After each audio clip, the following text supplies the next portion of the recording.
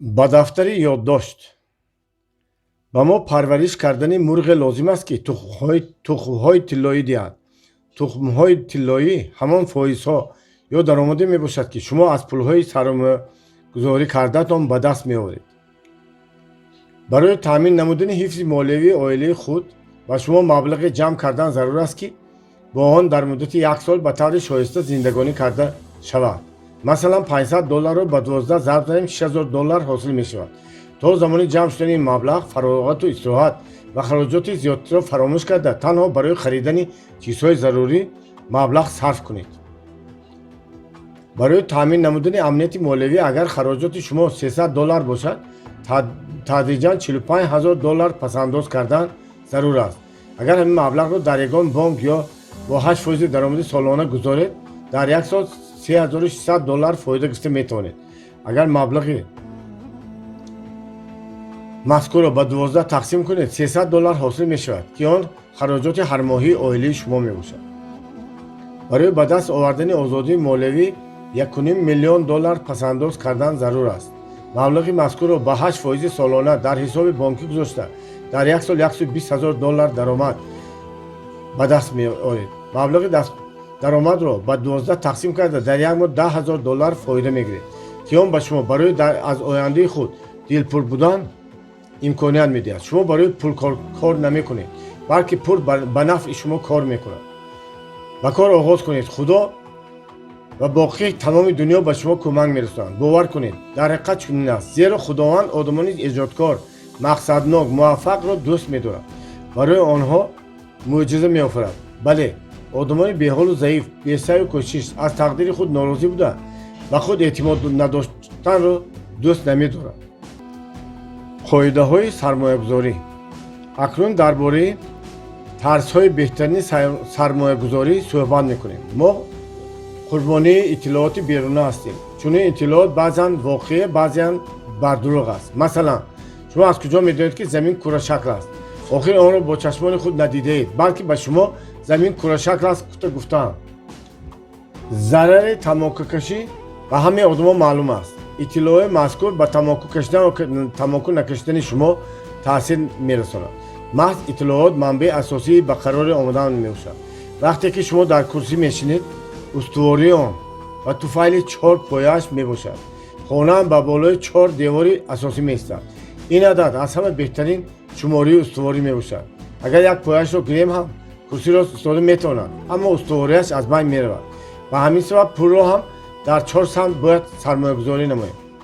боре агар ба кӯҳ баромада бошед, он гоҳ дидед ки дарё чӣ тавр ҷойҳои хурдро ба коми худ кашида ҷамъ мекунад. ба шарофати ҳамин хосияти табиии ҷойборҳои номаълуми хурд ба дарёи азими пурдуғёни кӯҳӣ табдил меёбанд. ба як сарчашмаи даромад шумо ҳаргиз одами сарватманд шуда наметавонед. ба ҳамин сабаб танҳо ба як маош қонеъ нашавед. аз сарчашмаҳои гуногуни даромад ҷойҳои пулӣ созед, ки онҳо ба соҳилоби молиявӣ табдил ёфта ба шуморо сарватманду муваффақ гардонанд. ҳатто дипломи мактаби олӣ кафолати сарватманд шудани шумо нест. ба маоши як ҷойи кор сарватманд намешавед. одамон танҳо дар замони шӯравӣ ба як маош зиндагӣ карда, ҳатто аз сари ҳамон маош пасандоз мекарданд. онҳо дар бораи доро шудан фикр ҳам намекарданд. дар шароити иқтисоди бозаргонӣ ба сатҳи нави дарки сарватмандӣ ва некуаҳволӣ гузаштан зарур аст. ба нияти аз буҳронҳо, беқубшавии пул дар амон будан, селоби пулҳоро ба вуҷуд овардан лозим аст, ки аз сарчашмаҳои онҳо гуногун бошад. мисоли дарё ба таври аёнӣ нишон медиҳад, ки чӣ тавр ҷойҳои молиявии хурд ба ҳам омехта ба дарёи калони комёби шумо табдил меёбанд. бинобар он шумо бояд ба таври оқилона истифода бурдани пулҳоро омӯзед. тасаввур кунед ки шумо дар соҳили дарёед ва аз он ба сатил об мегиред. чӣ қадаре ки об гиред, ҳатто агар систерни оби қаториро оварда онҳоро аз об пур кунед ҳам қатъе аз оби дарё кам намегардад. шумо ҳам бояд барои худ ҳамин хел манбаи даромад созед. мисоли об хеле ибратомӯз аст. об дорои хосияти нодир мебошад. об ранг, шакл доимӣ надошта ҳолаташро тағйир медиҳад. моеъ мешавад, сахт мешавад, буғ мешавад. дар ҳар гуна зард ба осонӣ ҷойгир мешавад. моддаҳои зиёдеро ба маҳлул табдил медиҳад. با وجود نرمی‌اش سربندهای عظیم را خراب کرده. کوپرک‌ها، خانه‌ها، حتی خرسنگ‌ها را از سر راهش شسته می‌برد. یعنی آب دارای قوه بهت بزرگ میباشد. دریا بر رستنی‌ها، حیوانات و همه ساکنان ساحلش حیات میبخشد. ثروت هم امثال دریا از جایهای زیاد سرچشمه گرفته به آدمان شکوه و شهامت و نیکوحوالی عطا میکند. نوربکوف میفرماید انگشتان پنجه‌تان را مشت کرده نگردید، بلکه پنجه را گشاده نگاه دارید، زیرا هر کسی که در کف دست جای میگیرد مال شما میشود. در همین مورد پنجه‌تان باید کلان گشاده باشند. تا آن قسمی که از بین انگشتانتان میریزد به والدان، قسمی به خویش و اقربا، قسمی به محتاجان رسد، قسمی در دست باقی مانده را باید افشانده کف دستان را پوف کرده تازه کنید. هر چیزی در کف دستان باقی مانده مال حقیقی شما است. همان چیزی باقی مانده شما را ثروتمند میگرداند، زیرا دریا با تمام جانوری سر راهش بخشنده نشء و نما است. پول در دست آدمانی که به گردش می‌دارند که آنها طرزی به پول درست معامله کردن را می‌دانند. منفعت‌های سرمایه‌گذاران و شریکانتان را همیشه به اعتبار گیرید. منفعت‌هایشان را دانسته آن پیشنهادهایتان را تشکل داده می‌توانید که به آنها پسند افتند. نقشه، مقصد، مشکلات سرمایه‌گذاران را در نوبت اول معین کنید. بگذار پیشنهادهایتان راه حل مشکلات آنها گردند. در این صورت آنها با پیشنهادهای شما حتما راضی میشوند. ضرب سرچشمه‌های درآمد. درخت پول. یکمش از حساب پول‌های نقد، دوم از حساب اکسیا و فاندها، سوم مالکیت، چهارم عضوی شرکت‌ها شدن. 4 سمت سرمایه‌گذاری. برای تامین رشد استوار 4 سمت را سرمایه‌گذاری نمودن لازم است که هر یکی آنها دارای مقصد و امکانیت‌های خود باشند. سمت اول پول‌های نقدی میباشند که شما در حساب بانکی نگاه می‌دارید. با این پول‌ها دست رساندن برای مقصدهای دیگر از این حساب گرفتن ممکن نیست، زیرا آنها حفظ مالیوی شما را تامین می‌کنند.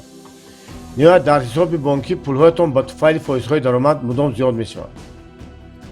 سمت دومی سهمیه‌های شرکت‌ها و کاغذهای قیمتناک می‌باشند. در این صورت در نظر اول مشکلی و نافهمی به چشم نمی‌رسد.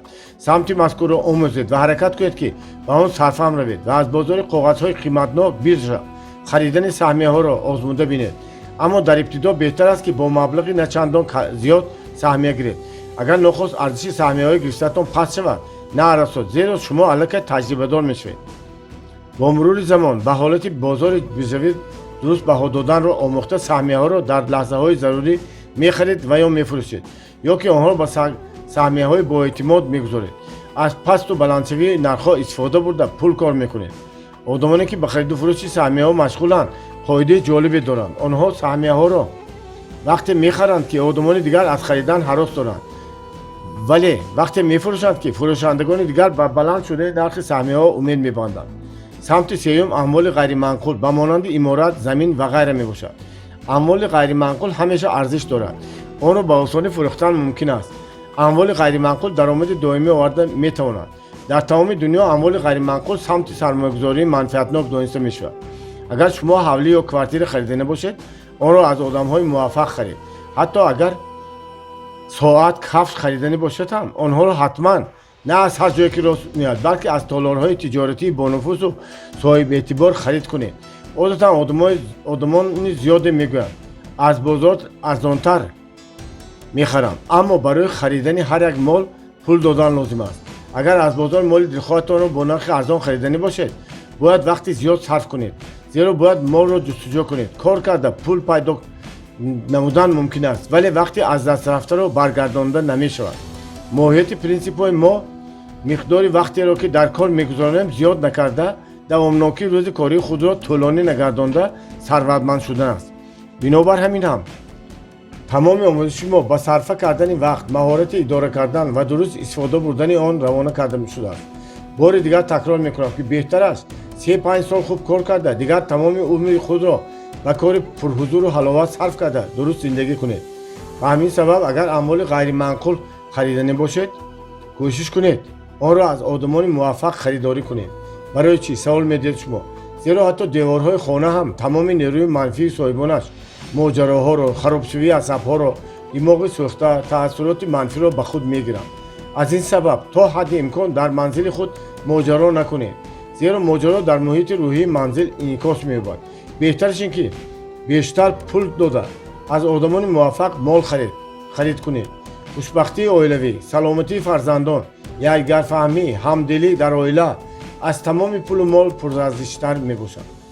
پول را دوباره به دست آورده میتوانید. حتی لباس خاصیتی به خود گرفتنی نیروی منفی از جمله مشکلی‌ها و ناامیدی‌های صاحبانش را دارد. بنابراین وقتی پول را صرف کرده مال ارزان میخرید، اما مال ارزان به پهلوهای دیگری حیاتتان تأثیری بد رسانده میتواند. مال و ملکی که به مقصد فروش خرید کرده نمیتوانند فایده دلخواه دهند. اگر فایده دهند هم پول به مانند آب از بین انگشتان شوریده میرود. در مجموع بهترش خانه نو خریداری کنید یا خانه نو بنیاد سازید، زیرا در این حالت شما با تأثیرات نیک به امید آرزوی خود وارد خانه نو میگردید. تصور کنید که حجره‌های خانه را تقسیم میکنید، اسباب و انجام‌ها را جابجا میگذارید، دیوارهای خانه خود را با نیروی مثبت پوره میگردانید. سمت چهارم، همکاری کردن با شرکت‌ها، صاحب حقوق معرفی شدن، لیسانس گرفتن، از بیماری‌ها خود را سپرده کردن و با مؤسسه‌های پیشامد خوب داشته سرمایه‌گذاری آزاد کردن میباشد. با گذاشتن یک قسم معینی پول خود به لایحه‌های آنها این کار را انجام داده میتوانید یا چندین شرطنامه سپرده‌ای میبندید. اگر این شرطنامه‌های سپرده‌ای شما نمودهای پسنداز و درازمدت میبودند، موافق مقصد میبود. آنها عامل اعتماد شما گردیده آینده سیر و پولتان را تامین مینمودند. هرگز به یکی از 4 سمت مذکور تنها سرمایه گذاری نکنید، زیرا در هر کار همیشه خطری معین موجود است. به هر 4 سمت یک بار سرمایه گذاری نمودن کفالت آزادی مالی شما می باشد. قسم 3. چطور سرمایه گذاری باید کرد؟ مشق. حرکت کنید یک چند نفر دوستان، آشنایان و یا آن همکارانتان که به تجارت مشغولند یا خواهش به صاحبکاری مشغول شدن دارند گردی هم آرید و با آنها بازی زیر را انجام دهید. اول نسخه های پول های دلار، یورو، روبل و سامانه را آماده سازید که با آنها معاملات انجام دادن ممکن باشد. اگر امکانیت موجود باشد با پول های حقیقی نیز بازی کردن ممکن است. سپس سردار بازی میپرسد که کدام از شما به پول نیاز دارد. شخص اولین دستش را بالا برداشته صاحب همه پول ها میگردد. در همین حالت همه اشتراکچیان بازی برای گرفتن پول ها امکانات برابر دارند. بعد از این اشتراکچیان باقی مانده بازی ایده هاشون را برای سرمایه‌گذاری کردن پیشنهاد می‌نمایند. شخصی که پول ها را صاحب شده است تا چه اندازه واقعی بودن ایده درآمدناکی تجارت یعنی بلایحه بهاگذاری کرده مبلغ ها را در بین اشتراکچیان بازی تقسیم می‌کنند. پیدا کردن ایده که با واسطه آن مسئولیت صاحب پول حل خود را می‌یابد مهم میباشد. اگر اشتراکچی در دست پول داشته و پیشنهاد لایحه هوسمند گردانید، حصه از مبلغ گذاری نصیب شما میگردد. همه آنهایی که پول گرفتند سرمایه گذاران پتانسیلی میشوند. اکنون هر یک نفر اشتراکچی بازی خدمات ها ایده های خود را که برای مکمل گرداندن لایحه تجارتی او یاری میرسانند پیشنهاد میکنند. مقصد هر یک اشتراکچی بازی پیشنهاد نمودن لایحه‌ای میباشند که و سرمایه گذاران پسند میباشد و آنها پولهای خود را به او دهند، یعنی مبلغ‌هایشان را برای این غایه شما سرمایه گذاری کنند. یک مثال عادی میارم. یکی از اشتراکچیان دیرکتور شرکتی ساختمان بوده، خواهش ساختن مجموعه استقامتی عبارت از یک چند خانه‌های بسیار آشنا را دارد. اشتراکچی دیگر که صاحب کارخانه غشپزی است، منفعت اولی را به اعتبار گرفته او غشت نسبت به نرخ بازار ارزانتر میفروشد. دیگری بتون خوشصفت را در مهلت پیمان شده پیشنهاد میکند. نفر سوم برای آبادانی اطراف خانه ها بستن شرطنامه را پیشنهاد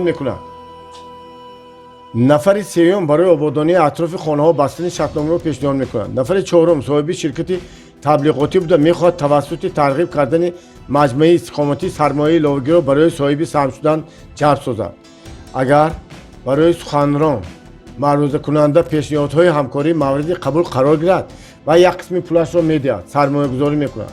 سپس نفر اصلا بیشتر پول به دست آورده درباره نقشه هایش لایحه‌ها ایده‌ها نقد میکنند.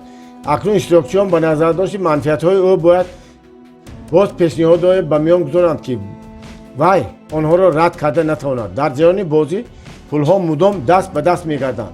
شما از این بازی یک قاعده مهم را فهمیده میگیرید، یعنی به اعتبار گرفتن منفیت شریک و پیشنهاد شما راه حل مسئله او باید باشد. آنگاه شما حصه خود را از سرمایه گذاری میگیرید. بعد از بازی خلاصه‌هایتان را نویسید. یکم، همه اشتراکچیان امکان پول گرفتن داشتند ولی نه همه آن را استفاده کردند. در اطراف آدمای پولدار آدمان با ایده، پیشنهادها، لایحه‌هاشان میگردند. وقتی که پول به دستشان افتاد همه وقت بهترین پیشنهادها پیدا میشوند. باید با عقلانه سرمایه گذاری کرد. پس از آن که پول از دستتان رفت از نزدتان همه میرود و هیچ کس نمیماند. پولتان را احتیاطکارانه استفاده برید. پولدار اعتماد پیدا میکند که زیرا به کدام مقصد سرمایه گذاری کردن را خودش حل و فصل مینماید. همین طور به او آدمانی مراجعت میکنند که به سرمایه گذاری هوسمند میباشند. چهارم، ما بعضا به عملی گشتن آرزوهای دیگران دیده و دانسته خلل میرسانیم. باید چنین رفتار نکنیم. آدمان نه همیشه اندیشه های خود را میتوانند صحیح و فهما بیان کرده ایدهشان را روشن ifade کنند. بنابراین مهارت سخنگویی را آموختن ضرور است. مقصد زندگی برای تمام حیات دوره معینی آن وقت معین و سال و ماه، هفته، ساعت و دقیقه مقصد داشته باش و مقصد مقرر را قربان مقصد عالی نما. لیو تولستوی. آدمان زیاد 80-90 سال عمر دیده مقصدشان را نمیدانند. به ما حیات یک مرتبه داده می شود و آن را باید هم از جهت معنوی هم از جهت مادی مراق‌انگیز، زیبا و دلکش گردانیم. هر صبح درباره مقصدهایمان باید اندیشه کنیم. استاد من باری از عسکری که از خدمت جواب شد به خانه‌اش برگشته بود پرسید که وای چه خیلی خدمت کرده است. در پاسخ جوان گفت که بختش خندید و او در آشخانه سربازان آشپزی کرده است. آدمانی در پهلویش نشسته جواب او را شنیده با علامت رضا سر جون مانده. چون حسابیدند که در حقیقت بختش خنده بوده است. همان لحظه من هم امثال آدمان پهلویم اندیشه داشتم، اما استادم فرمودند فراموش نکنید حیات خیلی کوتاه است و 2 سال آن را به کارتاشکا تازه کنی گذراندن معنی ندارد. در عسکری چیزهای زیادی آموخته، ملکه های مفید پیدا کرده، آفتاب یافته، پرقوت شدن ممکن است، اما گذراندن وقت زیاد در آشخانه تلفکاری می باشد. می دانیم آدمان جای سبک را می جویند که همه دلیل و سسترودگی آنها می باشد.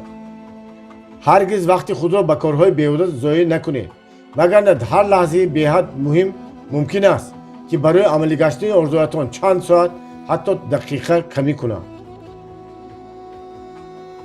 مقصدهایتان را مشخص گردانید. آنها باید به طور صحیح به نقشه گرفته شده باشند، اما در نزد خود مقصدی بی‌حد بزرگ نگذارید. زیرا اگر مقصد بزرگ را به نظر داشته حجم معاشتان ارزیابی نمایید و نظرتان دست ناراست می‌نماید و از آن دست و دل می‌شوید و خود تکیه نکرده عملی نمودن این مقصد را به وقت دیگری موافق موقوف می‌گذارید. بهترش هدف‌های بزرگ را به چند مقصد خود تقسیم کنید. آنگاه به آن به آسانی به دستیاب می‌گردید. زیرا با مقصدهای خود تدریجا رسیدن نیاز به مقصد بزرگ می‌رسید. در چنین حالت مقصد اول را عمیق دانسته به کار نمودن آغاز نمودن هم آسان است.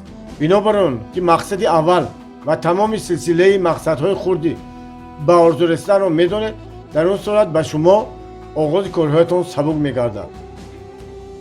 برای چه آدمان زیاد به مقصدهای خود نمی‌رسند؟ زیرا آنها به مقصدهای بزرگ خود نظر می‌کنند. بله، آنها به مقصد بزرگشان شایسته می‌باشند، ولی آن را دیده اندیشیده می‌کنند که به آن دست ناراست می‌باشد. و همین سبب هرگز من در نزد خود چرا مقصد بزرگ گذاشتم نگوید، زیرا تفکر انسان تفاوتی مقصدهای بزرگ و خرد را نمی‌داند، بلکه آن را در مجموع فرا می‌گیرد. تفکر انسان هرگز ماهیت کاغذ میلیون دلار را نمی‌فهمد، بلکه آن را همچون یک عدد پول کاغذی می‌شناسد. ولی 200 عدد کاغذ 100 دلاری ذهن را ناآرام می‌سازد، زیرا ذهن به حجم اهمیت می‌دهد. مثلا از این لخته که قیمت بها است گفتن ما کودک چیز درک نمیکنند. کودک مقدار یا حجم رو یعنی زیاد یا کم بودن بازیچه رو میفهمند.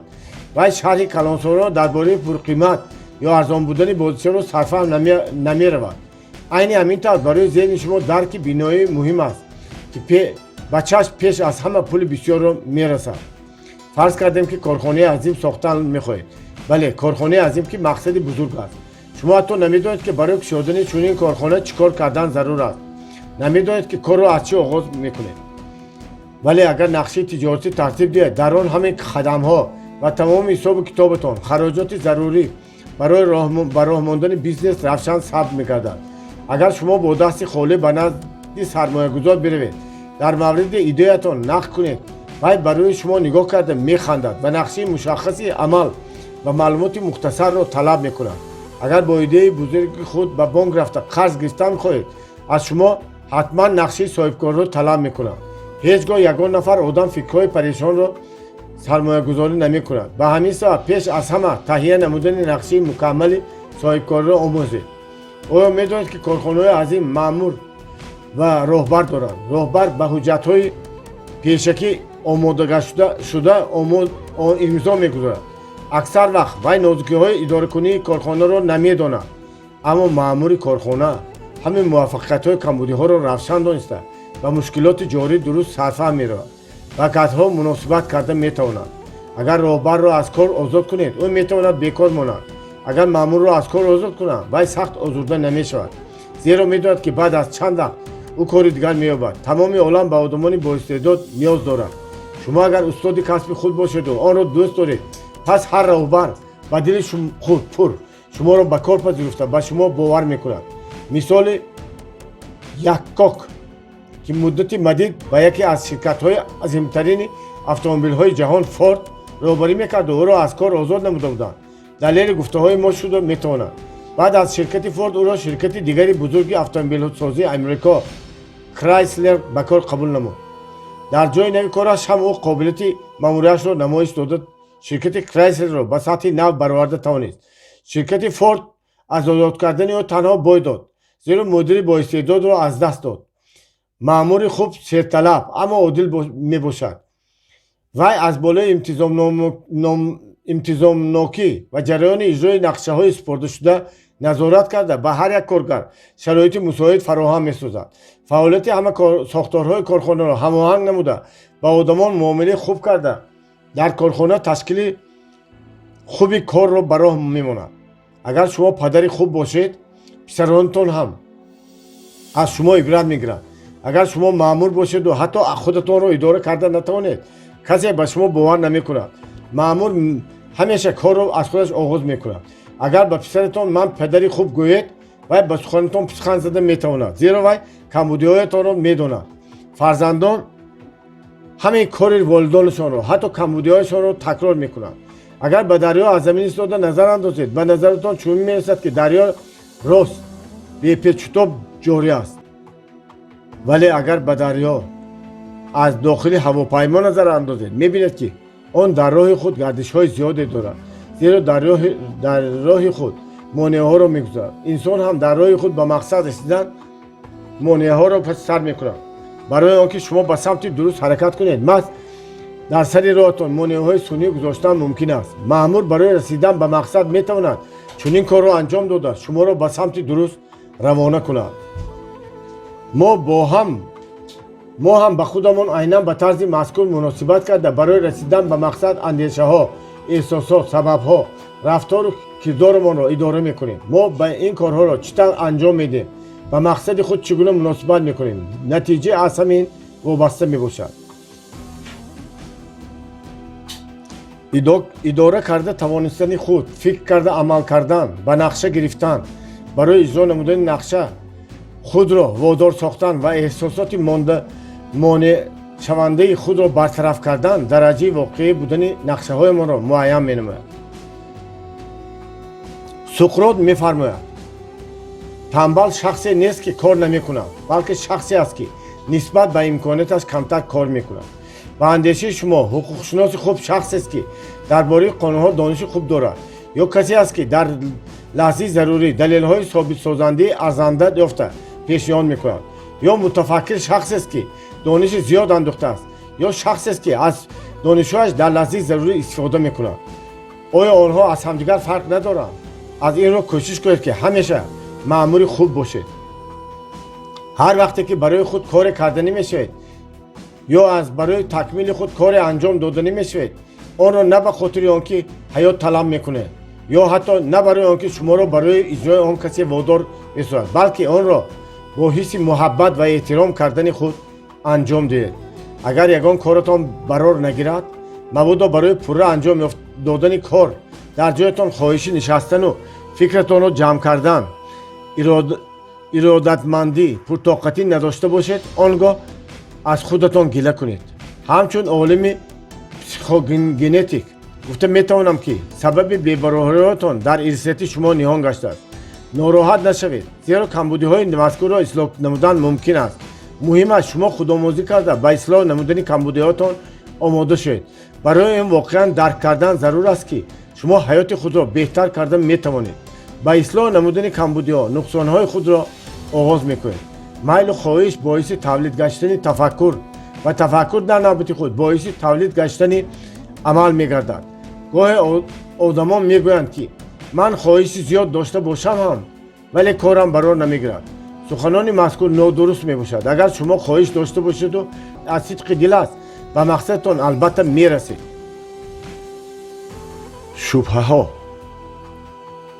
اقتباس، بنابراین خود فریب بیگانه را روپوش میکنیم. لاروش فوکو. یکی از خصلت‌های بدترین انسان مدام شبهه کردن میباشد. هنگامی خریدن اشیای شما شبهه میکنید که مبادا فریب ندادن. با واسطه ناباوری‌هایمان آینده ما را تشکل میدیم. در نتیجه ناباوری بار میاریم. مثلا احتمال وی با آدمان دیگر صادقانه رفتار کند ولی شما را فریب میدهد. با واسطه شبهه خود این آدم را خود شما با فریب دادن وادار میسازید. از اینجاست که هرگز شبهه نکنید. بکوشید تا با آدمان باوری و اعتماد پیدا کنید.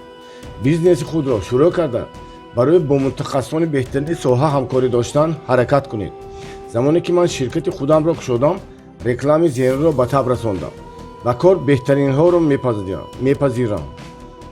در نتیجه محض همان بهترین ها گردم میآیند. بنابراین با کار پذیرفتن تنها کادرهای بهترین و کار کردن با متخصصان بهترین را به نقشه گیرید. اکثر آدمان وقتی پیشنهاد مفید را میشنوند شبهه میکنند. آنها هراس دارند که پولهایشان بازپس نمیگردند. ثروت نه آن چیزی است که در عین زمان در کف دارید، بلکه ثروت باید برای شما کار کرده افزون شود. در عکس حال خطر پوره از دست دادن آن شما را تهدید میکند. خلق ما یکی از خلقهای قدیمی بوده، تاریخ بزرگ دارد. خلق دانش پرور و زحمت پیشه هستیم.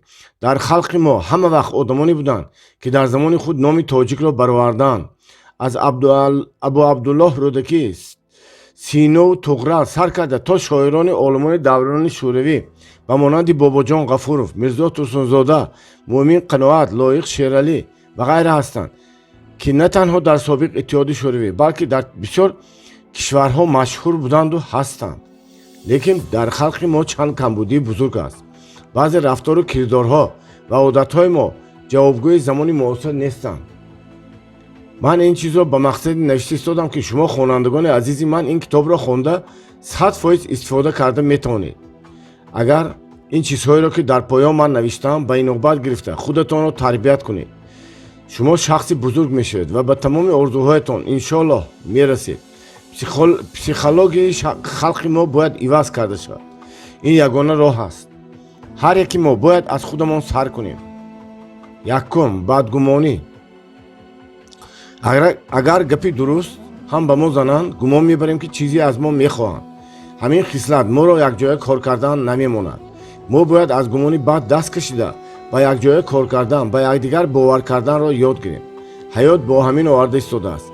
و نزد پیامبر صلی الله علیه و سلم شخصی آمده گفت که من میخوام بهترین خصلت انسان را در خود داشته باشم. چی باید کنم؟ رسول اکرم گفتند که مراسا کردن را یاد گیر. در همین سن 37 سالگی در 49 نمود بیزنس تجربه کاری دارم. 12 بیزنسی من کار کرده شده است. همه کامیابی ها از حساب با مراسا کار کردن است و همین ناامیدها از صاحب بیمروسایی آغاز می‌یابند. من خویش و تبار بسیاری دارم. وقتی که من مکتب رو تمام کرده به شهر آمدم نقص فهمیدم که مراسا چیست. پسر عمه‌هایم نقص دارم. همین ها به دیگر به مراسا هستند. این برای من نمونه بود و دیگر عائله ها رو می‌بینیم که یک چند دختر خواهرند لیکن اینقدر به پیش نمی‌روند. سببش بیمروسایی است. دوم، سخن نقض و نصیحت به ما سخت می‌رسد. اگر یگان آدمی دانا یا بزرگ خویش و تبار نصیحت کرده آداب و اسلوب نشان دهند به ما نمی‌خورد. رنگمان زرد شده، لبخند کرده، ناپسندانه روی ما رو کج کرده گمان می‌بریم ما رو نقض نمی‌بینند و گنده می‌گویند. ما باید گپی نقض رو قبول کردن رو یاد گیریم. صرف نظر از آن که این مسئولیت رو کی می‌دهد، کلان یا خرد. شما راهبری کارخانه باشید هم اگر فکر کارگرتان به مقصد پیشروی کارخانه گفته شده باشد شما باید آن فکر را استفاده برید. ما باید سخن و مصلحت همه نزدیکان و پیوندان ما را که برای با عقل‌تر و با قوت‌تر شدن مدد می‌رساند قبول کنیم. سوم، ما شرمگین هستیم. اگر سخنی کس به ما معقول نشود و چیزی را نفهمیم با پرسیدن شرم می‌داریم. اگر در معامله‌مان یگان چیز معقول نشود دم می‌ایستیم. گمان میکنیم وای آدم خودش باید فهمد. وقتی که نفری دیگر خیلی عمل میکند از وای خفه میشیم. بعد در این باره با آدمانی دیگر نقد میکنیم که فلانی همین خیلی خدا ناترس همین کار را کرد. ما این چیز را به دیگران نقد میکنیم تا که آنها از آنها مدد گیریم. خودمان را آدمی نقد میسازیم و دیگران را پس میزنیم. لیکن این سبب ناتوانی ماست. باوریتان را به خودتان باید زیاد کنید و سری وقت چیزی که به شما معقول نیست گویید. برای حیات بد خود دیگرها را گناهکار نحسابید. از پرسیدن شما بهره میبرید. نترسیده گفتن در کار، مخصوصا وقتی که سخن درباره پول میرود با آن اعتبار ندید که آن انسان منصبدار، کلانسال و یا اولادتان میباشد. با او آرامانه موقعیتان را یا فکرتان را فهمانید تا که پیشنهاد شما را به نوبت گیرند. وقتی حرف زدن به خود باوری داشته باشید و آرامانه حل مسئله منفعت رو وابسته به وضعیت نشان دهید. چهارم، دروغگویی. فکر نکرده به حد بسیار دروغ میگوییم. میخواهیم که خودمان را بزرگ و توانا نشان دهیم. دروغگویی ما را به تاریکی ایمان میبرد. برای همین چندین سال عذاب کشیده خلق ما در مسافری ها مردکاری کرده است. در خانه ما حالا هم برق نیست. این از شعورناکی خلق خودمان وابسته است. از سبب دروغگویی ما همه وقت به کار یکدیگر خلل میرسانیم. برای همین تاجیک به تاجیک یک جای کار کردن نمیتواند. تاجیکان با ملت‌های بیگانه نقص کار کردن میتونند لیکن بین خود نه. از راست گفتن شما بسیارتر برد میکنید. باور کنید، تجربه گذارید، خودتان میفهمید. من هر چیزی که به دست آوردم از راستی و راستگویی است. حدیث پیغمبر صلی الله علیه و سلام هست که کسی میان لب‌ها و میان پای‌ها را احتیاط کند انشاءالله به جنت میرود. آخرین امید شیطان هم همین است که انسان را به خطاکاری و بدبختی تیله دهد. از همه جای ضعیف انسان زبانی است. یک کلمه میتواند دوست را دشمن و دشمن را دوست گرداند و میتواند عائله را ویران کند یا به فاجعه برد. حتی به جنگ میان کشورها سبب گردد. میگویم 9 گناه کبیره بسته به زبان است. یکی از نشانه های اساسی منافق این دروغگویی است. گفتن پیغمبر صلی الله علیه و سلام 3 نشانی منافق است. یکم، وقتی حرف میزند دروغ میگوید. دوم، وعده میدهد و خلاف میکند. سوم، اگر کسی به او باور کند امانت آن کس را خیانت میکند. 7 نشانی پاکی را یاد گیرید. در این باره من در کتابم راهنما قانون‌های معنوی ثروتمندی نوشتم. هر یک مورچه امکان انتخاب مشغولیت و نشان دادن تشبث را دارد. سبب باورار بودن کاری من این است که به مردم من هرگز نمیگویم که آن عمل را بجا آورید که آن به شما درکار نیست اما به من منفعت آور است. ما باید به مردم بی‌غرضانه و بی نظر داشت منفعت های شخصی مدد رسانیم. نزد من آدمان میآیند و میگویند که آنها را شاگرد گیرم، اما من میبینم که آن نفر تنها با مشورت یک ساعتی من نیاز دارد. بنابراین به شاگردی نمیگیرم و میگویم که این طور یا اون طور عمل کن. بعضیشان با آبی دیده از نزدم میروند و حتی میگویند که برای شاگرد شدن آمدند و پول برای آموزش هم تیار کردن. میخوان که سپرن. با یکیشون گفتم که اگر تو اندیشه داری من تنها برای پول درس میدم. خطا میکنی. مقصدی من به مردم نیکی کردن است. پنجم، ما بخیل هستیم. ما نمیخوایم که یگان خویش و تبار از ما بالاتر رود. ما آدمان موفق را چشم دیدن نداریم. نونش را خورده از پسش گم میزنیم. در معرکه های یکدیگر نشسته از سخنهای حافظ و بدیل میگوییم، ولی تماما در اصل دیگر خیلی زندگانی میکنیم. یک بار در یک معرکه بودم. یک آدم برنده بود و از بزرگان خیلی سخنان گفت که آبی دیدن برآمد. وقتی که با آن آدم هم صحبت شدم، باطنش به مانند درختی بود که درونش پوک است و بیرونش باشکوه. من سخت دل شکسته شدم. شما باید از خود بخیل را دور کرده از کامیابی دیگران خرسند شدن را آموزید. این به شما زیادتر منفعت میبخشد. نظر به هوا و هوس ثروت دیگران. مال دنیا به همه کفایه است. باور کنید آدمی بزرگ شدن در کار. پول و چیز دنیا خودش از پستان کافته میباید. ششم، آموزش. ما دیگر علم ها را نه برای آن می‌آموزیم که خودمان آدمی توانا و بزرگ شویم، بلکه به پیش دیگران برای خود را دانا نشان دادن این کار را میکنیم. من حافظ قرآن را دیدم که 5 بار نماز میخواند اما پیش نرفته است. من آدمانی را دیدم که از بزرگان سخن میکنند لیکن خودشان دیگر نشدند. این یکی از بدترین عادت خلق ماست. نابیناها را هم قاری میگویند برای آنکه قاری از یاد میکنند. نخود ما همه وقت همین خیلی کور مانیم. علم و هنر همه وقت کار میدهد که شما آن را استفاده برید. خوانده از روی علمتان عمل کردن را یاد گیرید. اگر پس از خواندن این کتاب شما به عمل دست زنید و رفتار و کردار خود را به مانند آدمان موفق کنید، همان وقت انشاءالله این علم ها به شما کار میدهند و حیات شما، درآمد شما، خاراکتر شما تماما همه جانبه دیگر میشوند. اگر پس از خواندن این کتاب شما به حیاتتان دیگرگونی نوارید، یعنی شما ناعهده‌بارا بودید که از این نوشته بهره برداشته نمیتوانید، آموزید و خود را تغییر دهید. شما عادت داشتید که میخوانید ولی از خواندنتان منفعت نمیگیرید. در قرآن کریم هم آمده است که ما حیات شما را تغییر نمیدیم تا آن زمانی که شما خود را تغییر ندهید. هفتم، خلق ما کبرش بلند. در تمام دنیا گشته این خیلی کبردار مردم را به مانند خلق ما ندیدم. وقتی به طرفخانه دارید به شما چنین گام میزنند که گویا پادشاه باشند. با کتگی گام میزنیم. با خودمان را نقص حس میکنیم. اگر دیگران را پس زنیم، اگر یگان ماشین خوب خریم، بینی ما را در آسمان میبرداریم. باور کنید من در یک چند دولت‌های دنیا گشته با میلیونرها و میلیاردرها هم صحبت شدم، ولی همین خیلی غروری تاجیکی را که ماشین خارجی دارند ندیدم. این بزرگی نیست. خاکسار بودن را دائم در خودتان تربیت کنید. خواستگاری بزرگی است. بعضی آدمان خاکسار را همچون ضعیفی قبول میکنند، اما اینطور نیست. خاکسار بودن عقل بسیار طلب میکنند. نظر به کبرناک بودن شاخه های درخت سیربار به زمین خمند و درخت بیبار شاخه‌اش را به آسمان می‌نگرند. هشتم، محلچگی. از همه درد سخت‌ترین خلق تاجیک است. هفتم، خلق ما کبرش بلند. در تمام دنیا گشته این خیلی کبردار مردم را به مانند خلق ما ندیدم. وقتی به طرفخانه دارید به شما چنین نظر میکنند که گویا پادشاه باشند. با کتگی گام میزنیم. ما خودمان را نقص حس میکنیم اگر دیگران را پس زنیم. اگر یگان ماشین خوب خریم بینی ما را در آسمان میبرداریم. باور کنید من در یک چند دولت‌های دنیا گشته با میلیونرها و میلیاردرها هم صحبت شدم، ولی همین خیلی غرور تاجیکی را که ماشین خارجی دارد ندیدم. این بزرگی نیست.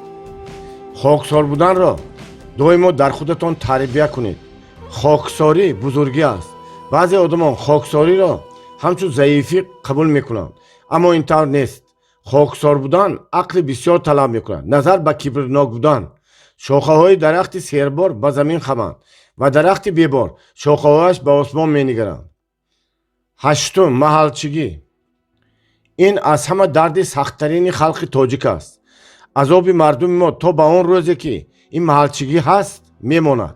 تو شمالی، تو کلابی، تو پامیری این بیعقلی است. من این سخنها با آب دیدی روان نوشته استادم. خواننده مهربان، ما باید ملت سازیم، محله نه. وطن آباد کنیم، خانه نه. یک ملت این یک تقدیر دارد. خدا گوید که دولت را آرام نگاه دارد. دولت به پیش رود. اگر ناآرامی شود خانه را پرتفته میگریزید. دیگران برای ما راه میتوانند ساختن به مانند خیتایی ها. ساختمان ها میتوانند ساختن به مانند ایرانی ها. ممکن است کارخانه و یا بیمارخانه مغازه ها سازند به مانند ترکا و غیره ها. لیکن برای ما یگان کس ملت نمی سازد. این قرض من و شماست در پیش گذشتگان و فرزندان. بزرگی ملت از بزرگی فرزندان اوست. از علم و هنر و کسب‌های منفعت آور وابستگی دارد. ما باید علم و هنر را پیش بریم. خدمت کردن به یکدیگر را یاد گیریم. من گمان میکنم وقتی آمد که با طرز پیشتر ما دیگر به پیش رفتن نمیتوانیم. محلچگی و خیش و تباربازی خلل میرساند. صرف نظر از محلش همه وقت هنرمند را دستگیری کنید. همیشه افضلیت به کسب و هنر و علمش داده شود، نه به محلش. تنها به همین راه ما میتوانیم وطن را آباد کنیم. آن دهشتی که از سر ملت ما گذشت نه هر ملت آن را میبردارد. ما همه چیز از جمله گرسنگی، جنگ شهروندی، تحقیر و پسزنی، تهدید و نارسایی ها را از سر گذراندیم. فرزند تاجیک در مسافری ها کار سیاه کرده، از مشکلی های زیاد گذشته و همه شکر و طاقت کرده گشته است. همین خیل وضعیت تا آخر نباید ماند. خداوند انشالله برای ما هم نظر میکنه. امیدوار حیات نیک شده، مهنت حلال کرده، علم آموخته، کارخانه ها ساختن در کار. تنها با همین راه به حیات ما دیگرگونی میآید. خودتان کسب آموزید و 10 تا خویش و تبار را آموزانید. بهترین کسب امروزه این هنری با عقل پرکار کردن است. این هنر را داشته باشید و تمام دیگر کسب ها شرایط پیدا میکنید. همه کار را خودتان کرده نمیتوانید. بنابراین آدمی را یابید که از شما نقصان میفهمد و میکند. مزد مهنتش را دهید. کار را تشکیل کردن را یاد گیرید. خداوند مددگارتان باشد. نهم، ما حساب کردن پول کس را نقص میبینیم. وای این خیل خانه دارد، این خیل ماشین دارد، وای این خیل توی کرد، این قدر آدم بود و غیره ها. پول کس را حساب کردن به کمبغلی میبرد. دیگر به پول و چیز کس نگاه نکنید و گپش را هم نزنید. زیاد کردن پول خود را یاد گیرید. فکر آینده خود را کنید. فکرتان را پریشان ندارید. تنها به آنچه که دارید فکرتان را متمرکز کنید. اگر فکر پریشان باشد نتیجه هم پراکنده می شود. همیشه روشن و معین و کاسب باشید. دهم، برای ما افضلیت علم نه و پولداری و بایگری شده است. ما از کتابخانه دور شدیم. علمدارها خوار شده ایستادند و احترام آدمان پولیاب را ما زیاد کرده ایستادیم. من ضد نیستم که پولدارها را ما احترام میکنیم. این کار هم حد و حدود دارد. ما باید آدمان صاحب علم را بسیارتر دستگیری کنیم. شما با پول عقل را خریدن نمیتوانید. فرزند را با آرزو به وای رسانید. عقل یاد دید، نه اینکه پول و چیز میراث مانید. فرزند با عقل خودش از عهده همه کار میبرد و فرزند بی عقل پول یاردم نمیکند. تیز از دستش پول نصف میشود. خواندن و علم آموختن را در جای اول مانید. انشاءالله علم شما را بزرگ میکند. در این دنیا با تمام چیزی که آدم رسیدن میخواهد تنها توسط علم و هنرش موفق میشود. انسان برای آن آفریده شده است که با الله خدمت گذارد و نیکی بنیاد کند. بنابراین قرآن در اولین سوره به انسان مراجعت میکند که با نام الله بخوان. 11، ما خودمان از سبب ندانستن قانون و قاعده ها و کم علم بودنمان مشکلاتمان را حل کردن نمیتوانیم. پولمان را به دیگران میدیم تا که مشکلی ما را حل کنند. وقتی که علمی آدم کم است باوری هم به خودش کم میشود. حتی وقتی بچه های تاجیک به روسیه میرن خودشان چیپتا خریده نمیتونن. مردهایی که 15 سال بود به روسیه میرن خودشان از عهده کار سرشته کردن نمیبرن. میبینید که 3 اتوبوس مرد را یک زنک راهبر شده به روسیه برده آورده ایستاده است. سببش در کم علمی بچه های تاجیک است. زبان آموزید.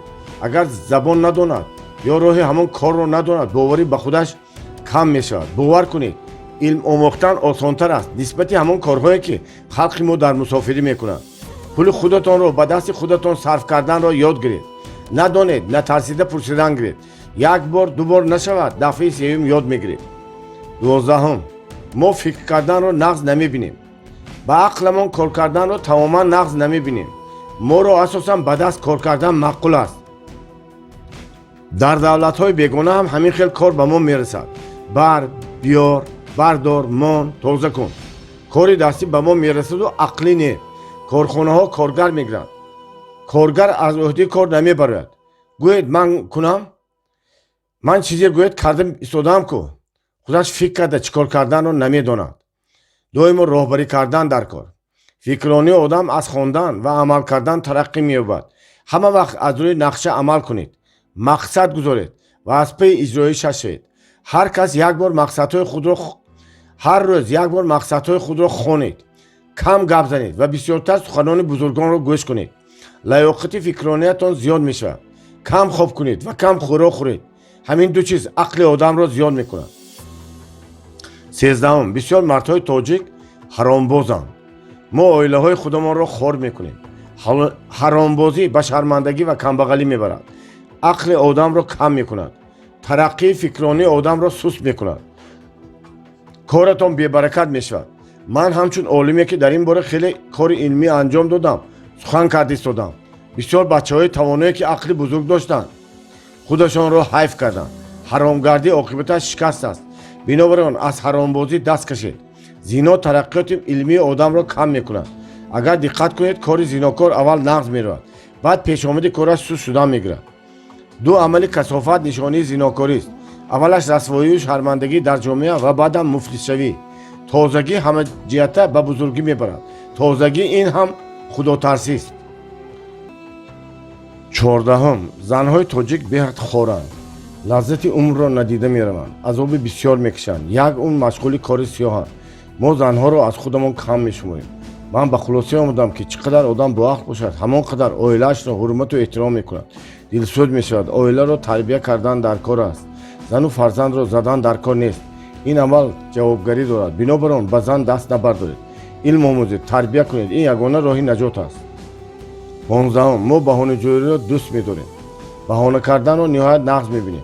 اگر کلانسالان معصیت دیدند ما البته ها گفته کار خودمان را می‌کنیم.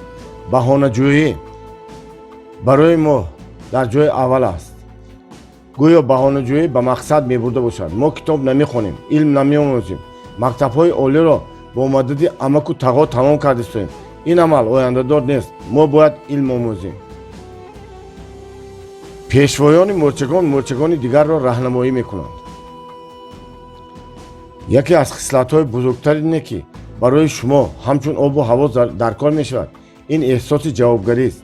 یعنی گناهکار نجسته و یا خود را سفید نکرده مسئولیت را به خود گرفتن است. زمانی که شما عیب را به دیگران می‌بینید هرگز موفق و ثروتمند نمی‌شوید. 16 برای مردم ما کار دیگران را به قفا پرتافتن افتخار شده است. ما نقض می‌بینیم که دیگرها ما را التماس کنند. گمان می‌کنیم که کمتر دعوت به قدرش میرسد. کاری که در یک روز میشود در یک ماه میکنیم. برادر عزیز، توانایی آن است که اگر کار دیگران در یک ماه میکرده را شما در یک هفته اجرا کنید. کاری که دیگران در یک هفته میکنند شما در یک روز به سامان رسانید.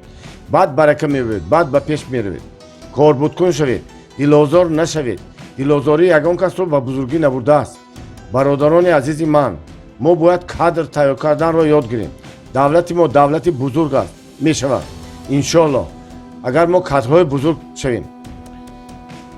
خلق ما جهت مثبتش هم خیلی زیاد است، لیکن از سببی که منفیش او را باقی میکشد ملت به پیش نمیرود و شخصیت هم همون خیلی میماند. اگر شما این کتاب را با مقصد آدم بزرگ و دولتمند شدن مطالعه میکنید، پس شما باید به این گفته های من رعایت کنید. من حیاتم را دیگه کردم.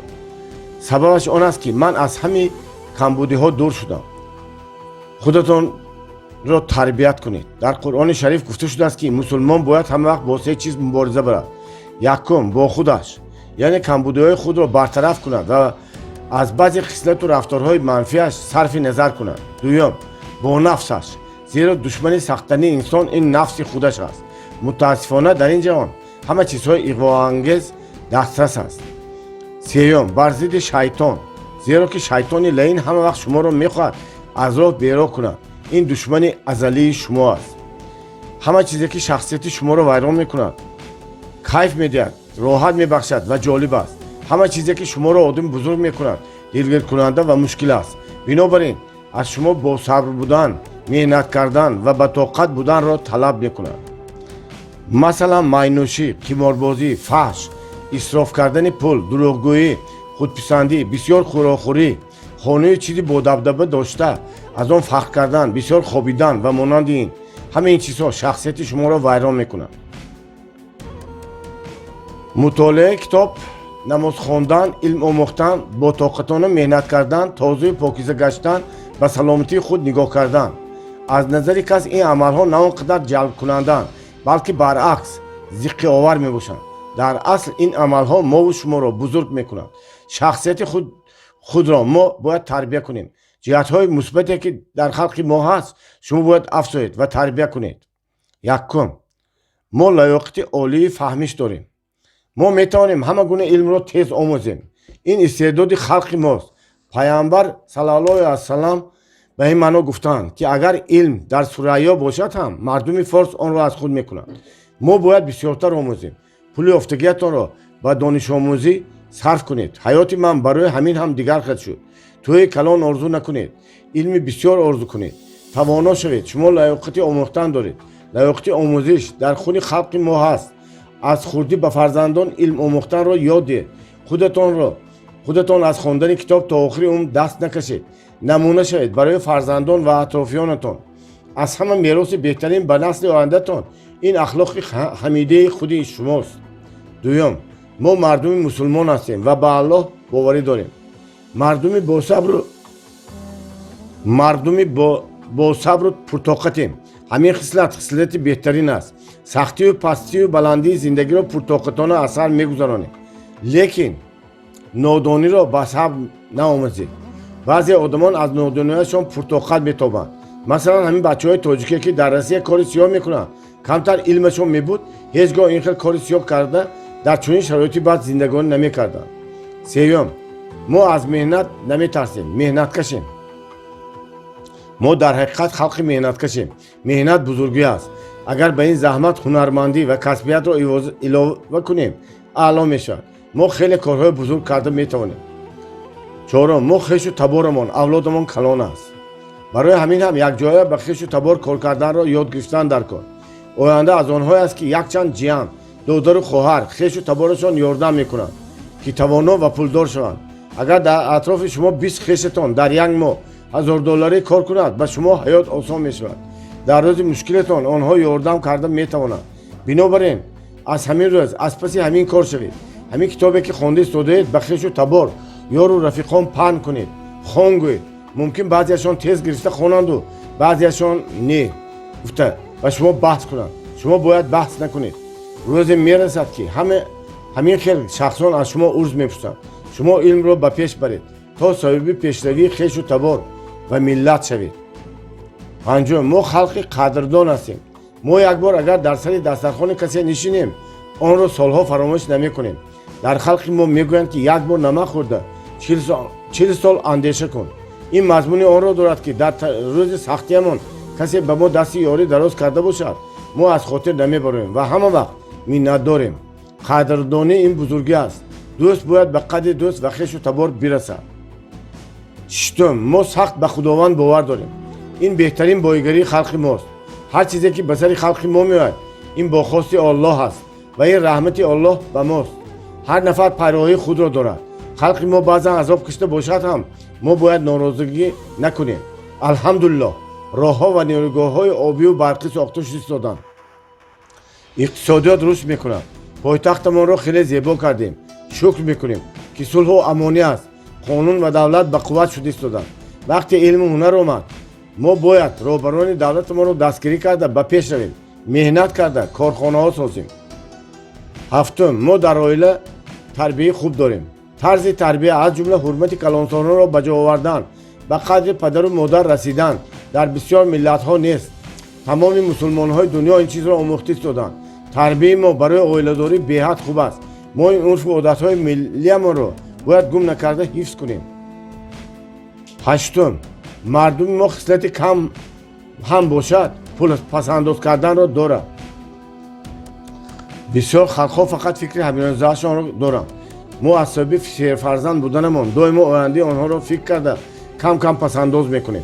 لیکن خطای ما در آن است که پسنداز و جمع کرده بعد یک بار همش رو صرف کرده باز اصلا نه به خون کردن اون آوردن سر میکنیم. ما علمی پول رو اداره کرده کارفرمودان نداریم. همون آدمایی که در بازارها سودا میکنن تنها سوداگری را میدونن. این طرز سالهای 2000 کار میکرد. اکنون کهنه شده به این را درآمد کردن من بعد دشوار میشود. از تجارت به صاحبکاری گذاشتن در کار است. نهم، ما به خدا تکیه کرده عائله کلام میسازیم. ما سه فرزندیم. این به حد خوب است. ما از سه فرزند بودنمون نمیترسیم. بسیار ملت ها یک تا یا دو تا فرزند کرده نمیخواهند که خودشان را عذاب دهند. برای خود زندگانی میکنند. شیرینی حیات ما در فرزندان است. رزقشان را الله میدهد. این یکی از نشانه ایماندار بودن خلق ماست. دهم، ما تاریخی بزرگ داریم و میتوانیم فرزندانمان را از خودی به این ثروت بزرگ علمی نیاگانمان تربیت کنیم. بسیار بزرگان گذشته ما راه نشان داده کتاب‌های عالی قدر ماندند و آموزش آنها برای تربیت جمعیت تاثیر مثبت میرساند. مورچگان تنها در نتیجه عملیات هم آهنگ شده به مقصد میرسند. هم آهنگی عملیات شرط مهم کامیابی است. جمعیت با بزرگانش پیش میرود و مانند حافظ و بدیل و سینا و غیره. در زمان معاصر هم بین ما بزرگان هستند. هر یک زمان آدمی به خودش خاص را پیدا میکند. ما گمان میکنیم که تنها گذشتگان کلاسیک آدمان بزرگ بودند. یکی ما نمیتوانیم در آینده تنها بر آنها تکیه کنیم. با ما تکنولوژی متخصصان در استحصالات و فرهنگ معاصر ضرور است. ما باید به کادرهای آینده‌دار امروزه که در ساحه‌های خود به نتیجه‌های نظررس نائل گردند مبلغ گذاری کنیم. امروز در شعور ملت ما تغییرات جدی می‌گذارد و آن روز نزدیک است که این دیگرگونی در پیشرفت اقتصادیات ما تاثیر مثبت رساند. با کادرهای جوان آینده‌دار سرمایه گذاری کنید. درباره جشن‌های پر مصرف زیبا، ماشین گرانبها و قصر و کوشک‌ها آرزو نکنید، بلکه درباره آن بیاندیشید که چطور متخصص ورزیده سایه خود گردید و آن به ملت و دولت خود منفعت دارد. آنگاه حیات زیبا خود در شما را میکوبد. شعار زندگی من منفعت باید آورد است. از این شعار من همیشه بهره گرفتم. باور دارم که به شما هم مدد میرساند. خواننده عزیزی من، این سطرها را با امید و باوری به شما نوشتم و باوری دارم پس از مطالعه این کتاب شما برای به خلقمان و عائله خودتان منفعت رساندن میکوشید. بگذار در این راه به شما الله مددگار باشد. مسئله شبهه ها. یک آدمی کمزورت به گدایی روز میگذارند. انگشت به در ساکنان شهر زده صدقه میطلبید. باری به چشمش فایتون زرینی افتاد که وارد شهر میشد. در تخت فایتون پادشاهی بزرگ نشسته با تبسم دلکشش اطراف را نورافشانی مینمود. مرد گدا زیر لب گفت عذاب و عقوبت‌هایم و حیات قشاقانه‌ام انجام یافت. این پادشاه چهره‌گشاد به خاطر من به شهر آمد. من میدانم که او به من هدیه‌های قیمت‌بها تحفه میکند و من منبر آسوده حالانه حیات به سر میبرم. گویا برای تصدیق اندیشه‌های او با امر پادشاه فایتون در نزدش قرار گرفت. شخصی کمبغل که برابر دیدن فایتون خود را رو به زمین پرتافته بود. با پای راست و از برای کارش دلپور شده برای پادشاه نگاه کرد. پادشاه دستش را جانب کمبغل دراز کرده پرسید در بساطت چیزی داری که به من دهی؟ مرد بینوا از سخنان پادشاه حیرت زده و گرم شده چی جواب دادنش را نمیدانست. پادشاه یگان واضح پیشنهاد کرده ایستاده است. یا او مرا مسخره میکند یا یگان حیله نباشد. از خود میپرسید گدا. واقعیت را نفهمیده و از صمیمیت پادشاه شبهه کرد و چیکار کردنش را نمیدانست. ولی وقتی دید که پادشاه دستش را نفرآورده همانو تبسم دارد، ناعلاج دستش را به جیبش انداخته یک پنجه برنج پنهان کردهش یک دانه برآورده به کف پادشاه گذاشت. پادشاه به کمبغل اظهار منتداری نموده راهش را دوام داد. اسبها فایتون زرین را بردند. در انجام روز مرد گدا پنجه برنج در جیب پنهان کردهش را برآورده در بین آن یک دانه برنج طلایی را پیدا کرد. از کردهش پشیمان گشته گریان و نالان گفت چرا همه برنجم را ندادم؟ به دفتر یادداشت با یک منبع درآمد شما هرگز آدمی پولدار شده نمیتوانید. از اینجا تنها به یک معاش قانع نشوید. از سرچشمه‌های گوناگون درآمد نیایید. جایچه‌های پولی سازید که آنها به سیلاب مالیوی تبدیل یافته شاریده شما را ثروتمند و موفق میگردانند. 4 سمت برای سرمایه گذاری موجود است. پول نقد در حساب بانکی، سهمیه ها و فاند ها، اموال غیر منقول و در سرمایه شرکت حصه مالیاتی خود را گذاشتن. هرگز از 4 سمت مذکور تنها به یک جای سرمایه گذاری نکنید، زیرا در هر کار همیشه خطر معین موجود است. به هر 4 سمت یک بار سرمایه گذاری نمودن کفالت آزادی مالیاتی شما می باشد.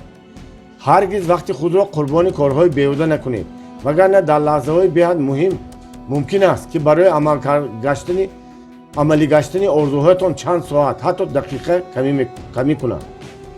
بهترش مقصد بزرگ را به چند مقصدهای خود تقسیم کنید. آنگاه به آن به آسانی می رسید، زیرا به مقصدهای خود تدریجا رسیده نهایت به مقصد بزرگ دست می یابید. در چنین حالت مقصد اول را عمیق دانسته به کار آغاز نمودن آسان است. آنگاه به شما با سبب آنکه مقصدهای اول و تمام سلسله مقصدهای خودی به آرزو رسیدن را میدانید، آغاز کارهایتان سبک میگردد. اداره کرده توانستن خود، اندیشیده عمل کردن، به نقشه گرفتن، برای اجرا نمودن نقشه خود را وادار ساختن، از احساسات مانع شونده خود را به کنار گرفتن، درجه واقعی بودن نقشه های من را معین می نماید. از مورچگان از جمله متشکل آموختن ممکن است. قسم 4 راه‌های از پول حلاوت بردن. حضور و حلاوت خوشبختی بیخردان، خوشبختی از زحمت، حضور و حلاوت خردمندان است. بوفلر. یکم کارهای خیریه. دوم شما امکاناتتان را چطور استفاده کردید. سوم استعداد و قابلیت. چهارم مشغولیت دوست داشته و حضور و حلاوت. اکثر وقت ما پولها را به کارهای صرف میکنیم که نه اونقدر ضرورت دارند. وقتی که سرمایه گذاری میکنیم تخمینا چنین اندیشه میرانیم فایده کار کم باشد هم ولی بی خطر است. معلوم است که وقتی آدمان سرمایه گذاری میکنند همیشه خطر از دست دادن سرمایه آنها را تهدید میکنند، نه از راه امنیت بلکه برای به دست آوردن آزادی مالیوی از راه آزادی قدم گذاشتن اولاتر است. نه برای بای دادن بلکه برای برد کردن بازی کنید. تا حد امکانتان پسنداز کرده آینده تان را سرمایه گذاری نمایید. هرگز الکی به 50 یا 60 قدم گذاشتم به من پول لازم نیست نگویید. آدم نه سال را بلکه لحظه های سعادتمندیش را حساب میکند. فردای حیاتتان را سرمایه گذاری کنید. حیات را نه با سالها بلکه با لحظه های فرهمند و گوارای حقیقی در نتیجه زحمت خود به دست آمده حساب میکنند. اکثر ما از خویش و اقربا و همسایگانمان بهتر زندگی میکنیم. نسبت به گذشتگانمان هم زندگانیمان خوبتر است. حالا ما امکانیت‌های بیشتری موفق شدن را داریم. محض پول در کدام زینه قرار داشتنمان را معین میکند. زینه قرار داشته بعضی آدمان خیلی پست میباشد. برای خود معین سازید که در کدام زینه قرار دارید. 20 سال مقدم عالم دیگه خیلی شده، امکانیت‌های نو به میان آمدند، ولی بعضی آدمان تا حال موافق تصورات 20 سال پیش داشتهشان زندگی کرده استادند. از پول چطور حضور و حلاوت بردن ممکن است؟ من به شما سبق‌های سعادتمند، موفق و ثروتمند شدن را داده نمیخواهیم که شما تنها صاحب پول شوید. ما آدمان کمبزارت و سعادتمند و ثروتمند و بدبخت را بسیار دیدیم. یکم کارهای خیریه. در جهان آدمان محتاج خیلی زیادند. رفتار بهترین ثروتمندان این خواهش کمک نمودن به دیگران است. هر کسی که فکر میکند به مدد دیگران هیچ احتیاجی ندارد خطا میکند. باز کسی که فکر میکند که دیگران به مدد او به جای نمیرسند 2 مرتبه زیادتر خطا میکند. برای از پول حلاوت گرفتن در این عالم به آدمان این محتاج چیزی دادن ضرور است. مسلمان ها 2.5% درآمدشان را باید هم چون زکات به کارهای خیر خرج کنند. نصرانی ها باشند به کارهای خیر 10% درآمدشان را میدهند. بعضی ها حالا پول با خودم کفایت نمی کنند، وقتی ثروتمند شدم حتما میدهم میگویند. بهانه چنین آدمان خودفریبی است. اگر شما حالا از $1000 2.5% یا که 10% را داده نتوانید، پس وقتی $1,000,000 به دست آوردن هم هیچگاه این عمل خیر را به جا آوردن نمیتوانید، زیرا مقدار زکات آن پولی نظررس می شود. بنابراین فایز مذکور را حالا بده، نوبسته از مقدار پولتان که آن $10 و یا $1 باشد هم 2.5% را خیر کنید. این عمل نکو باید از حاضر به راه و روش تبدیل گردد. در همین حالت فراموش کردن لازم نیست که اگر بدنفسی کرده زکات درآمد را ندهید، حیات آن را از شما با راه‌های دیگر مثلا با واسطه بی‌قرب‌شوی، پول، بیماری، پریشان حالی چند مرتبه زیادتر برگردانده میگیرد. اگر ندهید چیز نمیگیرید. در انجیل خداوند میفرموده است دست بخشاینده خالی نمیماند. حیات این حقیقت را اثبات نموده است. با خیر و سخاوت کسی باید مشغول شود که امکانیت داشته باشد. در زمان معاصر برای به طربخانه رفتن و جشن‌های پردبدبه آرستان همیشه پول یافت می‌شود، ولی برای امر خیر پیدا کردن پول مشکل است. اگر خواهید که در پیشی خود موفق شوید حتما به خیر و صدقه نیز مشغول باشید. شاید حرف‌های پیشتر نوشته من در ابتدا آنقدر پول بسیار نداشتم و به مسافران برای غذا پول میدادم، در یادتان باشد. و فکرم محض همین خیر و سخاوتم با آنچه که امروز صاحب شدم سبب گردید است. همین دست کشاد و عملهای خیریه سبب آن شد که الله مرا در بین مردم صاحب آبرو گردانید. هرچند من هرگز برای در جامعه صاحب احترام شدن و کار خیر و صدقه دست نزدم. شما نیز اگر امکانیت داشته باشید به این کار مشغول شوید، نتیجهش را حتما میبینید. آرزو پرورید که الله به شما چنین امکانیت را فراهم آورد، اما این مضمون آن را ندارد که کار خیر گفته هر چی داری برآورده دهی. در عرفیت میگویند که به کلپه نگاه کرده پای دراز کنید. در همه حالت شخص سخاوتمند هرگز از عمل خود پشیمان نمیشود و ضرر هم نمیبیند. دوم، شما امکاناتتان را چطور استفاده کردید؟ شخص فرموده است که کمبیزاتی شکوه و شهامت است.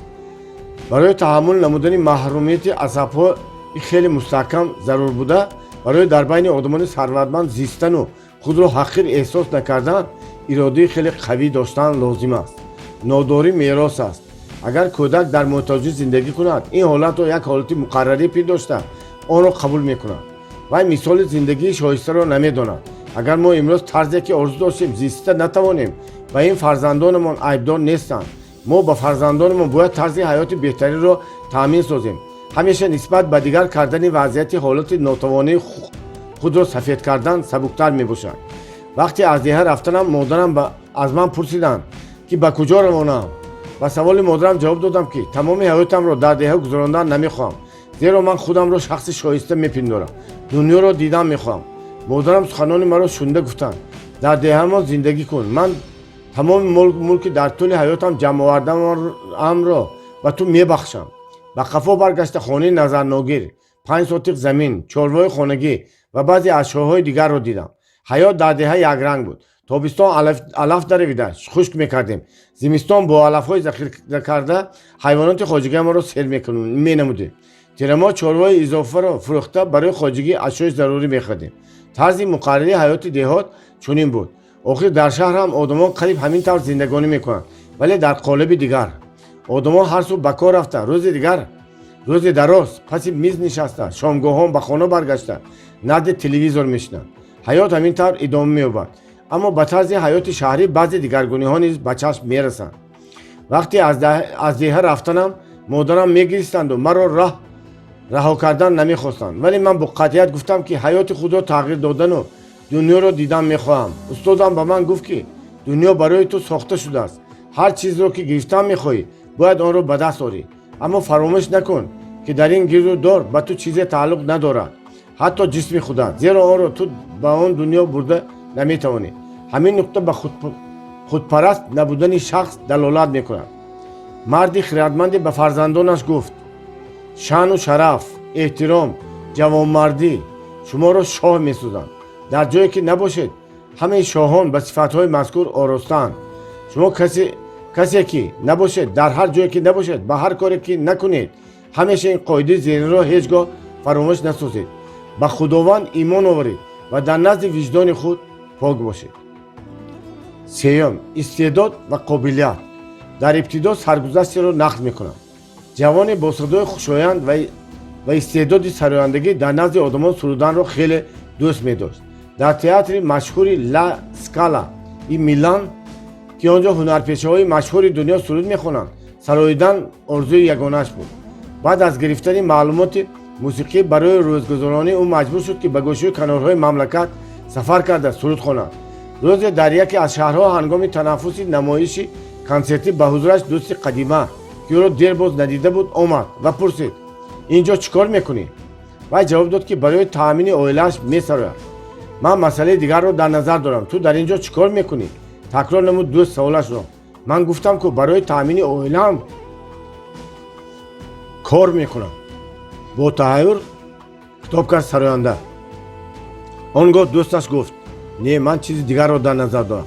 تو با آن امکاناتی که حیات به تو داده بود چیکار کردی تا اینکه به آرزوی خود برسی؟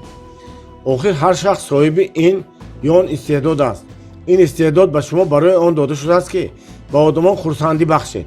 استعداد خود را عملی گردانده شما البته موفقیت، احترام و ثروت به دست میارید. این جوان بعد از صحبت با دوستش جای نشستن نمیافت. علمش آمد و می نوشیدن مست شد. وقتی که او در نوبت دیگر به صحنه برآمد همه چیز دنیا را فراموش کرده سرود خواند. با تمام احساسات موافق قابلیتی که داشت سرود خواند.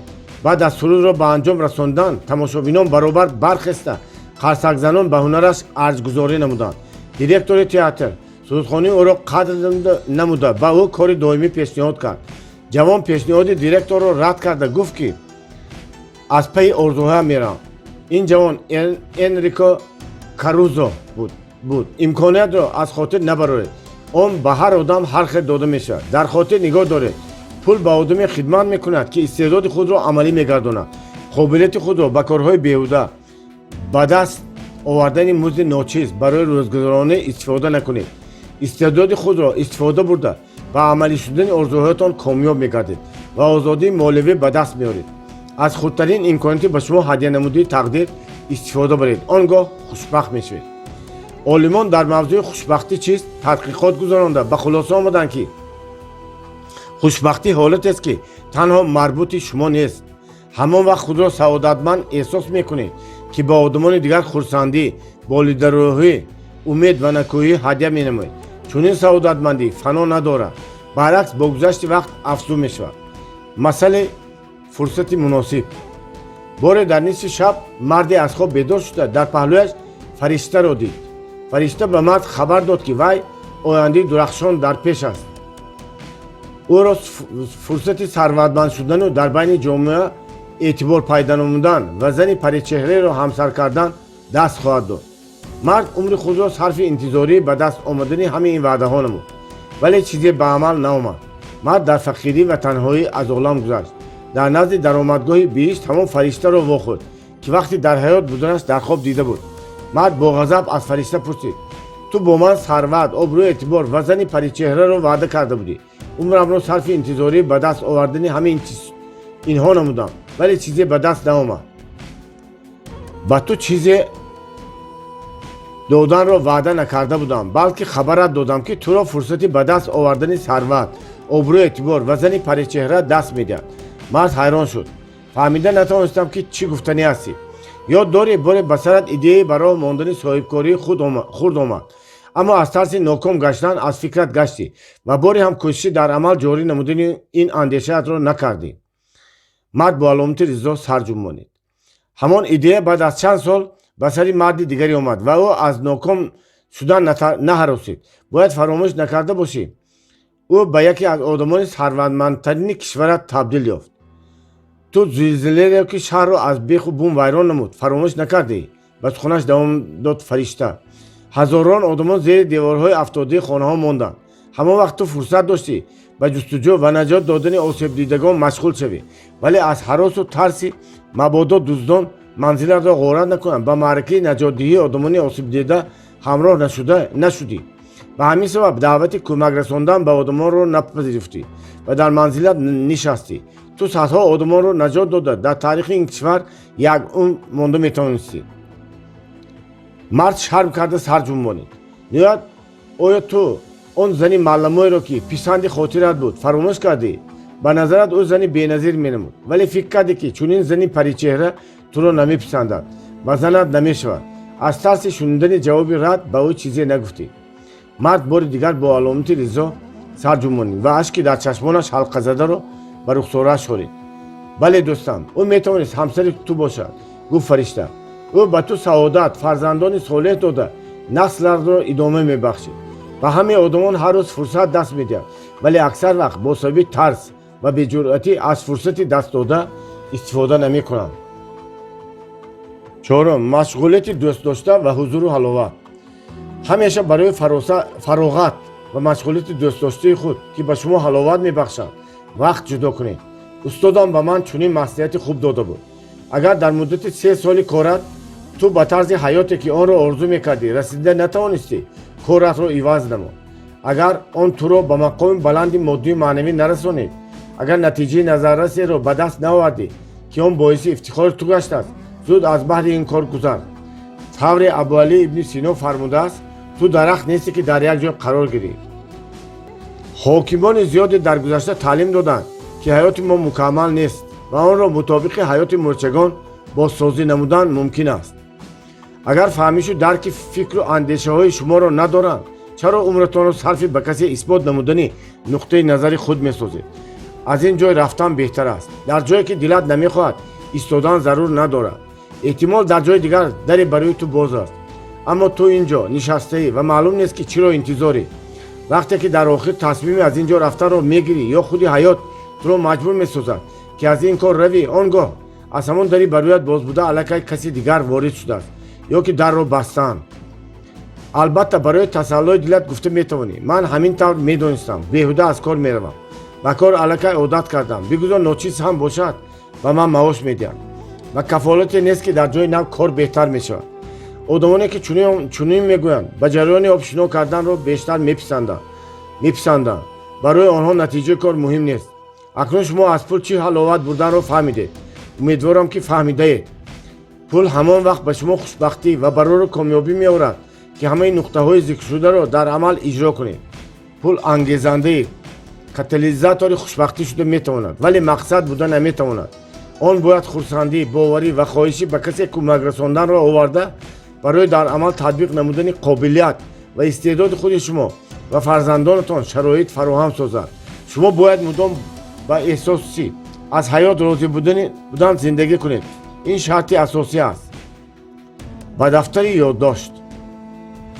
معلوم است که وقتی آدمان سرمایه گذاری میکنند همیشه آنها را خطری از دست دادن بایگری تهدید میکنند. در عالم آدمان محتاج بینهایت بسیارند. خصلت اصلا بهترین آدمان پولدار خواهشی به دیگران کمک رساندن آنها میباشد. آدمی که میاندیشد به کمک دیگران زیسته میتواند خطا میکند. شخصی که فکر میکند آدمان دیگر به کمک او زندگی کرده نمیتوانند دوچند خطا میکنند. در یاد گیرید: پول به آدمان خدمت میکند که استعداد خود را عملی میسازند. قابلیت خود را به کارهای بیهوده صرف نمودن لازم نیست. استعداد خود را استفاده برده به عملی شدن آرزوهایتان کامیاب میگردید و آزادی مالوی به دست میارید. از خردترین امکاناتی که تقدیر به شما هدیه نموده است استفاده برید، آنگاه خوشبخت میشید. اگر در مدت 3 سال کارتان به طرز حیاتی که آن را آرزو میکردید رسیده نتوانستید، شغلتان را عوض نمایید. اگر آن شما را به مقام بلند مادی و معنوی نرسانده است، اگر نتیجه نظررسی را به دست نآوردید که آن باعث افتخار گشته باشد، زود از بحر این کار برآیید. پول انگیزنده کاتالیزاتور خوشبختی شده میتواند، ولی مقصد بوده نمیتواند. آن باید خرسندی، اعتماد و خواهشی به کسی کمک رساندن را آورده برای در عمل تطبیق نمودن قابلیت و استعداد خود شما و فرزندانتان شرایط فراهم سازد. مانعه ها. دشواری ها باعث تولید قابلیت انسان میگردند تا که او آنها را پس سر نماید. فیلیپس. یکم تکرار، دوم فلسفه مورچه، سوم مناسبت با جوابهای رد، چهارم مشکلات، پنجم فلاکت، ششم بیماری، هفتم دلسوزی، هشتم ناامیدی. در ابتدا مثال میاریم: باغبانی که درختان را نگاهبین میکند برای آبشار کردن باغ آب را کشیده نمی آورد، بلکه جای را تازه کرده مانعه ها را از سر آب دور میکند. باغ سرسبز گشته حاصل میدهد، اما باز یک عامل موجود است که میتواند به سرسبز گشتن درختان خلل رساند.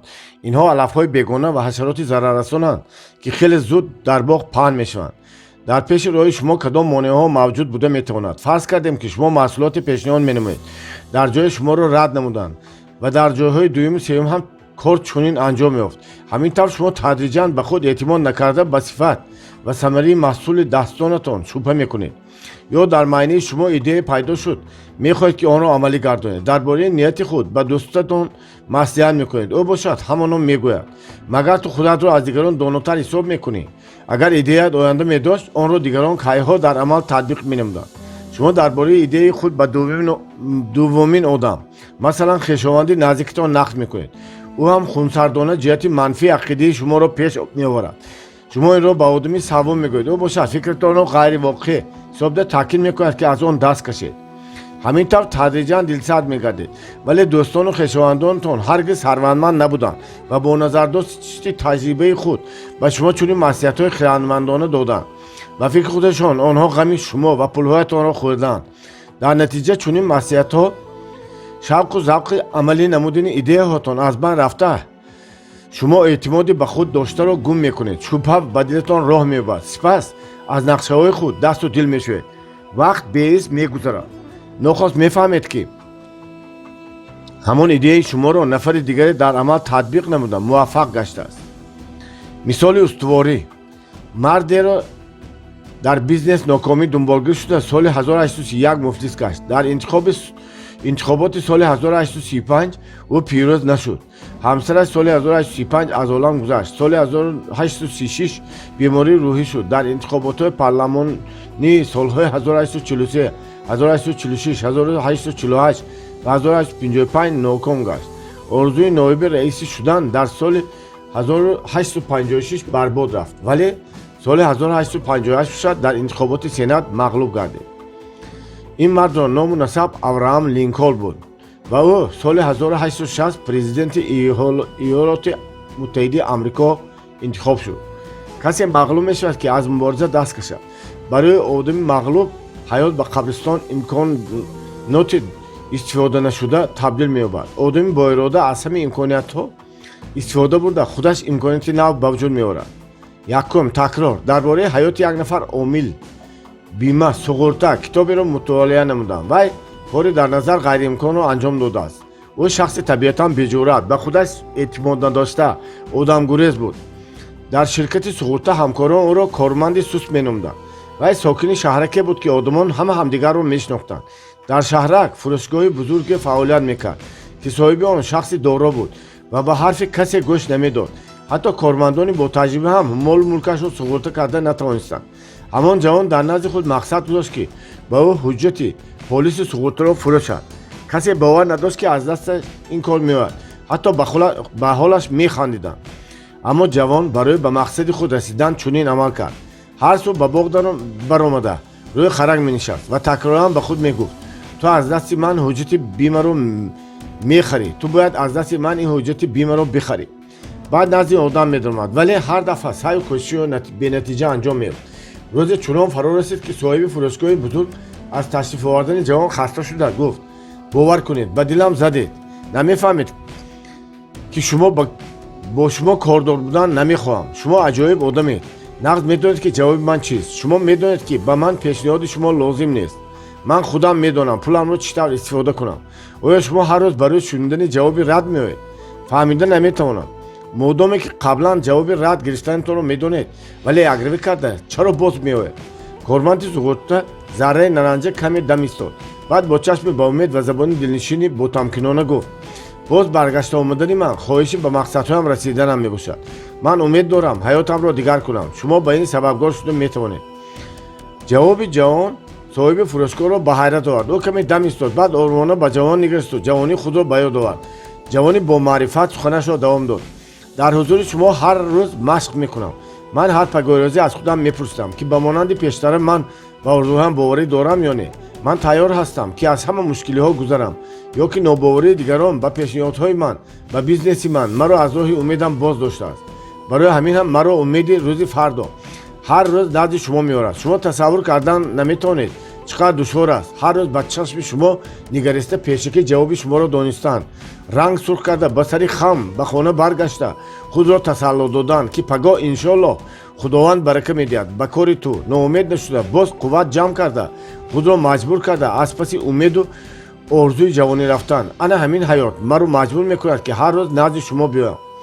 ӯ каме хомӯш истод, хонаро оромӣ фаро гирифт, боз суханашро давом дод: وقتی به حضور شما آمده جواب رد میگیرم به خودم میگویم که عملی نمودن مقصدم بی تغییر باقی میماند، اما خود اعتماد داشتن را از دست دادن نمیخواهم.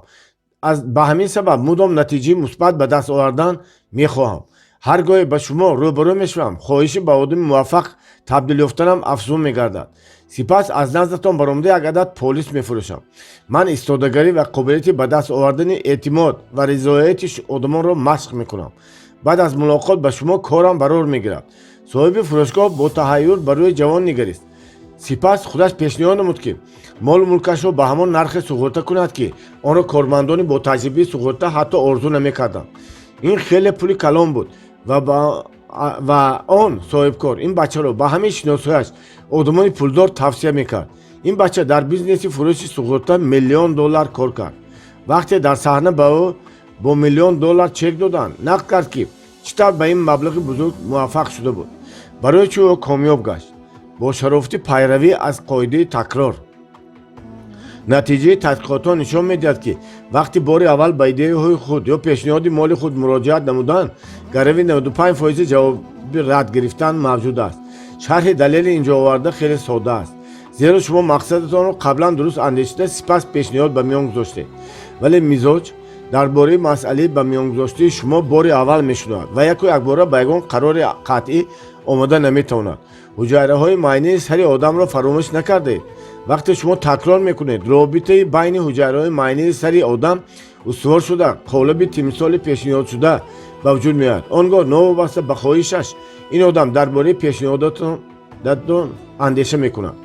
آیا فراموش کردید که نه چندان پیشتر در زمان اتحاد شوروی آدمان برای ایده وطندوستی آماده بودند حیاتشان را قربان کنند؟ تربیت وطن پرستی محافظان حقیقی آن را تشکل میداد. بنابراین آدمان به نثار نمودن جانشان آماده بودند و اندیشه میکردند که درباره‌شان خواهند گفت. آنها برای کار حق جانشان را نثار کردند و نزد لوح خاطرشان گلها میگذارند. در جمعیت خوبی هر یک مورچه دوچند میگردد. آن زمان همه ما آرزو میکردیم که کارنمایی 28 نفر پنفیلوفچیان را تکرار کرده قهرمان شویم. تصورات مذکور چطور تشکل یافت؟ در هر محل زیست بلندگویک گذاشته بودند و هر روز به آدمان ایده سمت معین داشته را تلقین مینمود. به همین واسطه در تفکر انسان پیرهی را بنیان مینمودند که با واسطه آن قالب استوار تفکر ساخته میشد. هر چیزی تکرار گردیده در تفکر انسان نقش میبندد. همین قاعده در بیزنس هم به کار میآید. فراموش نکنید طوری که در مقاله گفته میشود اگر به آدم 10 مرتبه تو سگ گوید بار 11 او سگوار عکاس میزند. از اینجا وقتی بار اول به حضور شخصی برای خواهشی را پیشنهاد نمودن میروید، او هنوز به درک نمودن ایده شما آماده نیست. وقتی به او بار دوم مراجعت میکنید 80% کفالت از او جواب رد گرفتن دارید. بار سوم رقم مذکور احتمال جواب رد تا 70% کم میشد، ولی در نوبت نهم شما 95% کفالت رسیدن به کامیابی را دستیاب میگردید. از این رو وقتی بار دوم جواب رد شدن به خود گویید خیلی خوب، احتمال شدن جواب رد 10% کمتر شد. دفعه نوبتی امکان جواب مثبت گرفتن باز هم زیادتر میشود. با سری بلند که به پیش حرکت کنید. همیشه اندیشه کنید که هر باری جواب رد گرفتن برای به قله مقصود خود رسیدن باز یک زینه به بالا قدم گذاشته. علاوه بر آن هر نوبت مهارت و کاردانی شما بیشتر میگردد. شخصی که پرینسیپ های مذکور را نمیداند هر بار اعتماد به خود را از دست داده احتمال از نیت و مقصد خویش دست میکشد. دانستن پرینسیپ های مذکور به شما برای به نتیجه های خوب دستیاب گشتن کمک میرساند، زیرا آن قانون است که در زمینه تجربه آدمان موفق کشف شده است. قانون نامبر شده شما را البته به موفقیت میرساند. با همین سبب هرگز در نیمه راه نیستید. عمل را بار دیگر تکرار کنید، باز بار دیگر و باز. یک مثال از حیات ادیسون نمونه بهترین ثباتکاری میباشد. در نتیجه اراده استوار این شخص از مراتب نوبتی نابرار انجام یافتن کارش دلسرد نگشته آن را بارها تکرار کرده در نهایت به نتیجه دلخواه رسیده بود. ادیسون اختراعات نوش را تهیه نموده آن را 500 مرتبه تکرارا سنجید. هر بار کارش اومد نمیکرد. الکی کسی به برار گرفتن تجربهش امید نداشت بغیر از یک نفر. دیگر شاگردانش همه هر سو پراکنده شده رفتند. او از ادیسون پرسید استاد ما الکی همین کار را 500 مرتبه تکرار نمودیم اما نتیجه دلخواه نمیدهد. خودمون هم گریختن. شما باشید هر باری نوبتی به دلم پر آماده گویا کارها به خوبی انجام میفته باشن دوباره به کار سر میکنید. ادیسون با سخن شاگردش با تبسم جواب داد در حقیقت کارهایمان خوبند. شاگرد جواب استادش را درست درک نکرده دوباره پرسید به من فهمانید که چطور کارهایمان خوب پیش رفت ایستاده. خودت اندیشه نمان. ما الکی 500 راهی رو میدانیم که با آنها رفتن ممکن نیست. 500 راه نادرستی حل مسئله. آدمان خوشبین همیشه به نیت نیک امید بسته به کامیابیشان باوری دارند. خوشبینی همیشه برای به مقصد رسیدن کمک میرساند. دوم، فلسفه مورچگان. هر کسی بار صد راه مورچه گشته است او ثابت قدمی و ثباتکاری آن را میداند. هیچ مانع پیش راه مورچه را گرفته نمیتواند. مورچه از بالا یا پهلوی مانع گذشته به سوی مقصدش به پیش حرکت میکند. در راهش اگر غشت گذارد مورچه مانع را دیده همان جستجوی راه حل مشکلی شروع میکند. مورچه هیچ وقت مغلوبیت را نمیپسندد و به سوی مقصدش حرکت میکند. اگر مورچه دانه یا ریزه نانی را پیدا کند با تمام قوه آن را به مورچه خانه برداشته میرساند. با وجود این یگان مورچه دیگر هرگز چیزی برادرش پیدا کرده را به زوری کشیده نمیگیرد. برعکس با کمک او مورچگان دیگر میشتابد تا اینکه با سعی و کوشش یکجایی بار را به مورچه خانه آورده رساند. مورچه جانوری که از همه سرشماری زمین میباشد. در عالم 16 میلیون نمود مورچه موجودند. به هر آدم 20 میلیون مورچه راست میاد. مورچه ها خیلی زحمتکش بوده از صبح بر وقت تا شام کار میکنند. هر وقت انسان از کار خسته و بی‌فرح شد به منزلش برگشته استراحت میکنند. مورچه باشد درباره استراحت فکر نکرده زحمت میکشد. وقتی که آدم حتی خیلی صبح بر وقت از خواب میخیزد مورچگان الکی در سر کارند. مشاهده کار بودن خیلی خوب است. طبیعت استاد بهترین بوده. آن به ما مثال های حیرت انگیز زحمتکشی، هماهنگی و زیبایی را نشان میدهد. اگر سبق خوبی ثباتکاری و مهنت‌دوستی را آموختنی باشید صورت مورچه را گرفته آن را در دیوار خانه و یا کارخانه تان آویزید. صورت مورچگان به شما و همکارانتان مدام به یگان مانع نگاه نکرده به مقصد خود رسیدن را یادآور می شود. فراموش نکنید دانایان میگویند که عملی را انجام دادن میخواهند. عاقلان میگویند که کاری انجام دادن. اما آدمان ابله هر دو را محاکمه میکنند. سوم، مناسبت به جوابهای رد. وقتی که پیشنهاد شما را یا فکر شما را رد میکنند حضرت عیسی به شاگردان و پیروانشان دو قاعده را وصیت نمودند. این قاعده ها را در خاطر گرفته راهنمای زندگیتان قرار دهید. یکم، همیشه دو نفر همراه گردید. دو نفر گفتگو کنید. دو نفر بودن شما این پرقوتی است. دو عدد تناب سیمی رو میگیریم که هر کدامشان دارای قوه برداشتن 10 تانه بار میباشند. اکنون فکر کنید که دو عدد تناب پولادین یک جای چند تانه بار میبردانند. گمان میکردید که 20 تانه بار میبردانند. تخمینتان باطل است زیرا قوه دو عدد تناب پولادین یک جای به برداشتن 30 تانه بار میرسد.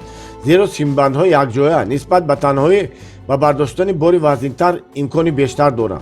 زندگی هم چنین است. در این مورد حکمت خلقی میفرماید زور مشت در انگشت برای پس سر کردن دشواری ها مورچگان همتا ندارند. اسکندر مقدونی حکمت مذکور را میدانست. باری ارسطو استاد اسکندر به وی گفت احترام به همدیگر فهمی دو مرد برای حل و فصل نمودن مسئله های حل نشونده امکانیت میدهد. مقدونی در سن 24 سالگی نیم جهان را تسخیر نموده حکمت مذکور را اثبات نموده است. به هم عمل نمودن دو نفر یا آدمان زیاد این علاقه مرکزی نیروی ذهنی را تأسیس میدهد. باز یک مثال دیگر در عائله اگر زن و مرد یکدیگر را دوست داشته احترام کنند آنها به دستاوردهای کلان نائل میگردند. همه ما در زندگی چندین مرتبه شاهد چنین مثال ها گردیم که عائله اتفاق واقعا از صفر شروع کرده تدریجاً به کامیابی مستقلیت مالوی دست یافتند. یکدیگر فهمی احترام نیروی از همه پرزور و باثمر می باشد. حتی در زمانهای خیلی قدیم وقتی که علم هنوز ترقی نکرده بود حضرت عیسی حکمت مذکور را می دانست و حرکت می نمود آن را به مردم رساند. شما دو نفر پرزور می باشید. این حقیقت را هرگز فراموش نکنید. دوم، قاعده دوم را نیز فهمیدن و استفاده نمودن خیلی مهم است. اگر کسی شما را به حضورش نپذیرفت و به سخنانتان گوش نداد وقتی از آن منزل یا شهر برآمدن گرد و چنگ پایهایتان را افشانید. بنابراین اگر شخص شما را به دلش راه نداده درباره شما سخنان ناسزا گوید вақте ки аз манзилаш баромадан гарду чанги хонаашро аз пойҳоятон афшонда ба коратон идома диҳед ва ба барори комёбӣ эътимод бандед. дер ё зуд ягон нафар дӯст ё хешонтон ба эродҳояш хотиртонро озода мегӯяд ки ба дурустии идеятон ба дастрас будани орзуи ниятатон боварӣ надошта ба натиҷаи дилхоҳ расиданатон шубҳа дорад. суханони онҳоро ба инобат нагиред. ҳатто агар модаратон дар бораи ҳамсаратон ягон сухани носазо гӯяд онро ба дил нагиред. ё агар бародаратон ба шубҳаҳояш хотиратонро озорад либос ва пойафзолатонро афшонда аз худ осори бади суханони онҳоро дур андозед ва зеҳнатонро аз шубҳаи беэътимодии тахминӣ пок гардонед. ҳамаи суханони носазоро дар ҳамон маҳале ки ба забон оварда шуда буданд вогузоред. бо орзуи ниятҳо ба қобилияти худ бояд ба эътимод дошта бошед ва барои ба мақсад расидан пеш равед. аз орзуи худ набояд даст кашед. агар шахсе назари дигаре дорад ё ягон дӯст ё хешу ақрабоятон кори оғознамудаатонро дастгирӣ накунанд ё агар касе кори намешуданӣ аст гӯяд ҳам шумо бояд аз мақсади пешгирифтаи худ даст накашед. чунин масъале аст. дар як шаҳр марди хиратманде мезист. вай ба одамон кӯмак мерасонд. ҳамаи онҳо назди вай маслиҳатпурсӣ меомаданд. дар шаҳр боз як марди хиратманди дигаре ҳам мезист ва аз эътибор ва амалҳои хиратманди аввал ҳасад мебурд. боре ба сараш андешае зад ки чӣ тавр рақибашро таҳқиру шарманда созад. ба худ қарор дод ки мардумро дар саҳни майдони шаҳр гирд оварда аз рақибаш мепурсад ки шабпараки дар кафи дасташ буда зиндааст ё мурда. агар ӯ гӯяд ки зиндааст ман ӯро дар кафи дастам пахш мекунам ва шабпарак мемурад. ҷавоб нодуруст мешавад. вале агар гӯяд ки мурдааст кафи дастамро мекушам ва шабпарак парвоз мекунад. дар ин ҳолат ҳам ҷавоби нодуруст мебарад. худ ба худ меандешид ки хиратманди ҳасуд аз ин фикри аҷибаш қаноатманд гашта хобид. рӯзи дигар вай мардумро дар майдон ҷамъ карда аз хиратманд пурсид: ту асрори ҳаётро омӯхта ба ҳамаи саволҳо посух гуфта метавонӣ. акнун ба саволи соддатарини ман ҷавоб гӯй. ман дар кафи дастам шабпараке дорам. бигӯй он зиндааст ё мурда? мардум рӯи ҷониби хиратманд карда ҷавобашро интизор шуданд. вай табассумкунон ҷавоб дод: зинда ё мурда будани шабпарак ба ту вобаста аст. зеро агар панҷоятро фишорӣ вай мемурад, вале агар онҳоро кушоӣ вай парида меравад. боре дар шаҳри Тюмен ба назди ман ҷавоне омада хоҳиш намуд ки ба ӯ барои кушодани корхонаи нонпазир кӯмак расонам. ман ба нияти вай муқобила баромада далелҳо пеш овардам. дар ин шаҳр дар ҳар қадам як корхонаи нонпазир мавҷуд аст. ба ҳамаи онҳо чӣ тавр рақобат карда метавонӣ? ниятат оянда надорад. аммо ҷавоби вай маро қонеъ гардонд. бигузор 100 корхонаи нонпазир мавҷуд бошад, 101-умаш аз ман мешавад ва ман дар байнашон мақоми аввалро ишғол хоҳам кард. одамон нони маро хоҳанд харид. ба ин кор ба ҳар арзише ки набошад ноил мегардам. фалсафаи комёбӣ ва муваффақият ҳамин аст. ба мавҷуд будани ҳазорон рақибон вай аз ду сар дар мавқеи аввалинҳо қарор мегирад. ба эътимоднокӣ ва иродаи мустаҳкам комёбӣ насибаш мегардад. бо ҳамин сабаб идеяашро дастгирӣ намудем ва барои кушодани корхонаи нонпазир ба вай кӯмак расондем. масъалаи мазкур ба ҳамаи мо дахл дорад. агар бозор пур аз мол бошад ки шумо ҳам аз он овардаед, вале шумо ба нерӯи худ бовар доред, пас комёбӣ насибатон мегардад. ирода ва қатъият дастгиратон мегардад. ба баррасӣ намудани монеи навбатӣ мегузарем. чорум, мушкилот. дар ин олам ягон нафар одаме нест ки мушкиле надошта бошад. зеро аз мушкилӣ ҷои гурез нест. аксар вақт одамон худашон мушкилотро ба вуҷуд меоранд. сипас ҳамон масъаларо қаҳрамонона ҳаллу фасл менамоянд. аммо агар мушкилот шуморо аз роҳ боз дорад, метавонед ҳаргиз ба кори оғоз накунед. зеро мушкилот ҳамеша вуҷуд дорад. ҳар як монеа сабаби дар роҳ истодани шумо мегардад. вале ҳамон мушкилот шуморо боз водор месозад ки бо хоҳиши зиёдтаре ба пеш ҳаракат кунед. одамон ду тоифа мешаванд. идея аз садди андак ҳам ҳаросида боз меистанд. онҳо дар дил шубҳа ва ба худашон бовар надоранд. ҳар мушкилот боиси аз орзуи нияти худ даст кашиданатон мегардад. ҳатто обу ҳавои номусоид ҳам. тоифаи дуюми одамон аз рӯи хислат комилан хилофи одамони гурӯҳи аввал мебошанд. ба мушкилӣ рӯбарӯ гашта баръакс гӯё он душворӣ ба онҳо нерӯ замъ карда иродаашонро қавӣ мегардонда бошад. бо қувваи ғайрати дучанд заҳмат мекашанд. фалсафаи барору комёбӣ маҳз дар ҳамин ҷо нуҳуфта аст. ҳар монеа метавонад боиси аз орзуи нияти худ даст кашидан ё сарчашмаи хоҳишу бештари расидан ба мақсад гардад. он ба нерӯи иродаи шумо, ба эътиқоди шумо, ба мақсади гузоштаи худ вобаста аст. با مشکلات روبرو گشته در جایتان قرار نیستید. کشودن هر یک گره این سنجش توانایی اراده شما می باشد. آن چیزی که بیگم مشکلی به دست آمده است ارزش پرقیمت ندارد. برای کامیابی نصیب آن آدمانی میگردد که سطحها را برطرف نموده جانب مقصد خود به پیش حرکت میکنند. تنها با صاحبی یک باره مدعای تب انجام نیافتن کار از مقصد خود دست شستن لازم نیست. حتما تا زمانی به دست آمدن نتیجه دلخواه کوشش و غیرت کردن میباید. مسئله مشکلات استاد و نگهبان فعالیت عبادتگاه مذهبی دیزاین را سروری مینمودند. 39 سال نگهبان به جای رسیده روزی از عالم گذشت. به جای وی شخصی را تعیین نمودند ضرور بود.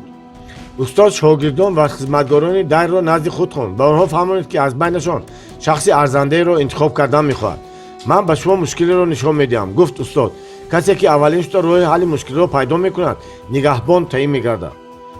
در بین تالار کرسی نهاده بالای آن گلدان چینی در رویش نقش گلی صدبرگ داشته را گذاشته فرمود. همین است گره. شاگردان با تحیر به آن چیزی که در پیش چشمانشان گذاشته شده بود نقش‌های پیش در پیش و حیرت انگیز روی چینی رنگ و شکل گلبرگ‌ها چشم می‌دوختند. این چی معنا دارد؟ اندیشه می‌کردند آنها. چی معمای در پس این چیزها محفوظ است؟ چی باید کرد؟ همان پایبند حیرت بودند. بعد از چند لحظه یکی از خدمتگاران در از جایش برخاسته یک به استاد و شاگردان دیگر نگاه کرد و نزد گلدان چینی آمد. آن را بالای سر برداشته و در پیش چشمان همه به زمین زد. شما نگهبانی نمیشوید. گویان استاد و شاگردان دیگر شرح داد. من خیلی صحیح کرده به شما گفتم که در نزد ما مشکلی ایستاده. تا کدام درجه دلکش و زیبا بودن مشکلی اهمیت ندارد. زیرا آن در پیش ما ایستاده است و ما آن را باید حل کنیم. مشکلات امثال گلدان چینی ظاهری منقش و زیبا دارند. آنها میتوانند محبت باشند که اکنون معنی ندارد. راهی است که با وجود ضرورت از آن برآمدن و برای دیگر رفتن شما از آن نمیبرید. زیرا راه مذکور به شما آشناست و خود را در آن با راحت و حلاوت احساس میکنید. تنها یک راه حل نمودن مشکلی موجود است. با آن روبرو شدن ضرور. در همین لحظه ما نمیتوانیم رحمدلی کرده به جهت دلکش فریفته شویم که هر نزاع با آنها پیراسته میباشد. مشکلات دارای خصوصیت جالب میباشد که با اکثر ما تاثیر میرساند. با ما مقبول است که آنها را داشته باشیم، تحلیل کنیم، به سر آنها برگشته شرح دهیم. در اکثر موردها ما مشکلاتمان را با دشواری‌های آدمان دیگر قیاس نموده میگوییم که گره او در نزد مشکلی من هیچ است. مشکلی ما جدی است.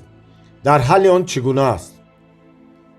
پنجم فلاکت. بار آزمایشگاه اختراعکار بزرگ ادیسون آتش گرفت. سوختار پردهشت به عمل آمد. آدمان از هراس همه را به 4 سو دوتاز داشتند ولی چیکار کردنشان را نمیدانستند. زیرا در آزمایشگاه تمام مواد بسیار ساله تحقیقات و تجربه ها نگاه داشته شده بود. ادیسون باشد آرام بود. به سوختار نگاه کرد و حتی تبسم میکرد. به نظر پسر ادیسون چنین رفتار پدر غیر عادی نمود. پسر سبب خندیدن پدرش را نمیفهمید. ادیسون حالت پسرک را درک کرد و او فرمود که مادرش را دعوت کند. از بس که ادیسون مرد شوخ طبیعت بود بعد آمدن همسرش از وی پرسید تو حال همسری منی یا نه؟ جواب تصدیق همسرش را شنیده ادیسون گفت عزیزم به این نمایش نگر. همین خطایی و گمراهی هایمان میسوزم. من بعد ما زندگی را از سر نو آغاز کرده میتوانیم. آدمان خردمند و پرزور حتی از نابرابری ها سرچشمه نیروی نو بنیان میکنند. مشکلات قطعیت و ارادی آنها را استوارتر گردانده آنها را دوباره به پیش حرکت میکنند. از آدمان مذکور عبرت گیرید. ششم بیماری. چی فکر دارید؟ بیماری شما را از فعالیت باز می‌دارد یا نه؟ آیا می‌دانید که آدمان کدام وقت زود بیمار میشوند؟ وقتی که از حیات دلسرد میگردند، ایده ندارند که آنها را روبلند سازد و خواهشی به جای رسیدن هم ندارند. اگر درصد ایده زیاد داشته باشید بی‌شبهه هرگز مبتلای بیماری نمیشوید. باور کنید پول شما را چنان روح الهام میبخشد که از پس آرزوی خود دویده حتی چطور به زمین گذاشتن پایهایتان را حس نمی‌کنید. وقتی پول آدم را روح بلند می‌سازد که اگر آن به مقصد اساسی تبدیل نیفته بلکه سرچشمه مستقلیت مالوی گردد و در آن صورت برای نتیجه عملی دادن استعدادتان کمک می‌رساند. اگر نزدیکانتان بیمار شوند آیا شما از راه انتخاب کرده خود باز می‌ایستید؟ بیمار شدن خودتان یک طرف ولی وقتی که فرزندانتان یا نزدیکانتان بیمار شود احوالتان وزین می‌گردد. احوال шавқу рағбат орзуи омолатон чӣ мешавад? коре карда ҳар воқеи нохуше ки ба амал наояд ба орзуятон хиёнат накунед, зеро аз ин ояндаи наздикони шумо вобаста мебошад. агар боз истед ба онҳо кӯмак карда наметавонед, ба пеш ҳаракат намудани шумо некоаҳволии оилатонро муайян менамояд. арнолд швец фармудааст: ҳеҷ кас наметавонад одамеро ки барои мақсадаш расидан тайёр аст, аз ҳаме чизе ки дорад ва ҳатто аз ҳаёти худаш зарар кунад боз дорад. замоне ки вай ҳамаи ин корҳоашро гузошта барои табиб шудан ба таҳсил шурӯъ намуд, ба синни 40 солагӣ қадам гузошта буд. сипас ба амрико сафар карда бемористони худашро кушод ки он имрӯз машҳури олам гаштааст. вай корро анҷом дод ки дар борааш орзу мекард. ҳафтум, раҳмдилӣ. раҳмдилӣ монеъи аз ҳама мушкилгузар мебошад. ба ягон кас пеш аз ҳама ба худатон дилсӯзӣ накунед. дилсӯзӣ кардан ба худ нишонии сустиродагист. раҳмдиливу ғамхӯрӣ аз ҳад зиёд шуморо нобуд месозад. ҳатто ҳангоми авдодати бемор дилсӯзии худро ба намоиш нагузоред, зеро шафқати беҳад ба назари одами ранҷур чун таҳқир менамояд. шумо дилсӯзӣ мехоҳед ё ҳурмату эҳтиром? агар ҳурмату эҳтиром мехоҳед, барои ба он сазовор гаштан кӯшу ғайрат нишон диҳед. шумо ҳамдардии одамонро мехоҳед ё муҳаббати онҳоро? агар хоҳиш дошта бошед ки шуморо дӯст доранд, пас худатон ҳам дигаронро дӯст доред. арнолд шварценеггер фармудааст: агар ташнаи озодӣ бошеду барои ба орзуи худ расидан кӯшиш доред, худро ҳеҷ раҳм накунед. ҳаштум, ноумедӣ. ба ноумедӣ ҳаргиз роҳ надиҳед, аммо мабодо аз ноумедӣ гурехта натавонистед, пас диққататонро ба мақсадтон ҷалб созед. ин ҳолат барои паси сар намудани роҳафтодагӣ ва расидан ба барори комёбӣ кӯмак мерасонад. буддо фармудааст: агар ба кӯчаи сарбастаи зиндагӣ афтода роҳгум задед, ба сари кӯча боз пас гардед. баъзан муносибат ба одамон наздиконтон ҳам мушкил мегардад. дар чунин ҳолат хеле муҳим аст ки шумо бояд хоҳиши аз дилу ҷон пайдо намудани роҳи тафоҳумро дошта бошед. баъд аз нобарор анҷом ёфтани корашон, мӯрчагон бо ҳамон кор дубора даст зада то дами ба натиҷаи дилхоҳ расидан онро идома медиҳанд. агар вазъи молиявиятон мубталои нокомӣ гардиду шумо сабабашро надонед, ба оғози фаъолияти худ баргардед. агар касеро ноумед намудед ё шахсе шуморо ноумед кардааст, ҳаргиз шахси айбдор наҷӯед. ба оғози муносибатҳоятон баргашта кӯшиш намоед ки роҳи ислоҳ намудани камбудиҳоро пайдо кунед. хиёнати шахси наздикатон ки ӯро дӯст медоред, ноумедӣ аз ҳама бузург мебошад. чунин ноумедиро ба осонӣ паси сар намудан мушкил аст, аммо ҳар воқеае ки ба саратон наояд, ҳатто дар ҳолати хиёнат намудани одамони наздикатон, ноумед нашавед, табатонро хира нагардонед. ҳастии худро ба мақсади дар пеш гузоштаатон бахшед.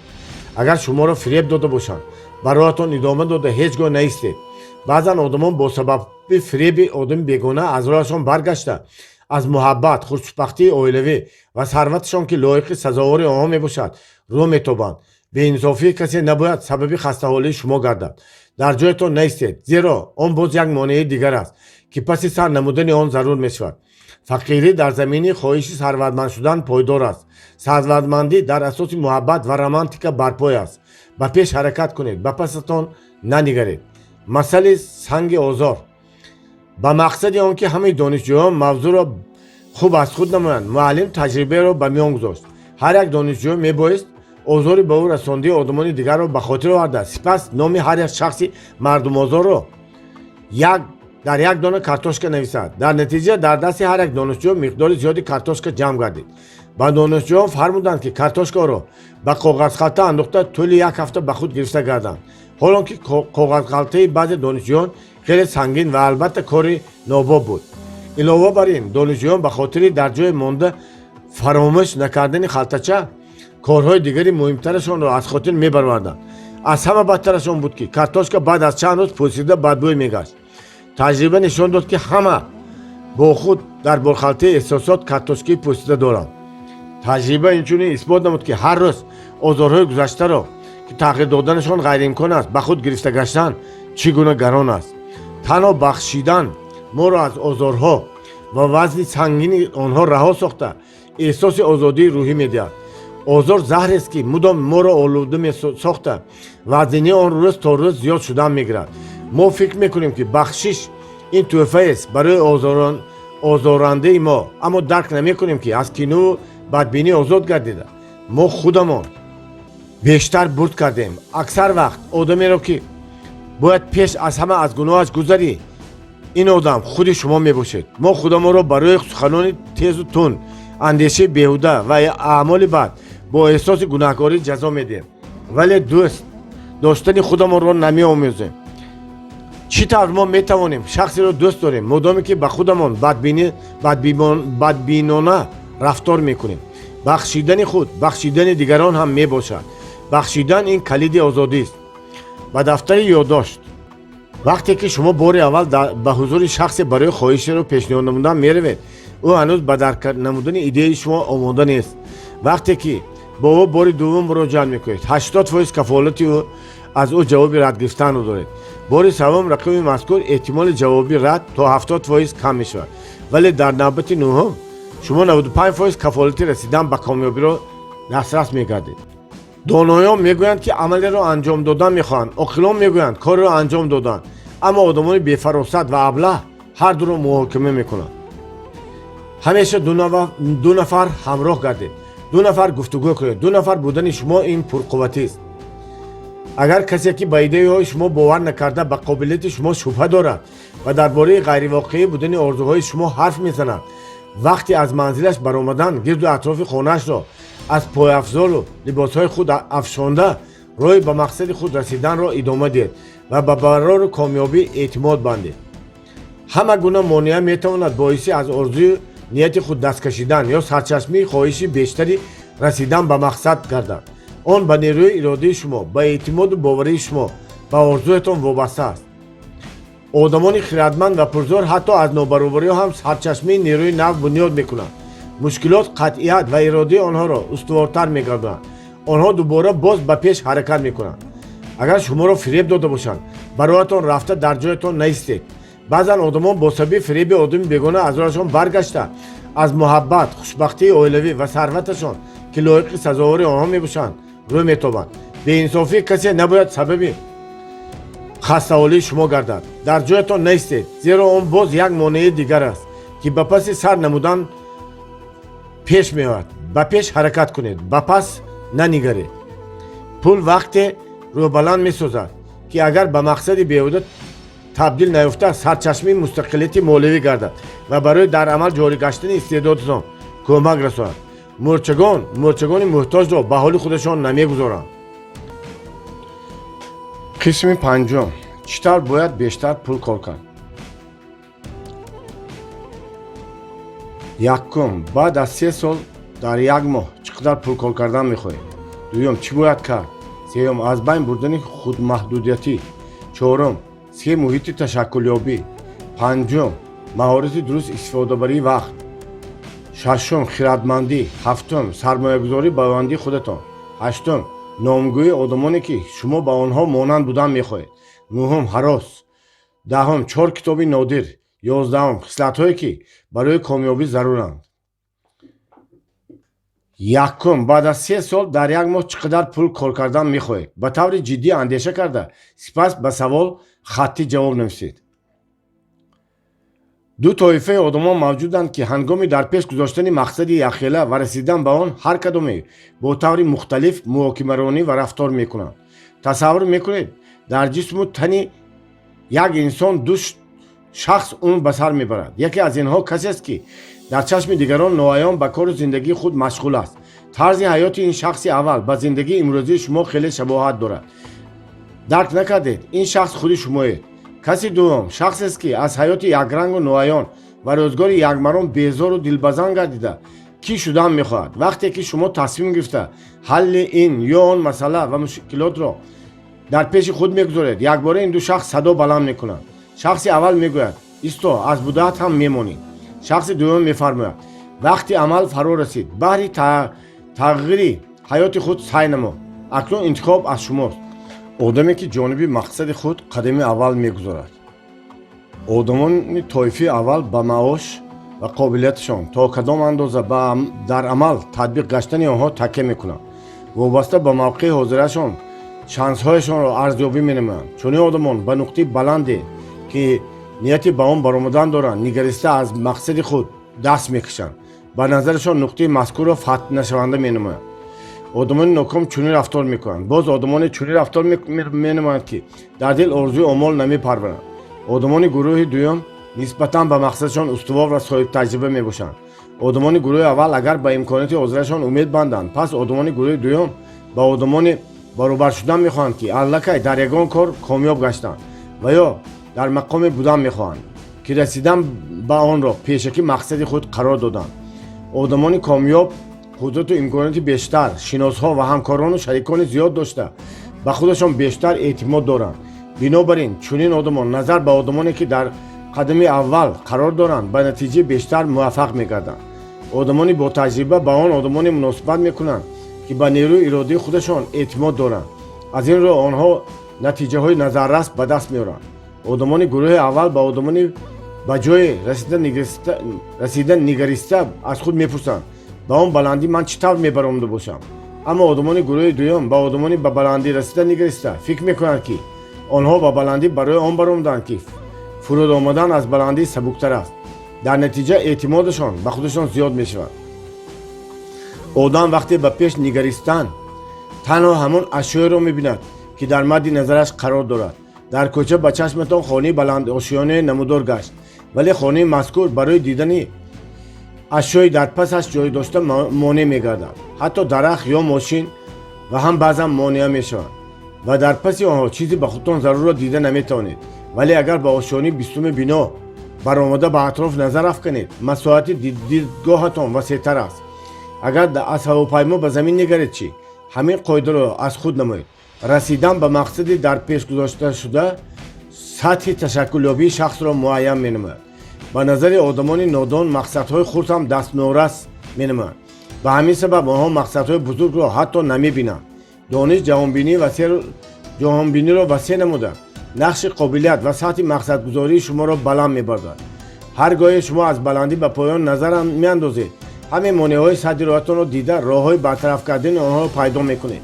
дар ин ҳолат роҳатонро ба осонӣ пайдо намуда ба вазъи қарор доштаатон баҳои дуруст медиҳед. агар мақсади одам хурд бошад, ҳатто ҳар гуна монеъае садди роҳи дидани он шуда метавонад. он гоҳ мақсадаш ба назартон дастнорас менамояд. ба расми ду нигаред. мақсад дуюмаш мақсад ва монеа. ин одам мақсадашро дида наметавонад, зеро мақсади худаш дар паси монеа пинҳон аст. аз ин ҷо ба хулоса омада рақамеро номбар кунед ки баъд аз 3 сол ба он дастёб гардед. рақами мазкурро ба ду зарб мезанед. ба назартон ҳосили зарб калон менамояд. бо вуҷуди ин ҳамин тавр амал мекунем. оё медонед ки агар мақсад бузург бошад чӣ воқеа ба амал меояд? расми 3. монеа мақсад калонтар мешавад. мақсад калонтар тавре дар расми 3 нишон дода шудааст. мақсадатонро аз паси монеа ҳам дида метавонед. дар ҳамин ҳолат ба чашматон ҳам монеа ҳам мақсадатон мерасад. агар ба қувваи худатон эътимод дошта бошед, пас маълум мешавад ки мақсадатон дастрас аст. вақте ки шумо ба мақсад менигаред, он бузург ва монеа андак метобад ва шумо бовариятон зиёд шуда аз паси кор мешавед. агар мақсад хурд ва монеа бузург бошад, он гоҳ шумо аз баҳри мақсадатон мебаред. тарс ва ваҳм аз болои мақсад ғалаба мекунад. мо бояд мақсадро бузург гузорем ки монеа шуморо нигоҳ доштан натавонад. мақсади бузургатон ба шумо ҳамеша қувват мебахшад ва шумо ба кадом монеае ки рӯбарӯ шавед, онро ҳал карда аз паси мақсадтон роҳро давом медиҳед. тамоми мақсадҳои бузург албатта ба осонӣ даст наомуданд. барои дастрас кардани мақсади бузург фикрҳои далерона ва дили хиратмандона дар кор аст. коҳил ба амалҳои мурча назар кун ва аз ӯ оқилӣ омӯз. дуюм, чӣ бояд кард? иқтибос. аз комёбии рӯҳбаланд аз ноумедӣ дилсард нагардед. муаллифи номаълум. а. ба худ бовар кардан. б. рӯбасифат нашавед. в. дар атрофтон шертабиатонро гир доред. а. ба худ эътимод доштан. дар ҳаёти имрӯзӣ мо кордону соҳибистеъдод, болоиқат, олим ва ё донишманд будан кам аст. дар ҳаёт истифода бурда тавонистани ин сифатҳо бештар муҳим аст. бар замин агар ба худ эътимод дошта бошему ба мақсади баланд бардоштани дараҷаи ташаккули худ онҳоро ба кор андозем, нуран ало нур мегардад. ҳар рӯз дар бораи ин масъала фикру андеша намоед. агар кори худро хуб анҷом дода бештар хонеду омӯзед, вале ба худ эътимод надошта бошед, ҳаргиз сифатҳои хуб насибатон намегардад. зеро одамони атроф ҳолати рӯҳии шуморо эҳсос мекунанд. ба худ эътимод доштан сифате мебошад ки барои татбиқ гаштани қобилияти шумо кӯмак мерасонад. агар анҷом додани кори рост мақсади худ қарор дошта бошед, он гоҳ дар дил ҳаргиз шубҳаро роҳ надиҳед. бо боварию эътимод корро шӯро кунед, зеро ҳаёт одамони тавоно ва далерро дӯст медорад. бикӯшед, ба пеш ҳаракат кунед, санҷед, ба коре машғул шавед, вале ҳаргиз дар ҷоятон наистед. боке нест агар пулатонро аз даст додед, зеро дар эвази инҳо шумо таҷриба ҳосил намудед. ниҳоят 500 роҳеро медонед ки ба онҳо рафтан лозим нест. ҳамаи корҳои анҷомида, хатоиҳо ва камёбиҳоямон таҷриба мебошанд ва барои ба пеш ҳаракат намудан ба мо кӯмак мерасонанд. боварӣ ба худ, ба ояндаи худ, фарзандон, ватан, роҳбар, устод ва ба сарватманд шудан, ба орзуи худ расидан беҳтарин дороист. агар шумо ба ояндаи миллат, зиндагии беҳтарин ва сарватманд шудан боварӣ комил надошта бошед, пас кор кардан, фарзанд тарбия кардан чӣ маънӣ ва зарурат дорад? дар ин сурат хондани ин китоб низ маъное надорад. агар боварӣ надошта бошед, меҳнат кардан, маълумот доштан ва ё китоб хондан ҳеҷ аст. имони қавӣ доштан лозим аст. боварии мо ба худованд дар ҳамин ҷо исбот мешавад. вақте ки ба ҳамаи корҳо хубанду ягон хел мушкил нест, ҳар кас ба худованд боварӣ дорам гуфта метавонад. лекин вақте ки корамон пайҳам омад накарда, на ҳамаи меҳнатамон натиҷаи дилхоҳ диҳад, пас на ҳар кас метавонад ба оянда эътимод пайдо карда имони қавӣ дошта бошад, сабру таҳаммул кунад. агар мушкилие пеш ояд, зуд роҳи ҳалли онро ҷӯед, нагӯед ки дигаронро гунаҳкор ҳисобед. б. рӯбаҳсифат нашавед. дар ҳаёт чанд чизҳое мавҷуданд ки онҳоро шумо бояд донед. агар сатҳи ташаккулёбии худро баланд набардоред, сарватманд шуданатон мушкил мегардад. дар баъзе мавридҳо одамон яку якбора бой шуда метавонанд, вале ҳамон тавр боз тамоми сарватҳояшонро аз даст медиҳанд. ба хотири нигоҳ доштани сарват шумо бояд дониши хеле мукаммал ва васеъ дошта бошед. кадом хислату қобилиятро дар рафтору рӯбоҳ мушоҳида кардан мумкин аст. беҳуда онро тимсоли найранг ва зиракию ҳушёрӣ намеҳисобад. дар ҳаёт одамони рӯбаҳмиҷоз ҳам дучор мешаванд. дар ҳолатҳои муқаррарӣ чунин одамон ба назар хайрхоҳ менаманд, вале дар сари ҷаҳл коҳи кӯнаро бод медиҳанд. дар ҳаёти ҳаррӯза онҳо худро ошиқи шайдоӣ намоиш дода чунин вонамуд мекунанд ки дил бохтанд, вале дар асл онҳо касеро дӯст надошта танҳо нақши ромеоро мебозанд. агар чунин одамон ба комёбӣ даст ёбанд, аз худ рафта ошноҳои пешинаашонро писанд намекунанд, вале агар корҳояшон барор нагирад, онҳо худро хоксору дӯсти ҷонӣ вонамуд месозанд. вақти шунидани хабари нокомии дӯстон ё ақрабоишон киш дар ҳам кашида бо заҳрхан, ман ба ӯ фаҳмонда будам ки ҳамин тавр мешавад мегӯянд. агар аҳамият дода бошед, медонед ки вақти барор гирифтани корҳоятон баъзе пайвандону дӯстонатон бо хурсандӣ ба ту офарин, ман медонистам ки ту ҷавони қобилу доно ҳастӣ мегӯянд, вале агар нохост корҳоятон барор нагирад, шуморо онҳо беақлу ноқобил меноманд. онҳо маҳз ҳамон одамони рӯбаҳмиҷоз мебошанд. вақте ки дар бораи барор нагирифтани кори ягон одами бегона ба онҳо хабар мерасад, хурсанд мешаванд, вале агар дар бораи комёб гардидашон огаҳӣ ёбанд, абрӯ чӣ мекунанд? ва онҳо одамоне аз худашон бештар муваффақ маъқул нестанд. тавре ки Норбеков фармудааст, агар донанд ки шумо абадзинда ҳастед, шуморо пора намуда ҳуҷайраҳоятонро дар озмоишгоҳ меомӯзанд, то ки худашон абадзинда гарданд. ҳаргиз рӯбаҳмиҷоз нашавед ва худписандӣ накунед. дар бораи ба шумо хидмат кардан ё накардани одамон аз сидқи дил гуфтугӯ кунед. барои ҳиллаи найрангбозӣ касеро фиреб надиҳед. агар мабудо хислатҳои рӯбоҳӣ дошта бошед, ҳатман аз онҳо халос шавед. хислатҳои рӯбоҳӣ ба монанди алафҳои бегона самимият ва зиндадилии шуморо нобуд мекунанд. мисол, агар ранги гулҳои хонаатон парида бенур шуда бошад, шумо чӣ кор мекунед? ба онҳо ранг молида ҷилӯи пештарашонро барқарор мекунед ё ба онҳо об дода беҳтар парвариш мекунед. албатта аз пайи парвариш мешавед. бинобар ин бо рангҳои сунъӣ пӯшондани хислатҳои маккорӣ шарт нест. беҳтараш кӯшиш карда аз ин сифатҳои бад халос шавед. в. дар атрофтон шертабиатонро гирд доред. дар атрофи худ шерҳоро гирд овардан чунин маъно дорад ки бо одамони бузург, соҳиби мақсад ва комёб дӯстӣ кунед, зеро онҳо ба муваффақияти худ шуморо пурра мегардонанд. бо таҷрибаи худ шуморо рӯбаланд месозанд ва ба шумо сифатҳои хубашонро медиҳанд. олимон чунин таҷриба гузаронданд. ду мушро дар қафасҳои алоҳида ҷой карданд. барои яке аз мушҳо шароити мусоити ҳаёт фароҳам сохтанд. ба муш ғизою об дода қафасашро тоза мекарданд. муши дуюм бошад ғизояшро бояд худаш пайдо мекард. ғизоро ё дар баландӣ ё дар фосилаи пинҳон мекарданд то ки барои расидан ба он муш заҳмат кашад. барои дастрасӣ ба ғизо пеш аз ҳама муш бояд нақшаи дар сар дошта бошад. нояд ҷонвар аз як сим ба сими дигар ва аз як девор ба девори дигар ҷайида ғизоро меёфт. агар муш дар сар нақшаи пешакӣ тайёр намедошт ҳаргиз ба ин кор муваффақ намегардид. баъд аз 100 рӯзи таҷриба ҳуҷайраҳои майнаи сари мушҳоро санҷиданд. майнаи сари муши дуюм нисбат ба муши аввал 150% беҳтар ташаккул ёфта буд. сипас ҷойҳои мушҳоро иваз намуда 100 рӯзи дигар озмоишро идома доданд.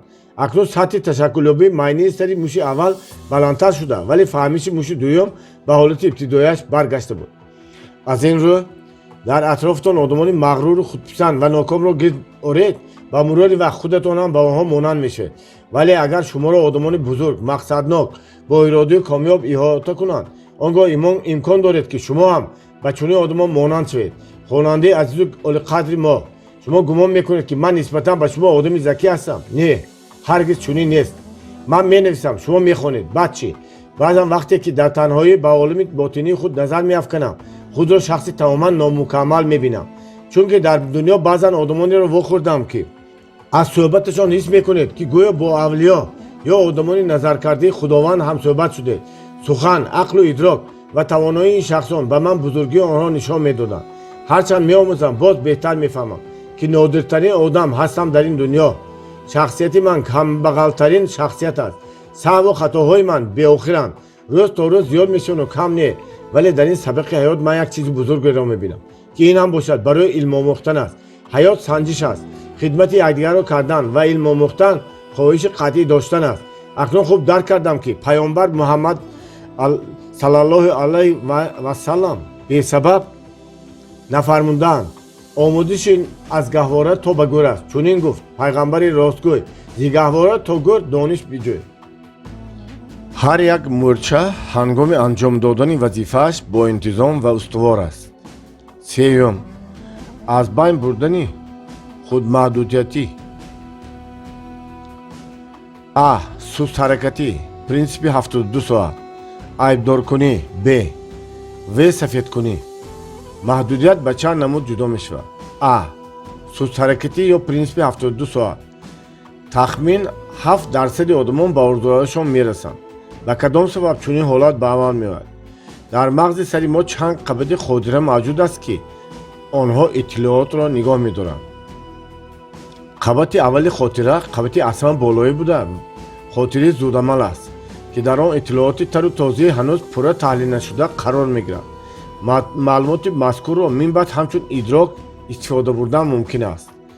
ин ба он ҳолат монанд аст ки шумо дар бораи касе фикр мекунед ва нохост ӯ низ баъд аз якчанд лаҳза ба шумо занг мезанад ё ки дарро боз карда вориди манзили шумо мешавад, ё дар саратон андешае пайдо мешавад ва муддате шайдои он мегардед.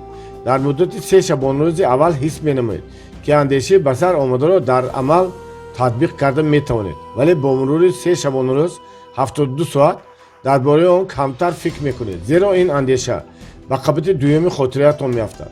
дар қабати аввали хотира ҳамон иттилооте нигоҳ дошта мешавад ки дар бораи он ҳар рӯз фикр мекунед, вале ба иттилооти қабати дуюм хотира камтар ниёз доред. масалан, ҳафтаи қабл ҳамроҳи дӯстонатон дар соҳили баҳр истироҳат доштед. дар фароғатгоҳ ҷавони дигаре низ тафреҳ мекард ки минбаъд ӯро ҳатто ба гӯшии хотиратон ҳам наовардаед. аммо рӯзе ногаҳон ягон нафар дӯстатон аз шумо номи ҳамон ҷавонро мепурсад, вале шумо ӯро аллакай фаромӯш кардед. худро водор сохта симояшро ба хотир овардан мехоҳед. минбаъд чунин ҳолат ба амал меояд.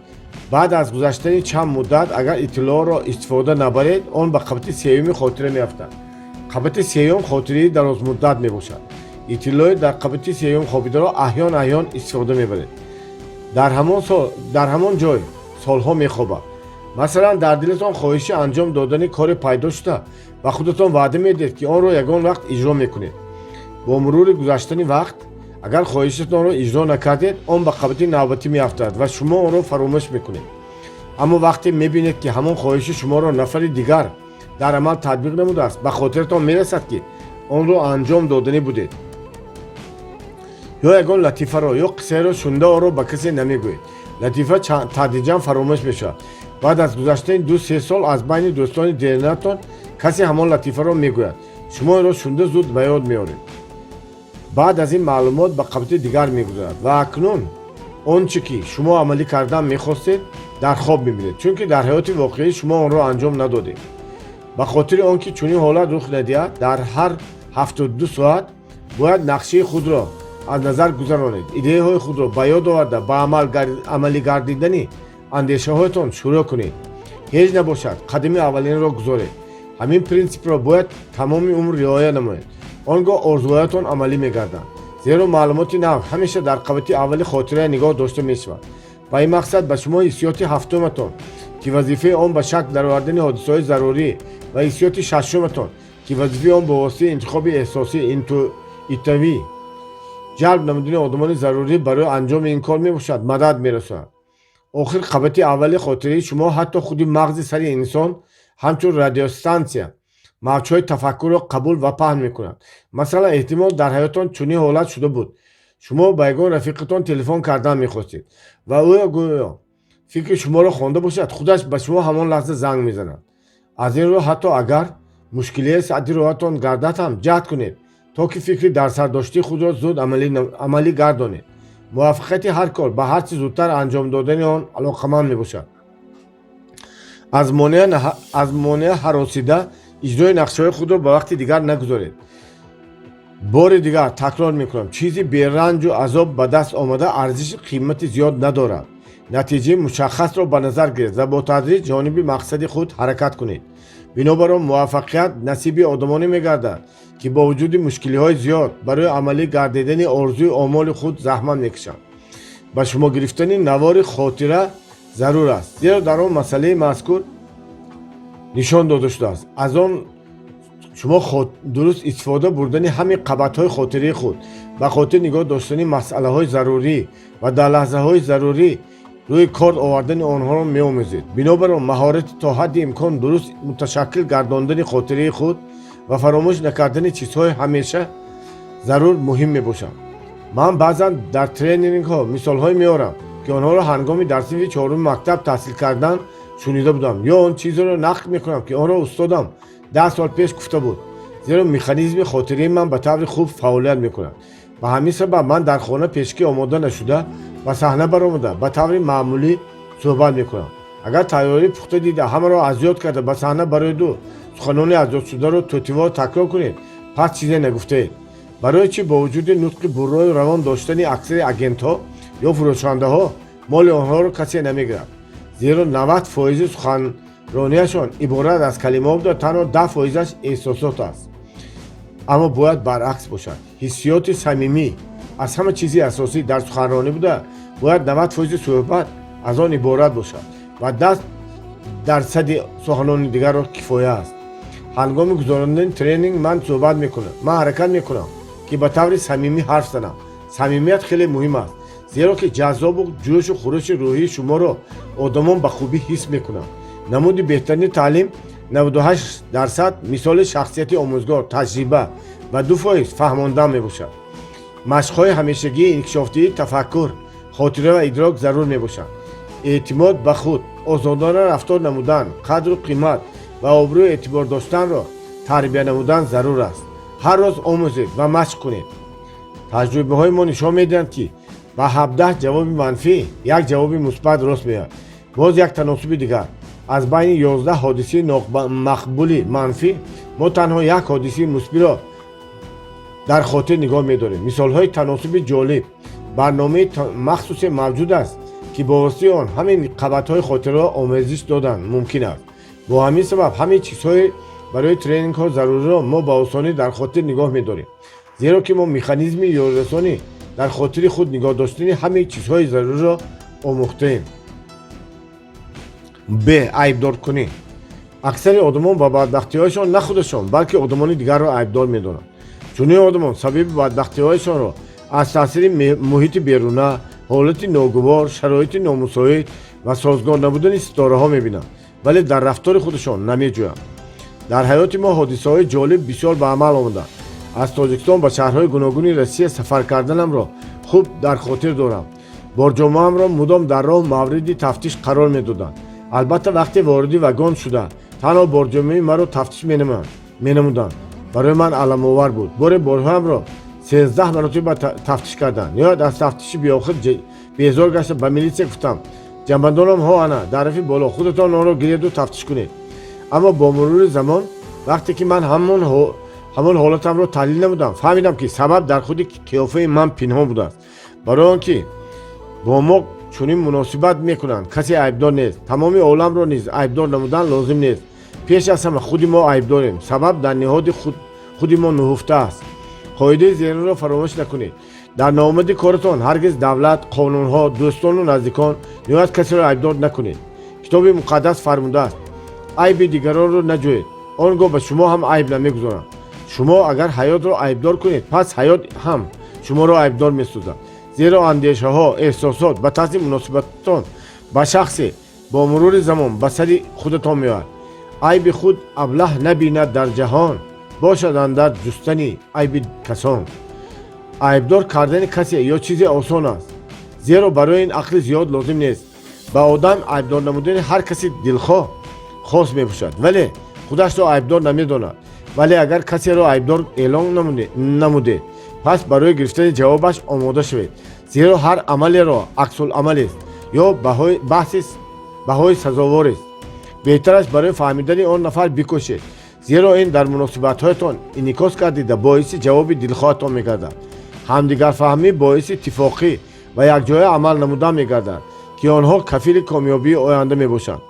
بنابراین نهراسیده سبب نامرادی‌هایتان را در خودتان جستجو کنید. شأن و اعتبار خود را وسیله اصلاح کمبودی‌هایتان را حسابیده سهو و خطاهای پیشینه را تکرار نکنید. مدام آموزید و سطح انکشاف خود را بلند بردارید. کنفوتسی گفته بود اگر برف آستانه در منزلتان نارفته باشد از برف نارفته بام خانه همسایتان شکایت نکنید.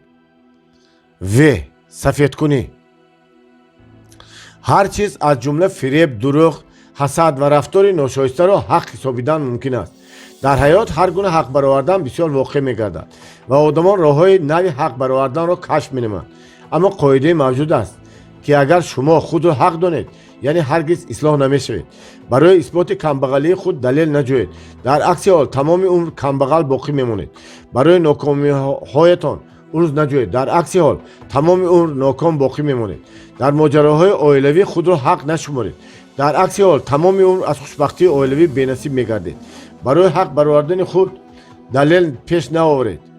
نتیجه به دست آورید. هیچ چیز جای نتیجه گرفته نمی‌تواند. آدمان خود را برای آن حق برآوردن می‌خواهند که مشکلیشان نه بهتر بلکه سبک شود. وقتی شما از حق برآوردن خود دست می‌کشید آنگاه مسئولیتی وضع خودتان را به دوش دیگران نگذاشته درک می‌نمایید که سبب همه ناکامی‌هایتان خودتان هستید. شما از حق برآوردن خود دست کشیده به خودتان اعتماد حاصل می‌نمایید. سبب اساسی ناکامی‌ها و کمبودی‌ها خودتان میباشید. خودتان را مدام انکشاف دهید زیرا سبب غلبه و مغلوبیتتان خودتان میباشید. طور آدمان خردمند فرمودند به خود غالب آمدن منبع همه پیروزی‌ها میباشد. به دفتر یادداشت به خود اعتماد داشتن صفتی میباشد که برای تطبیق گشتن قابلیت شما کمک میرساند. اگر انجام دادن کاری را مقصد خود قرار داده باشید آنگاه به دلتان هرگز شبهه را راه ندهید. با باوری و اعتماد کار را شروع کنید زیرا حیات آدمان توانا و دلیر را دوست می‌دارد. هرگز روباه مجاز نشوید و خودپسندی نکنید. درباره به شما خدمت کردن یا نکردن آدمان از صدق دل گفتگو کنید. با واسطه حیله و نیرنگ کسی را فریب ندهید. اگر مبادا خصلت‌های روباهی داشته باشید حتما از آنها خلاص شوید. خصلت‌های روباهی به مانند علف‌های بیگانه که باعث نابودی زراعت می‌گردند صمیمیت و زنده‌دلی شما را نابود می‌کنند. در اطرافتان شیرطبیعتان را گیر دارید. این عمل چنین معنا دارد که با آدمان بزرگ، صاحب مقصد و کامیاب دوستی کنید زیرا آنها با موفقیت‌های خود عمل شما را پوره می‌گردانند و با تجربه خود شما را روح بلند می‌سازند و به شما صفت‌های خوبشان را می‌دهند. در هر یک 72 ساعت شما باید نقشه‌های خود را از نظر گذارید. ایده های خود را به یاد آورده به عملی گرداندن اندیشه هایتان شروع کنید. هیچ نباشد قدم اولین را گذارید ҳамин принсипро бояд тамоми умр риоя намоед. Он гоҳ орзуҳоятон амалӣ мегарданд. наҳаросида сабаби номуродиҳоятонро дар худатон ҷустуҷӯ кунед. шаъну эътибори худро василаи ислоҳи камбудиятон собида саҳву хатоҳои пешинаро такрор накунед. мудом омӯзед ва сатҳи инкишофи худро баланд бардоред. конфутсий гуфта буд: агар барфи остонаи дари манзилатон норифта бошад, аз барфи норифтаи боми хонаи ҳамсоятон шикоят накунед. барои исботи камбағалии худ далел наҷӯед. дар акси ҳол тамоми умр камбағал боқӣ мемонед. барои нокомиҳоятон урз наҷӯед. дар акси ҳол тамоми умр ноком мемонед. дар моҷароҳои оилавӣ худро ҳақ нашуморед. дар акси ҳол тамоми умр аз хушбахтии оилавӣ бенасиб мегардед. барои ҳақ баровардани худ далел пеш наоваред, балки натиҷа ба даст оред. ҳеҷ чиз ҷои натиҷаро гирифта наметавонад. сабаби асосии нокомиҳоятон камбудиҳои худатон мебошад. худатонро мудом инкишоф диҳед, зеро сабаби ғалабаи мағлубиятатон худатон мебошед. тавре одамони хиратманд фармуданд, ба худ ғолиб омадан сарчашбаи ҳамаи пирӯзаҳост. чорум, се муҳити ташаккулёбӣ: а. рӯҳонӣ, б. ҷисмонӣ, в. зеҳнӣ. а. инкишофёбии рӯҳонӣ. инкишофёбии рӯҳониро ҳар яке мо ба таври худ ҳар хел мефаҳмем, вале ҳама баронанд ки ҳаёти моро бидуни рушди рӯҳонӣ тасаввур кардан ғайриимкон аст. ғайри хоҳишамон инкишофи рӯҳонӣ ҳамчун ду тарафи танга қисми таркибии ҳаётамон мебошад. ман медонам ки агар шумо қувваи тавоноӣ, нерӯ, ҳиссиёти худро сарфи рушди равониятон созед, рӯзе мерасаду ҳамаи онҳо дучанд шуда ба худи шумо бармегарданд. вале шумо олими воқеаро ки дар он зиндагӣ доред бояд инкор накунед. ҳамаи ашё ва зуҳуроти олам амсоли ду пои мо ба ҳам сахт алоқаманд мебошанд. ба як пой бо вуҷуди пурқувват будани он ба муддати тӯлонӣ рост додан мумкин нест. б. инкишофёбии ҷисмонӣ. инкишофёбии ҷисмонӣ тандурустии худи шумост. дар ҷавониятон барои ибодати худованд ҳамеша вақт ҷудо кунед. аз аллоҳ тансиятӣ, муҳаббат ва барору комёбӣ талаб кунед. оё медонед ки бо кадом сабаб одамон дар пирӣ бештар ибодат мекунанд? зеро одамон аз беморӣ, яккаву танҳо мондан ва онҳоро нафаҳмидани дигарон ҳарос доранд. ба масҷид рафтани ҷавонони зиёд боиси масаррату хушҳолии мо мебошад. барои ғановати маънавӣ ҳамеша вақт пайдо намудан зарур аст. айнан ҳамин тавр барои машқ додани ҷисм ҳам вақт пайдо кунед. як ё якчанд намуди варзишро интихоб намоед, зеро ба вазъи ҷисмонии шумо суръати фикрониятон алоқаманд мебошад. ҳамеша хосияти фардиятонро ба эътибор гиред, вале ҳатман ба намудҳои оммавии варзиш, футбол, волейбол, баскетбол ва ғайра машғул шавед. агар шумо ҷисман камқувват бошед, пас маънаи шумо ҳам камқувват аст. ҳаргиз дар тани бемор ақли солим ҷой намегирад. агар ҳар рӯз ширинӣ, ғизоҳои равғанӣ истеъмол карда камтар ҳаракат намоед, мебинед ки баъд аз чанд вақт фарбе шуда вазъи саломатиятонро бад кардед. он гоҳ барои расидан ба мақсадҳои олӣ ангезае намемонад. мӯрчагони муҳтоҷро ба ҳоли худашон намегузоранд. в. инкишофёбии зеҳнӣ. ақли худро бояд машқ дод. такроран мегӯям, сармоягузории беҳтарин сармоягузорӣ намудани зеҳни худ мебошад. онро ба чизе қиёс карда намешавад. ақли шумо воситаи меҳнат буда муваффақият ва комёбиҳоятон ба он алоқаманд мебошад. мувофиқи имкониятҳоятон дар ҳамаи тренингҳои зарурӣ иштирок кунед. китобҳоеро бештар мутолиа намоед ки сатҳи зеҳнии шуморо баланд мебардоранд. бо воситаи омӯхтани забонҳои хориҷӣ хотирии худро устувор гардонед. маҳорату истеъдоди худро инкишоф диҳед. мувофиқи қобилияти худ дониш омӯхта маълумот гиред.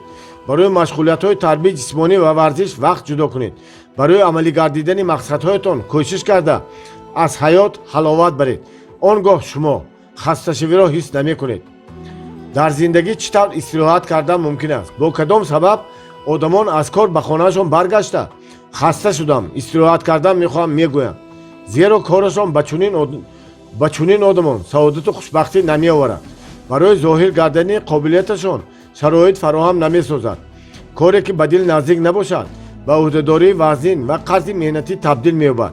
тавре амал кунед ки аз коратон қаноатманд гашта он ба сарчашмаи саодатмандӣ ва зӯри бозуятон табдил ёбад. پنجم، مهارت درست استفاده برای وقت. اقتباس: آدمی که حتی به قدر 1 ساعت عمرش نمیرسد، او هنوز به سطح درک کردن توانستن قیمت عمر سبزیده نرسیده است. چارلز داروین. آیا میدانید که برای چی آدمان اعتمادشان را به فردا گم کرده در دلشان اضطراب ظهور مینماید؟ به نظر چنین میرسد که همه کارها خوبند، فرزندانشان سالم، درآمدهایشان هم بد نیست، خانه داری آباد هم دارند، ولی با وجود این همه اضطراب در دلها همیشه باقی میماند، زیرا وقتی خود را سرشته کرده نتوانسته مدام شتاب میکنند، همیشه زیر فشار کارهای عصبی سازنده قرار دارند. درست استفاده کردن وقت را آموزید. اکثر آدمان مدام از کمبودی وقت شکایت میکنند. اگر یک شبانه روز 48 ساعت باشد هم چنین آدمان کارهایشان را پورا انجام داده نمیتوانند. بعضا آدمان اندیشه میکنند که وقت نمیرسد. به نظرشان چنین مینماید که آنها دیر مانده ایستادند، کار را در مدت مقرر گشته انجام داده نمیتوانند. دقتتان را به این مسئله بند نکنید. بچگی خود را به خاطر آورید. آن زمان شما بی‌حدودی وقت را احساس می‌نمودید.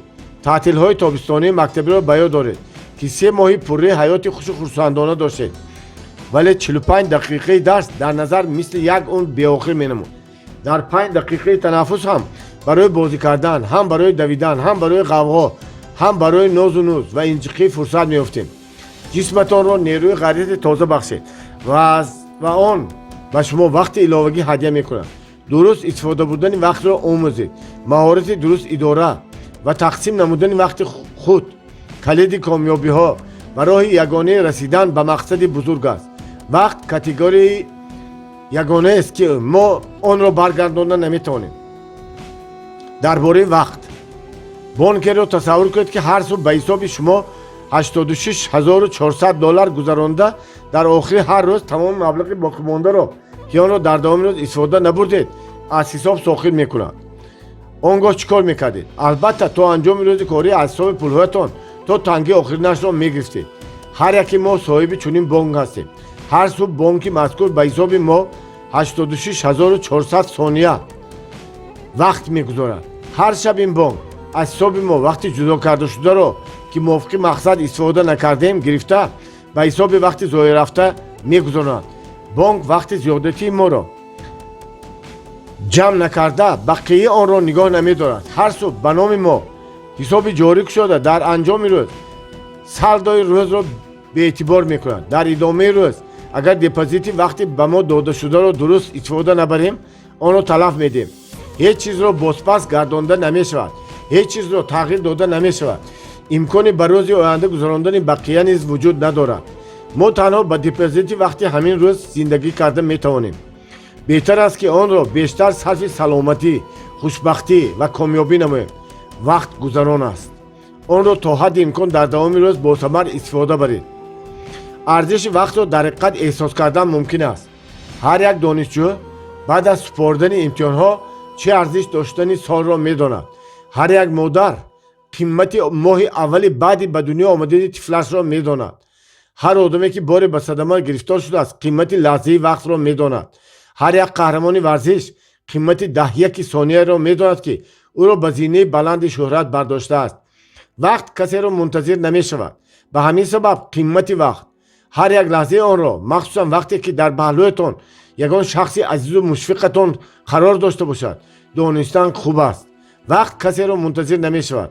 دیروز علاقه تاریخ است، پگاه باشد معماست. امروز هدیه است که حال حاضر نام دارد. خیرات. ا. تجربه حیات خویش. ب. آموختن حیات دیگران. یکم کتاب و مطالعه. دوم خیرات و ابلهی. سوم مشاهده کاری. اگر عاقل و دانا باشید آدمی ثروتمند میشوید. به این مقصد قاعده های را به خاطر نگاه داشتن ضرور است که شما را به جانب خیراتمندی راهنما میگرداند. ا. تجربه حیات خود را استفاده برید. تکرار دوباره خطاها برای ما نهایت گران میافتد. خطاها را چون سبق آموختن ضرور است. نارسایی خود را نتیجه منفی میدهند. معین کنید تا که عاقبت آن را برطرف کرده توانید. نتیجه های خوب را حتما بررسی کنید تا که سبب به دست آوردن کامیابی ها برای شما معین گردد.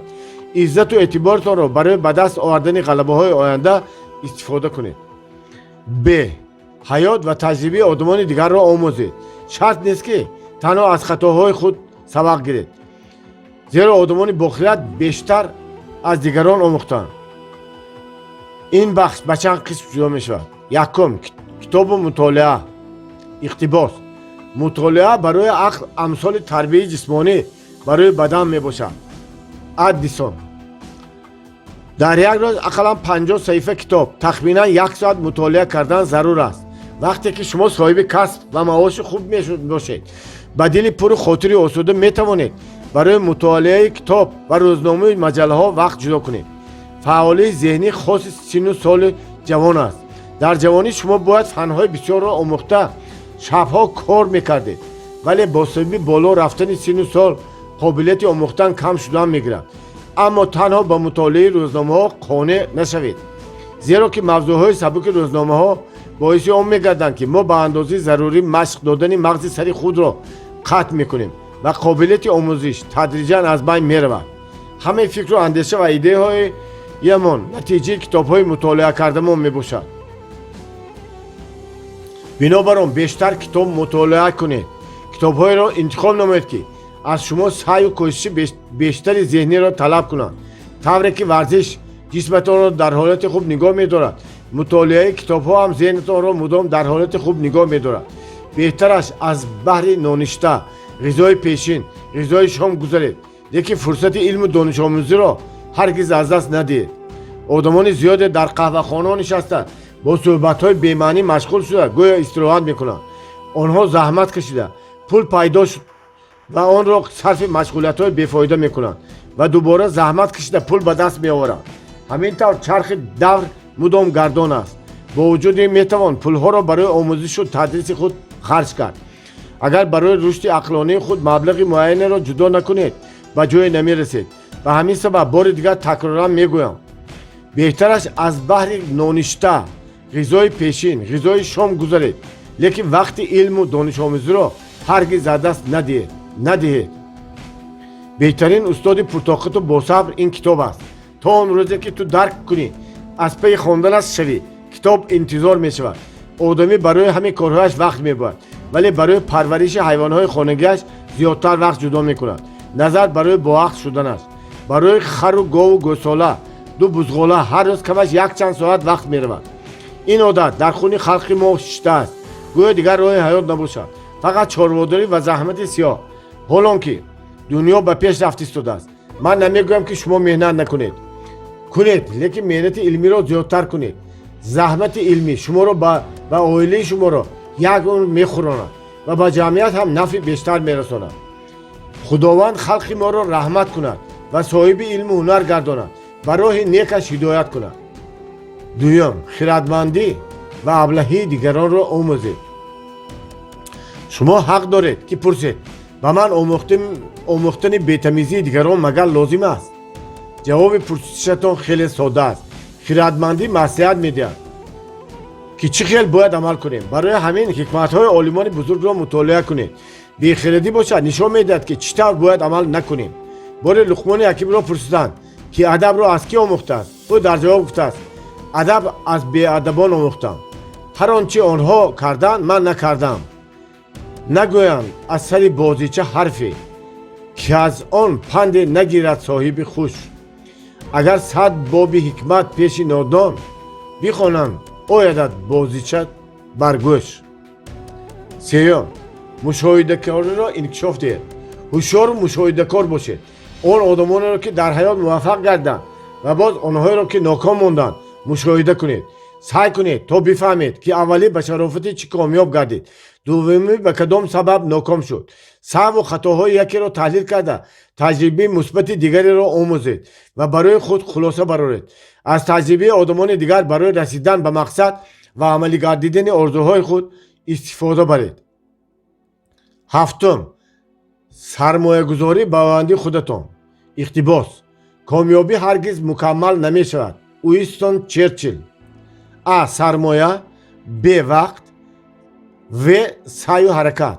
سرمایه: هرگز پول را برای خود دریغ ندارید. هر قدر که شما بیشتر قدر میکنید همون قدر بیشتر کامیاب میگردید. با نرخ‌های بلند اهمیت ندید. اگر کاستوم خوب و قیمت بها دیدید حساب کنید که شما شایسته همون کاستوم هستید. اشیاء پرقیمت و خوش‌صفت به شما اعتماد و نیروی تازه میبخشد. اقتباس: اگر برای استراحت وقت پیدا نکنید پس پیدا کردن وقت برای طبابتتان نزدیک است. وین میکر به وقت هرگز وقت رو برای خود دریغ ندارید. وقت رو طوری تقسیم کنید که هر روز امکانی به ورزش مشغول شدن، مطالعه کردن و در هوای گشاد سیر و گشت نمودن داشته باشید. در نقشه شما عبادت کردن، خواندن قرآن شریف و کتاب‌های درکاری، خدمت پدر و مادر را اجرا کردن البته باید باشند. گمان نکنید که بدتر کمکارتر میشوید و به همش وقت مییابید. نه، خودی همین روز برای ثمرناک استفاده بردن وقت سر کنید. و سعی و حرکت فراموش نکنید که بی سعی و کوشش شما به چیزی کامیاب نمیشوید. با غالبیت و نتیجه آسان امید نبندید. الکی اثبات گشته است که 90% استعداد، زحمت و صبوری بوده، فقط 10% آن قابلیت است. از همه بیشتر سعی و کوششتان را برای انکشاف دادن قابلیت خود روانه سازید. طور لیو تولستوی فرموده است: حیات سعی و کوشش امروزه است. سعی و کوشش امروزتان موقع آینده تان را معین می‌سازد. به دفتر یادداشت‌ها: اگر شما قوه توانایی، نیرو، حسیات خود را صرف رشد روانیتان سازید، روز میرسد و همه آنها دوچند شده به خود شما برمیگردند. وضع جسمانی شما، درجه ذهنی و صورت فکرانی شما را معین میکند. عقل شما واسطه مهنت بوده، موفقیت و کامیابیتان به آن علاقمند میباشد. درست استفاده بردن وقت را آموزید. مهارت درست اداره و تقسیم نمودن وقت خود کلید کامیابی ها و راه یگانه رسیدن به مقصد بزرگ است. وقت کاتگوری یگانه است که ما آن را برگرداندن نمیتوانیم. تجربه حیات خود را استفاده برید. خطاهایمان ارزش گران دارند. از این راه آنها را تکرار کردن لازم نیست. از خطاها سبق آموختن شرط و ضرور است. راههای اصلاح نمودن خطاها را جستجو کرده آنها را برطرف سازید. تنها با آموختن سبق از خطاهای خود محدود نشده حیات و تجربه آدمان دیگر را نیز آموزید، زیرا آدمان باخرد بیشتر از دیگران می آموزند. همه فکر و اندیشه و ایده های ما نتیجه مطالعه کتاب ها می باشند. خردمندی و بیخردی آدمان دیگر را آموزید. خردمندی مصلحت می دهد که چقدر باید عمل کنیم. بیخردی باشد نشان می دهد که این طور باید عمل نکنیم. هوشیار و مشاهده کار باشید. آن آدمانی را که در حیات موفق گردیدند و باز آنهایی را که ناکام ماندند مشاهده کنید. سعی و کوشش نموده فهمید که اولی با شرافتی چی کامیاب گردیده، دوم با کدام سبب ناکام شد.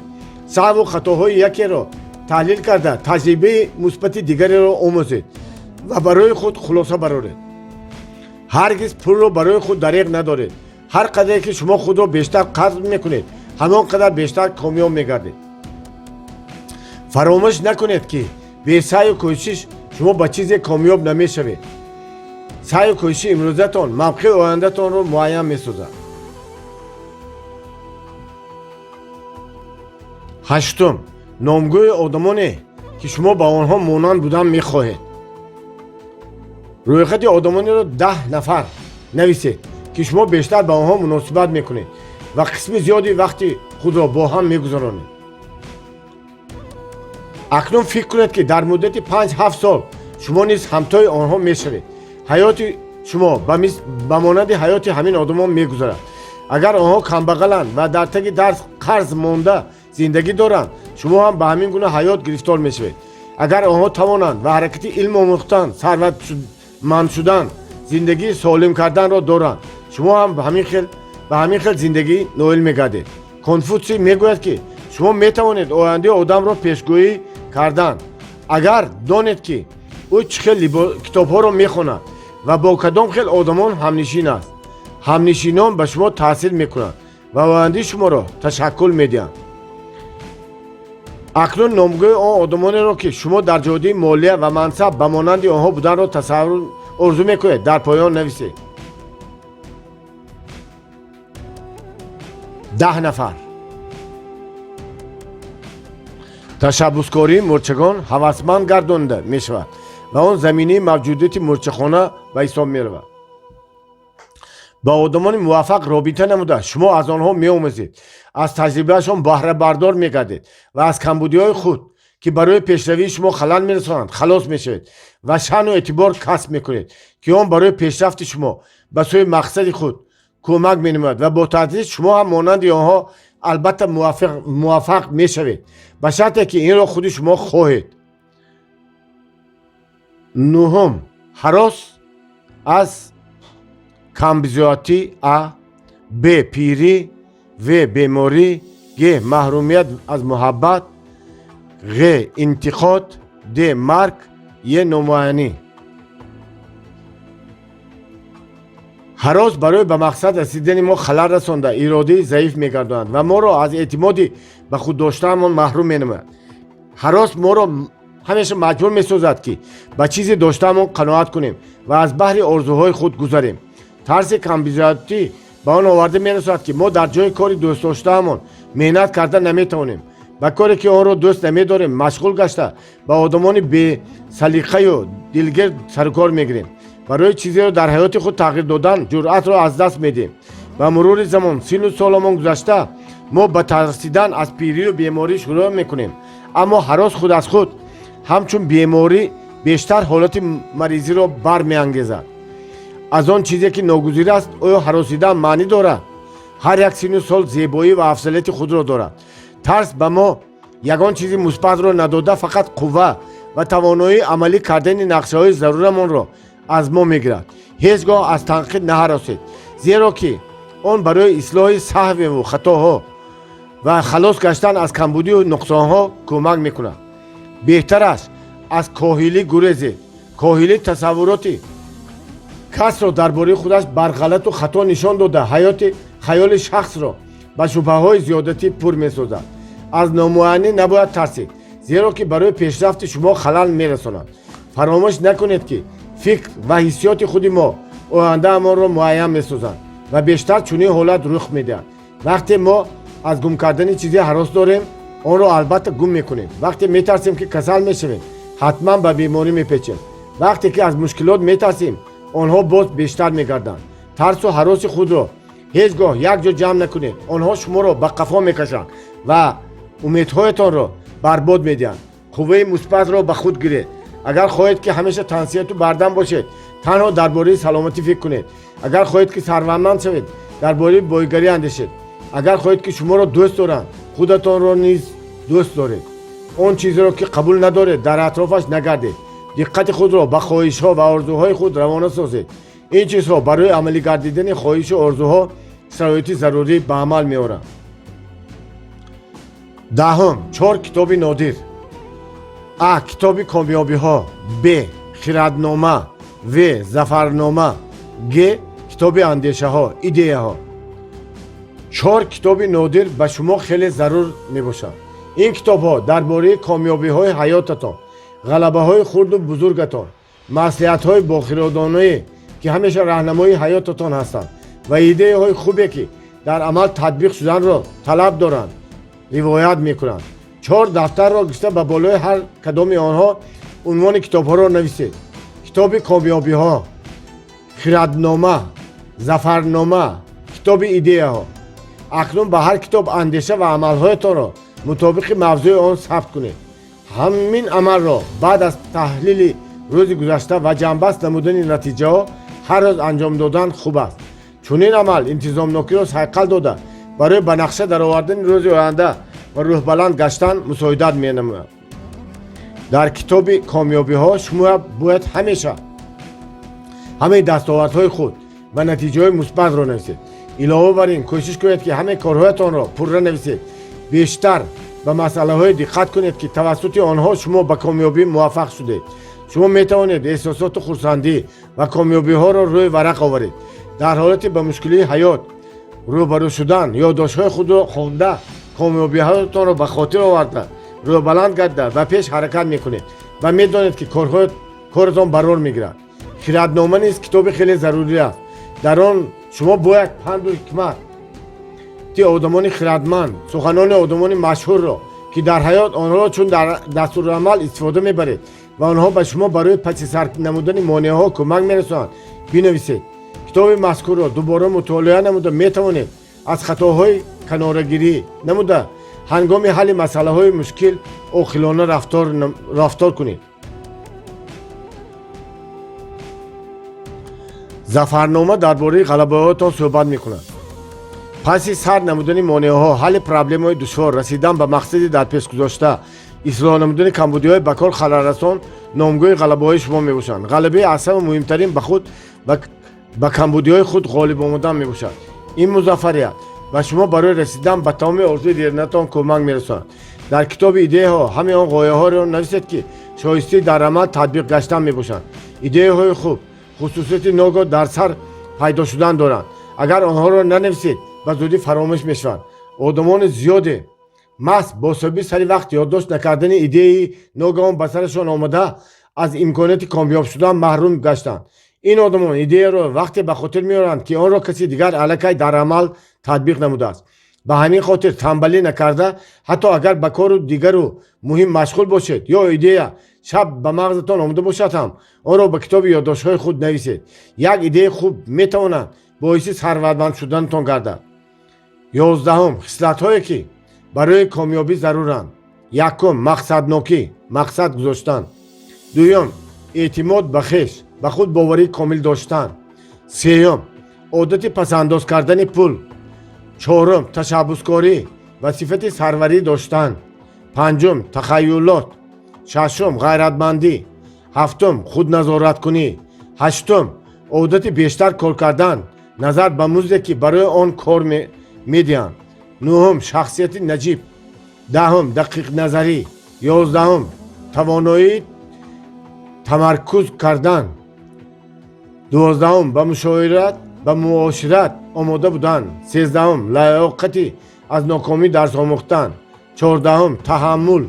15 استفاده قاعده طلایی. مسئله ظرفیت زندگی. بار خردمند در حضور شاگردان ایستاده ظرف کلان شیشگی را به دست گرفته آن را با سنگ‌های کلان پر کرد. سپس او از شاگردانش پرسید آیا ظرف پر از سنگ است؟ همه تصدیق کردند بله. آنگاه مرد خردمند یک خلطه سنگریزه را گرفته به ظرف انداخت و آن را چند مرتبه آهسته لرزاند. سنگریزه ها به جایهای خالی مانده بین سنگ‌های کلان کلان غلظه ظرف را پر کردند. مرد خردمند از شاگردانش دوباره پرسید که آیا ظرف پر شده است؟ شاگردان این دفعه هم پر شدن ظرف را تصدیق کردند. مرد خردمند از بالای میز خلطه خاکریزه را گرفته به ظرف ریخت. خاک جای باقی مانده خالی ظرف را پر کرد. اکنون من میخواهم که شما در همین ظرف حیات خودتان را بینید. مراجعت کرد مرد خردمند و شاگردان.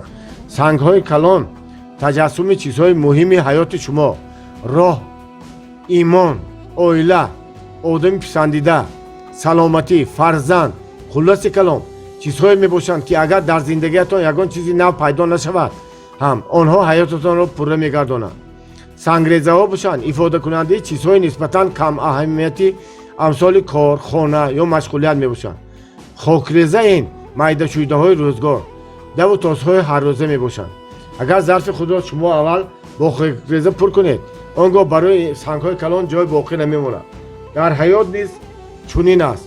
اگر عمرتان را صرف معده شویده کنید برای عملهای برجسته جای باقی نمیماند. از این رو در حیات پیش از همه با چیزهای مهم اهمیت دهید. برای فرزندان و شخصان دوست داشته‌تان وقت پیدا کنید. سلامتیتان را احتیاط نمایید. برای کار، خانه، جشن و ایدها و چیزهای دیگر وقت زیاد باقی میماند. و سنگ‌های کلان بیشتر اهمیت دهید زیرا آنها ارزش دارند. همه چیزی باقی مانده خاک سوده میباشد. فلسفه مورچه. از قدیم الایام مورچگان به مرتبی حیات خود همدستی دقت آدمان را به خود جلب می‌نمودند. زحمتکشی و صبر و طاقت آنها همیشه آدمان را به حیرت می‌آورد. محض در هماهنگی با طبیعت آدمان کوشش می‌کردند که به بسیار معمای آفرینش دنیا جواب پیدا کنند. مورچگان همیشه نمونه مقصدناکی و استواری بوده. آدمان از مورچه از مانع‌ها نهراسته گذشتن، به قوه خودشان تکیه کردن و به مقصد رسیدن را می‌آموختند. و مورچگان حکمت‌ها و عباره‌های بیشمار ریخته бахшида шудам. Дар поён муште аз хирвор пешкаши шумо мегардонем. Мурчагон дар якҷоягӣ шерро ҳам аз пой меафтонанд. Бархез коҳил, аз мурча боақлӣ омӯз. Воизе хушсухан аз мурчае нест ки бидуни садо баровардан зиндагӣ мекунад. Мурча заиф бошад ҳам сангро мешиканад. Мурча ҷисман назарногир бошад ҳам корҳои бузургро анҷом медиҳад. Мурчаяк аз дидори мурча шод мегардад. Каллаи мурча баробари донаи гандум бошад ҳам як амбор ақл дорад. Мурча бо ҷисми хурдаш кӯҳро талқон мекунад. коҳил ба амалҳои мурча назар кун ва аз ӯ оқилӣ омӯз. Мурча на сардор дорад, на шох, вале фасли тобистон нон захира карда ҳангоми ғаладарав ғизояшро ҷамъ меорад. инҷил. Мурча бо вуҷуди хурд будан ҳанӯз тобистон ғизои зимистонашро захира мекунад. харгӯш бо вуҷуди заифӣ дар байни шахҳои азими кӯҳ манзил бунёд мекунад. китоби масъалҳои ҳазрати сулаймон. мурча на танҳо дороии ҳиссиёт, инчунин фаҳму фаросат, ақлу хирад ва хотира мебошад. ситсерон. агар ягон кас аз осмон ба замин назар меандохт, фарқи заҳматкашидани одамон ва занбӯрону мурчагонро дида метавонист. селс. моро корҳои бузурги занбӯрону мурчагон нисбат ба ҷисми бузурги наҳанг бештар ба тааҷҷуб мегузоранд. августини солеҳ. чизи албатта хеле хурд вале беайбу нуқсон. тавре шоҳи ақл фармудааст, мурча беандоза бохират мебошад. мо низ сай кардем ки ҳаёти мурчагонро фаҳмида принсипҳоеро ки ташаккул диҳем ки онҳо барои дар амал татбиқ намудани орзуҳояшон ба одамон кӯмак расонанд. маҳз табиат ба мо намунаи ҳайратангези мақсаднокӣ ва устувориро нишон медиҳад. ҳамин аст фалсафаи мурча ки дар он ҳикмати худованд таҷассум гардидааст. мурча ҳаргиз таслим намешавад. мурчагон якдигарро меомӯзонанд. калонсолонашон хурдсолонашонро таълим медиҳанд. мурчаҳо ба ҷониби мақсадашон ҳаракат карда монеаҳоро намеписанданд. мурчагон дар ҳамаи ҳолати мушкил дастгири якдигар мебошанд. мурчагон ба маҳалли дур раванд ҳам дубора ба манзилашон бармегарданд. мурчагон миннатдӯст мебошанд. онҳо аз субҳи содиқ то шоми торик кор мекунанд. мурча бо мурчаи дигар роҳи кӯтоҳтарини расидан ба мақсадро нишон медиҳад. амалҳои ҳар як мурча барои таъмини некоаҳволии оилаашон равона карда шудааст. мурчагон аз миқдори талаботашон бештар ғизо ҷамъ оварда ба ҳамин восита ба дигар мурчагон ғамхорӣ мекунанд. зарурияти таъмин намудани оила амалҳои мурчагонро муайян месозад. мурчагон мақсади дар пеш гузоштаашонро бекаму кост иҷро мекунанд. мурчагон кореро анҷом медиҳанд ки ба назари аввал ғайриимкон менамояд. талаботи оила заҳматкашии мурча мебошад. ба якдигар ғамхорӣ намудани мурчагон ба ҳамдилӣ ва ҳавасмандгардонӣ асос ёфтааст. мурчагон ҳар кореро ки ба оила зарур аст анҷом медиҳанд. ҳар як мурча имкони интихоби машғулият ва нишон додани ташаббусро дорад. ташаббускории мурчаҳо ҳавасманд гардонда мешаванд ва он заминаи мавҷудияти мурчахона ба ҳисоб меравад. пешвоёни мурчагон мурчагони дигарро раҳнамоӣ мекунанд. мурчагон масъалаҳои мураккабро бо қувваи дастҷамъӣ ҳаллу фасл менамоянд.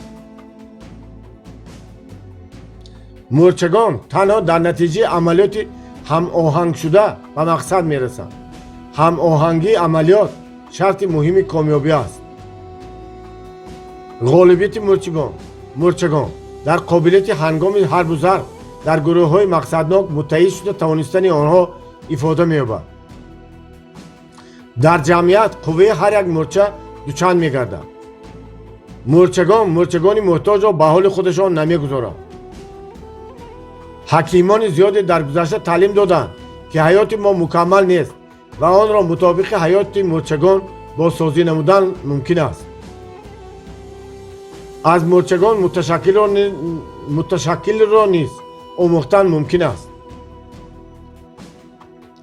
принсипи асосии ҳаёти мурчагон як кас барои ҳама ва ҳама барои як кас мебошад.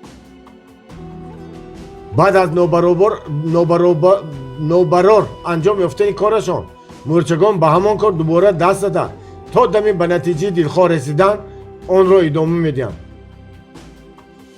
برای پس سر کردن دشواری ها مورچگان همتا ندارند.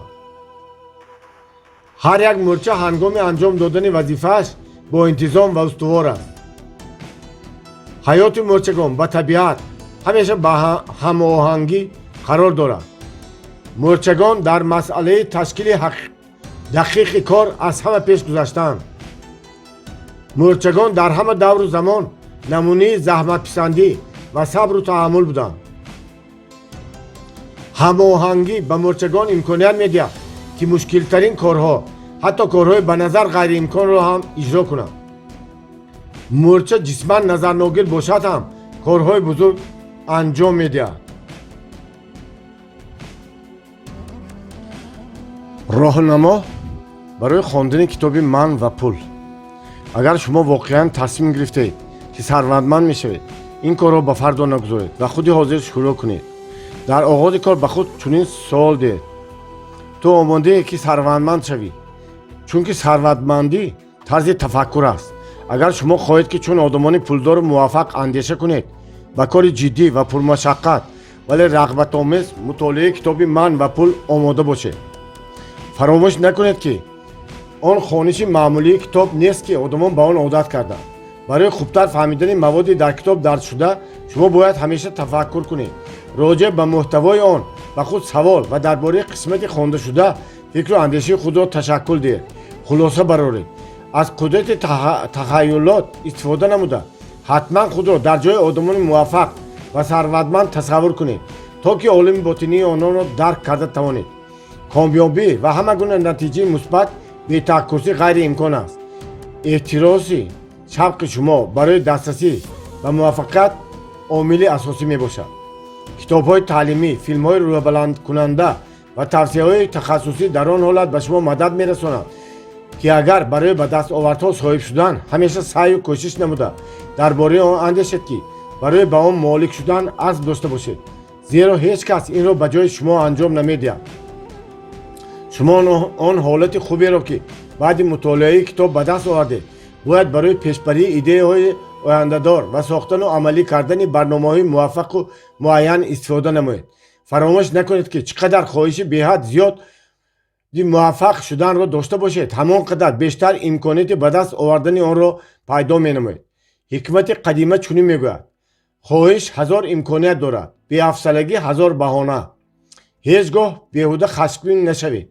از صفت‌های خوبی خود همیشه استفاده برده عادت‌های نکو را در خود تشکل دهید.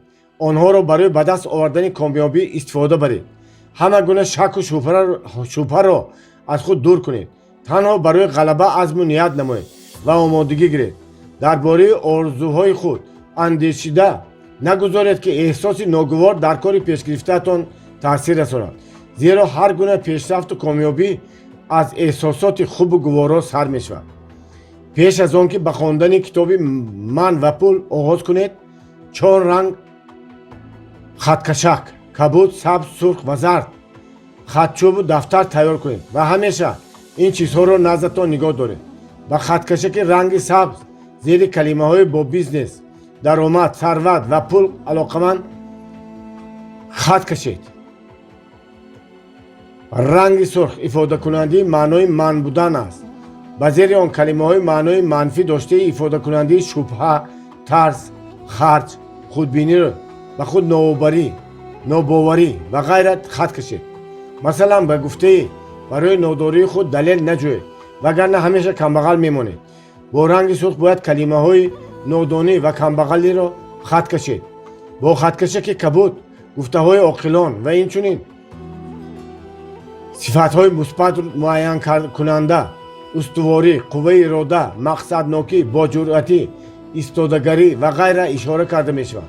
و در آخر با رنگ زرد در متن کلمه های کلیدی مربوطی، قاعده اساسی، پرینسیپ ها و قانون هایی که موافق آنها شما در حیات عمل کنید جدا کرده می شود. مثلا در جمله تا که کامیابی به دست آید می باید استاد پیدا کرد، خط می کشیم. بکوشید که وقت خود را چنان به نقشه گیرید که هر روز امکانات تنها ماندن و برای خواندن این کتاب کماً 45 دقیقه وقت داشته باشید. در این وقت هیچ کس نباید به شما خلل رساند و هیچ چیز دقت شما را از این مشغولیت بسیار جدی به سوی خود کشد و در این باره به نزدیکان خود پیشکی نصیحت کنید. هر دفعه پیش از آن که به خواندن باب نو شروع کنید برای تکرار موضوعهای پیش از این خوانده شده وقت جدا نمایید. به خاطر آورید در مکتب هم هر درسی نو با تکرار درس گذشته سر می شود. این پرینسیپ به شما یاری می دهد که دانش‌های اندوخته خود را خوب از خود نموده مستحکم نمایید، زیرا از این نتیجه های من بعدی شما وابسته است. عمل و حرکت اولین شما برای شما راهنمای مخصوص ضرور است که سمت و پایدرهمی حرکت شما را در رسیدن به کامیابی پیشکی معین کند. آموزش را از خواندن مندرجه آغاز کنید و هر کلمه که در نظرتان جالب می نماید و با کیفیت باطنی شما جوابگوی می باشد روی آن علامت گذارید. در حالتی که چیزی نافهمه باشد در حاشیه کتاب علامت سوال گذارید، یا که کلمه و عبارهایی که به شما پسند آیند علامت خطاب را استفاده کنید. اینچنین می توانید از هر علامتی برای خود فهمه استفاده برید. عادتا خوانندگان از روی تجربه، تربیه و معلومات و دیگر جهت‌ها که فردیت انسان را تشکل می‌دهند عمل می‌کنند. از این رو انتخاب شما فردیتتان را انعکاس می‌کند و به انتخاب دیگران مانند نیست. بعد از این کلمه‌های پسند افتاده را در مندرجه علامت گذاری کردید. کتاب را از صفحه اول تا به آخر ورق گردان کرده روی نام قسم‌ها و باب‌ها و اینچنین به حکمت‌های آدمان بزرگ دقت دهید. اگر چیز توجهتان را به خود کشید آن را با علامت اشاره نمایید یا نااندیشیده خط کشید. آخر این کتاب روی میزیتان است و آن را هر لحظه در کاری استفاده میبرید. از روی این گفته عمل نموده هرچی بیشتر علامت گذاری کنید همان قدر پرینسیپ های در این کتاب بیان شده را خوبتر میفهمید. پس میتوانید آنها در حیات خود استفاده برده و کامیابی نائل گردید. عمل حرکت دوم شما در وقت مطالعه کتاب همیشه از راهنمای عمل استفاده برید، زیرا که در همه گونه سیاحت راهبرد ضرور است، مخصوصا در سیاحت به کشورهای دانش. این راهنما شما را به راههای سنجیده به سوی مقصدی پیش بینی شده میبرد و هیچگاه نمیگذارد که ره گم زنید. یکی از قاعده های اساسی شناسایی با کتاب خط کشیدن عباره و جمله ها و حتی یک بند پره می باشد که شما آن را شوق‌آور و سزاوار دقت خود می حسابید. برای آن صحیفه هایی که شما باز با آنها برگشتن می خواهید از خطچوبه مخصوص استفاده برید. آن را پیشکی تیار نمایید. باز تاکید می کنیم که از جایهای خالی صحیفه ها و حاشیه ها برای قید کردن اندیشه هایی که هنگام خواندن نقطه و نظر مؤلف پیدا می شوند استفاده کنید. اگر این جایها برای قید کردن کمی کند می توانید باز ورق‌های علاوگی را به کتاب شریک کنید. اگر شما الکی آماده قبول اخبار هستید می توانید خوانش را ادامه دهید، اما برای زودتر تمام کردن باب‌های کتاب سراسیمه نشوید. با دقت به شتاب نادرکار مطالعه را دوام داده در دفتری تیار کرده آرامانه اندیشه ها و ایده های ناپیدا شده را نویسید. سعی کنید که هرچی بیشتر پرینسیپ های در این کتاب بیان شده را از خود کنید، چون که آینده تان به آن وابسته می باشد. عمل و حرکت سوم شما باب‌های از مؤلف و مقدمه را با دقت خوانده زیر کلمه‌های درکاری خط کشید و در جایهای ضروری فکر و ملاحظات خود را قید کنید. سپس درباره چیزهای خواندگیتان بیاندیشید. شما الکی درک کردید که این کتاب درباره چی نقل می‌کند. دانش‌های در جا آورده به شما کمک می‌کنند تا که از جهت مولوی آدمی آزاد شوید. در راه آرزوی خود 3 قدم به پیش گذارید و تصمیم گیرید تا که دانش‌های ضروری را از خود کنید و برای به دست آوردن مقصد خود استفاده بری آنها را آموزید. اگر چنین عمل کنید من بعد این کتاب به شما یاری می‌رساند. در این کتاب شما 5 قاعده اساسی را پیدا کرده میتوانید که همه آنها بین یکدیگر ارتباط دارند و در یک جایگی عمل میکنند. آنها را با دقت آموزید و چیزی مهم را در دفتر نویسید و در کار و عمل خود آنها را چون راهنما استفاده برید. شما باید درک کنید که مبلغ گذاری به تحصیل و آموزش از همه سردرآمدترین سرمایه گذاری می باشد. зеро он имконият медиҳад ҳазор ва ҳатто даҳҳо ҳазор маротиба аз он маблағе ки мегузоред бештар сармоя ба даст оваред. бобе аз чӣ бояд оғоз кард ва сафарбарии қобилиятро хонда дар ҳошияи он қайд гузошта ҳамин тавр тасаввур кунед ки шумо гӯё ба мо гуфтугӯ доред. дар ин суҳбат роҷеъ ба маводи хондаатон андешаҳои хешро баён намуда фикру мулоҳизаҳои худро бо ҳам мебинед. бо вуҷуди ин номи бобҳои пештар хат-кашидаро фаромӯш накунед. бо кӯшиш ва ғайрати беандоза онҳоро хонда муайян кунед ки диққататонро маҳз чӣ ба худ бештар мекашад. ҳама таассуроти навгирифтаи худро нависед, ҳатто агар онҳо ба таассуроти пешниҳатон мувофиқ набошанд.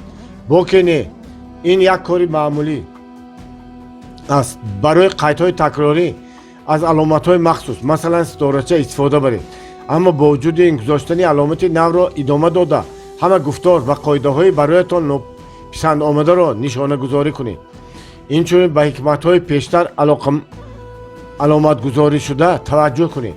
дар вақти хондани дубораи китоб шояд нуқтаи назари худро ба онҳо тағйир дода хулосаи худро дигар намоед.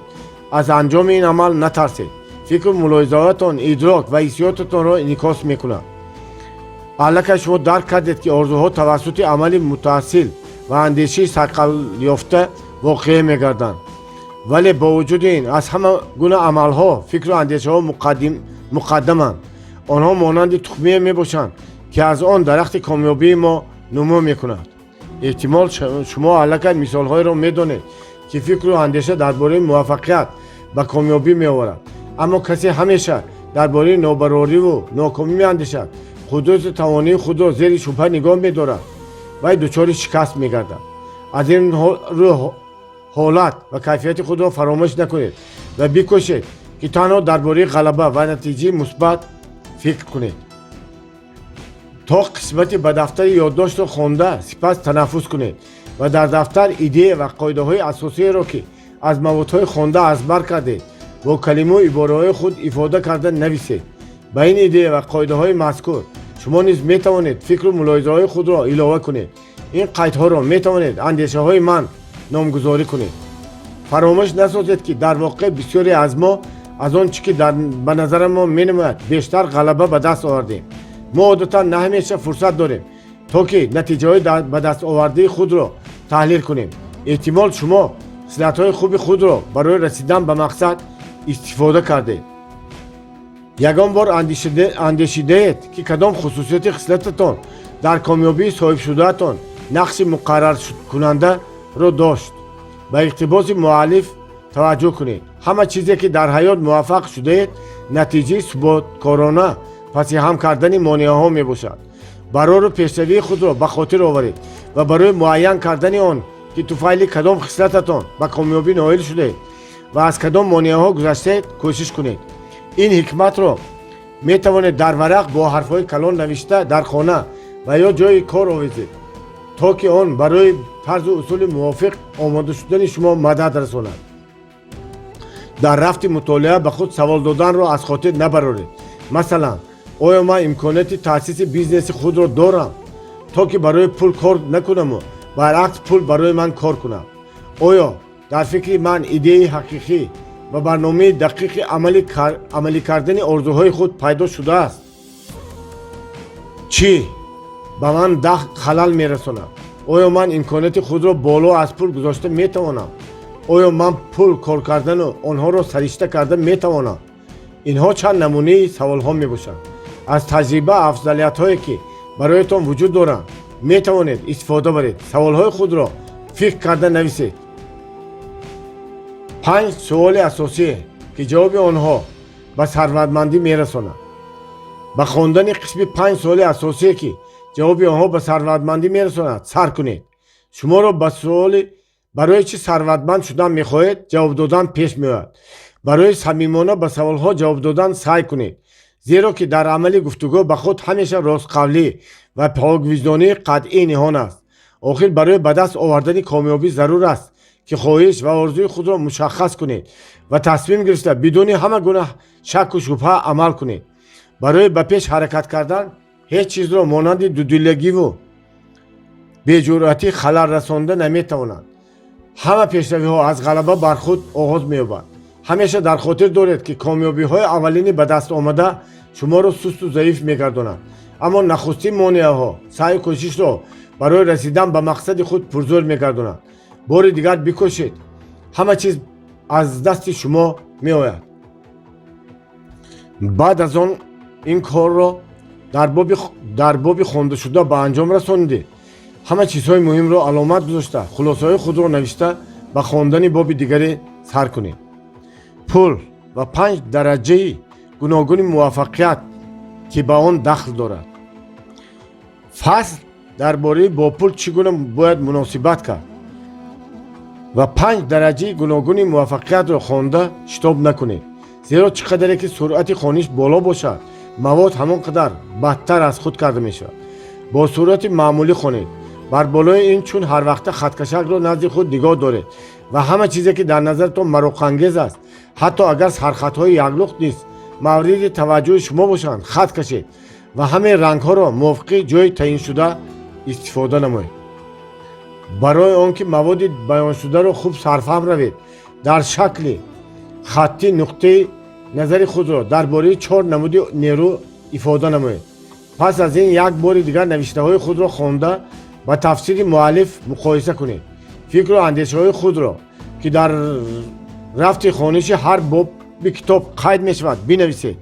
принсипи асосие ки ҳангоми кор ба китоб истифода мешаванд ин аст: ҳамеша чизҳои муҳимро хат кашед, дар бораи онҳо андешед, бо тарзу услуб ва афкори худ онҳоро нависед. дар ин боб мавод дар бораи айнаки дуруст, яъне дар бораи нигоҳи дуруст ба чизҳоеро мехонед. дар хотир ҳамешагӣ дошта бошед тасаввури мусбат дар бораи муҳити атроф қодир аст барои паси сар кардани монеаҳо ба шумо қувваи нав эҷод кунад. ба толе ва барори ногаҳонии кор умед набандед, зеро кори ҳамоне барор мегирад ки алайҳи мушкилот мубориза мебарад то ба мақсад бирасад. ҳамаи одамони бахтбаргашта пешакӣ ҳолати омодагӣ ба мағлубиятро дошта зуд таслим мешаванд. комёбии он нокомиро танҳо ҳолату рӯҳии ботинӣ ва ниятатон муайян мекунад. инсон барвақт ё бевақт дар маконе қарор мегирад ки кайҳо андешаҳояш он ҷойро тасхир карданд. агар ӯ ҳамеша такрор ба такрор бигӯяд ки ба муваффақият ноил мешавам, яъне вай ба ин боварӣ дорад ва метавонад орзуҳои худро амалӣ гардонад. пеш аз мутолиаи қисмати ба дафтари ёддошт таваққуф кунед ва аз сари нав ҷойҳои хаткашидаро хонед. навиштани фикру мулоҳизаҳои хоси худро ки ҳангоми мутолиа пайдо намудед фаромӯш насозед. ин қоида ба таври возеҳу равшан ба шаклгирии андешаатон ва ҷудо кардани фикру ғояи асосиро аз ҳар кадом мавод меомӯзонад. ғояҳои асосиро ҳамчун иқтибоси аз ҳама муҳим дар дафтар бо варианти муаллиф муқоиса кунед. рӯи тафовути ба миён омада фикр ронед. баъд аз ин дар миёни ҳар қоида ба худ додани суолро аз хотир набароред. ҳамин ки корро дар ин боб ба анҷом расондед, сипас ба хондани боби дигар сар кунед. рамзи сарватмандӣ, машқ бо пул ва мушакҳои пулӣ. ба хониши фасл дар бораи рамзи давлатмандӣ, машқ бо пул ва мушакҳои пулӣ мегузарем. шумо аллакай медонед ки чӣ гуна ин китобро мебояд хонд, то ки бо ёрии он ба комёбӣ ноил шавем. вале такрор ба ҳар шаклу андозаи гуногун ҳамеша муфид аст. ба зери калимаҳо хат кашед, такрор кунед, қайд кунед, ба андеша ва фаҳмиши худ мазмуни матнҳои заруриро навишта гиред. ин маслиҳатро истифода баред ва аз истифодаи фикру андешаи худ натарсед ва аз ҳама муҳим ин аст: ҳолату кайфияти хубро аз даст надиҳед. аммо ҳозир ба навиштани андешаҳои ман шурӯъ мекунем. онҳоро иншо намуда ҳама чизҳои дар ин боб дар зерашон хаткашидаро хонда ба фасли ба дафтари ёддошт муқоиса мекунем. рӯи ҳамаи эрод ва қайдҳои дар ҳошияи саҳифа кардаи худ фикру мулоҳиза ронед. агар чизе нофаҳмо монда бошад, барои хондани дубора вақти худро дариғ надоред. рӯи калимаи ибораҳои дар бобҳо хонда фикру мулоҳиза намоед. беҷуръатию дудилагӣ бадтар аз ноумедӣ аст. амалеро санҷидан ва хато кардан нисбат ба ҳеҷ кор накардан афзалтар аст. хатоҳо бароямон таҷриба ва дониш мегузоранд, вале аз беҷуръатию дудилагӣ бошанд, танҳо тарсу шубҳа боқӣ мемонад. аз ҳаёти худ мисолеро ба хотир меоваред. кадом вақт аз беҷуръатию ноустувории худ аз имконияти чизеро ба даст овардан маҳрум шуда будед ва баръакс воқеаро ба хотир оваред, ки кадом вақт амалҳои қатъӣ ва ҷасуронатон натиҷаи хеле назаррасро ба бор оварда буд.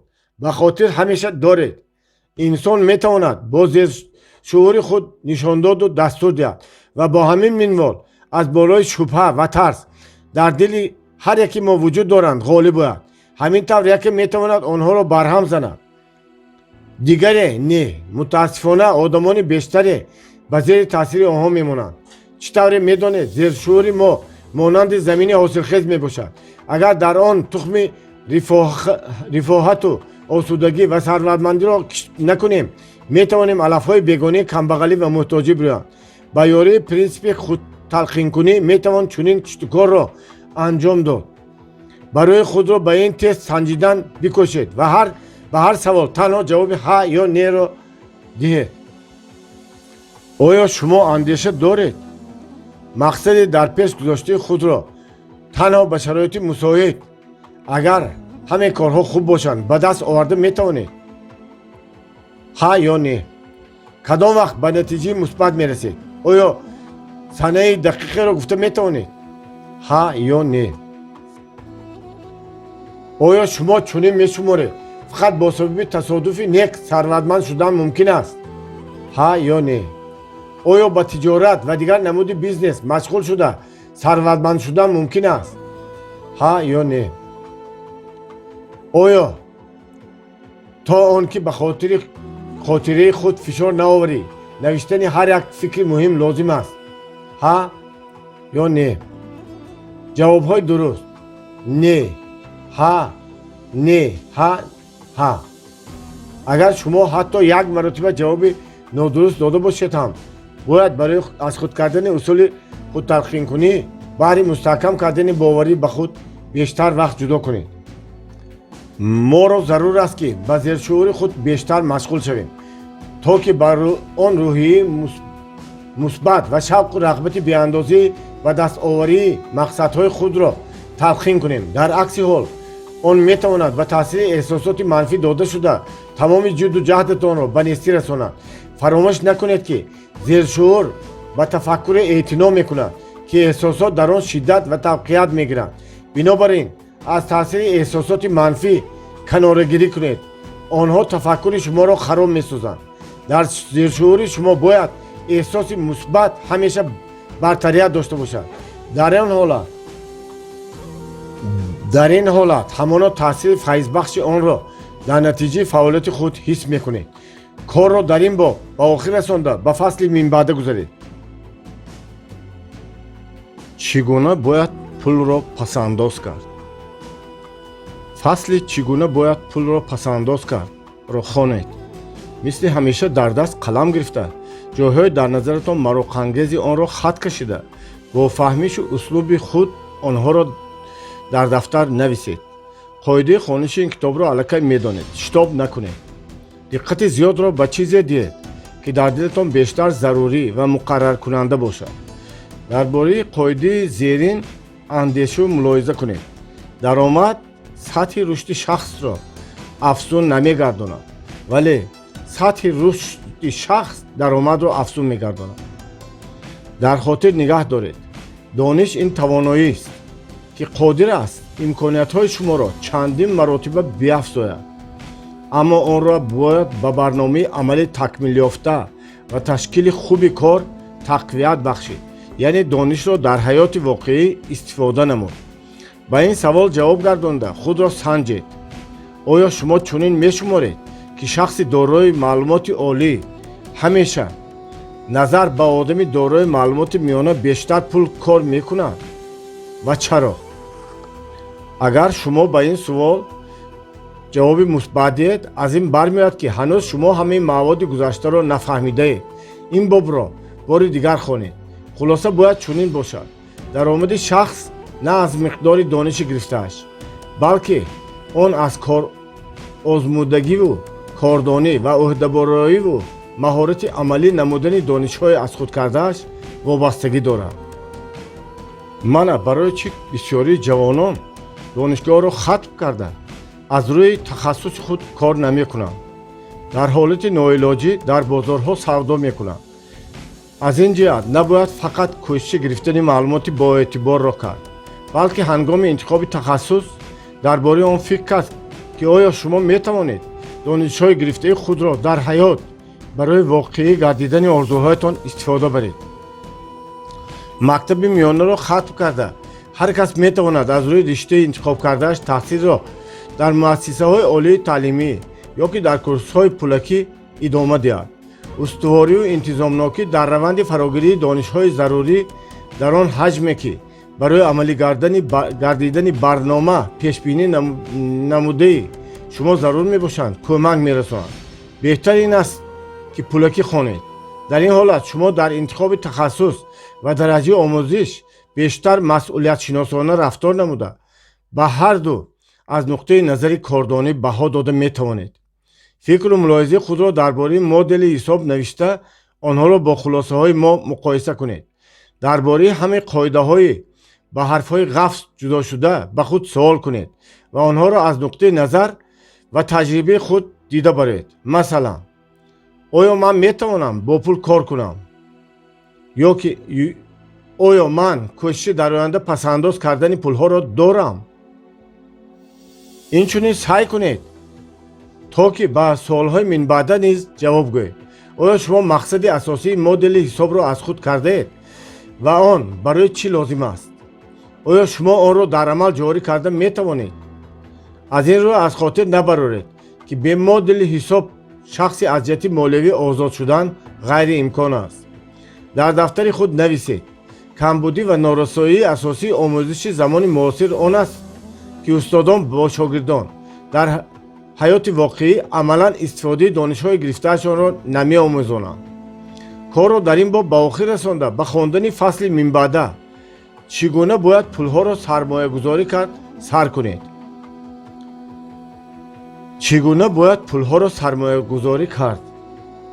ҳар чӣ бошад, вақти фарҷоми кор мисли ҳамеша фикру мулоҳизаҳои худро дар бораи чизҳои хондаатон нависед. онҳоро бо хулосаҳои мо муқоиса кунед ва дар бораи ҳар қоидаи дар фасли ба дафтари ёддошт қайд шуда фикру мулоҳиза ронед.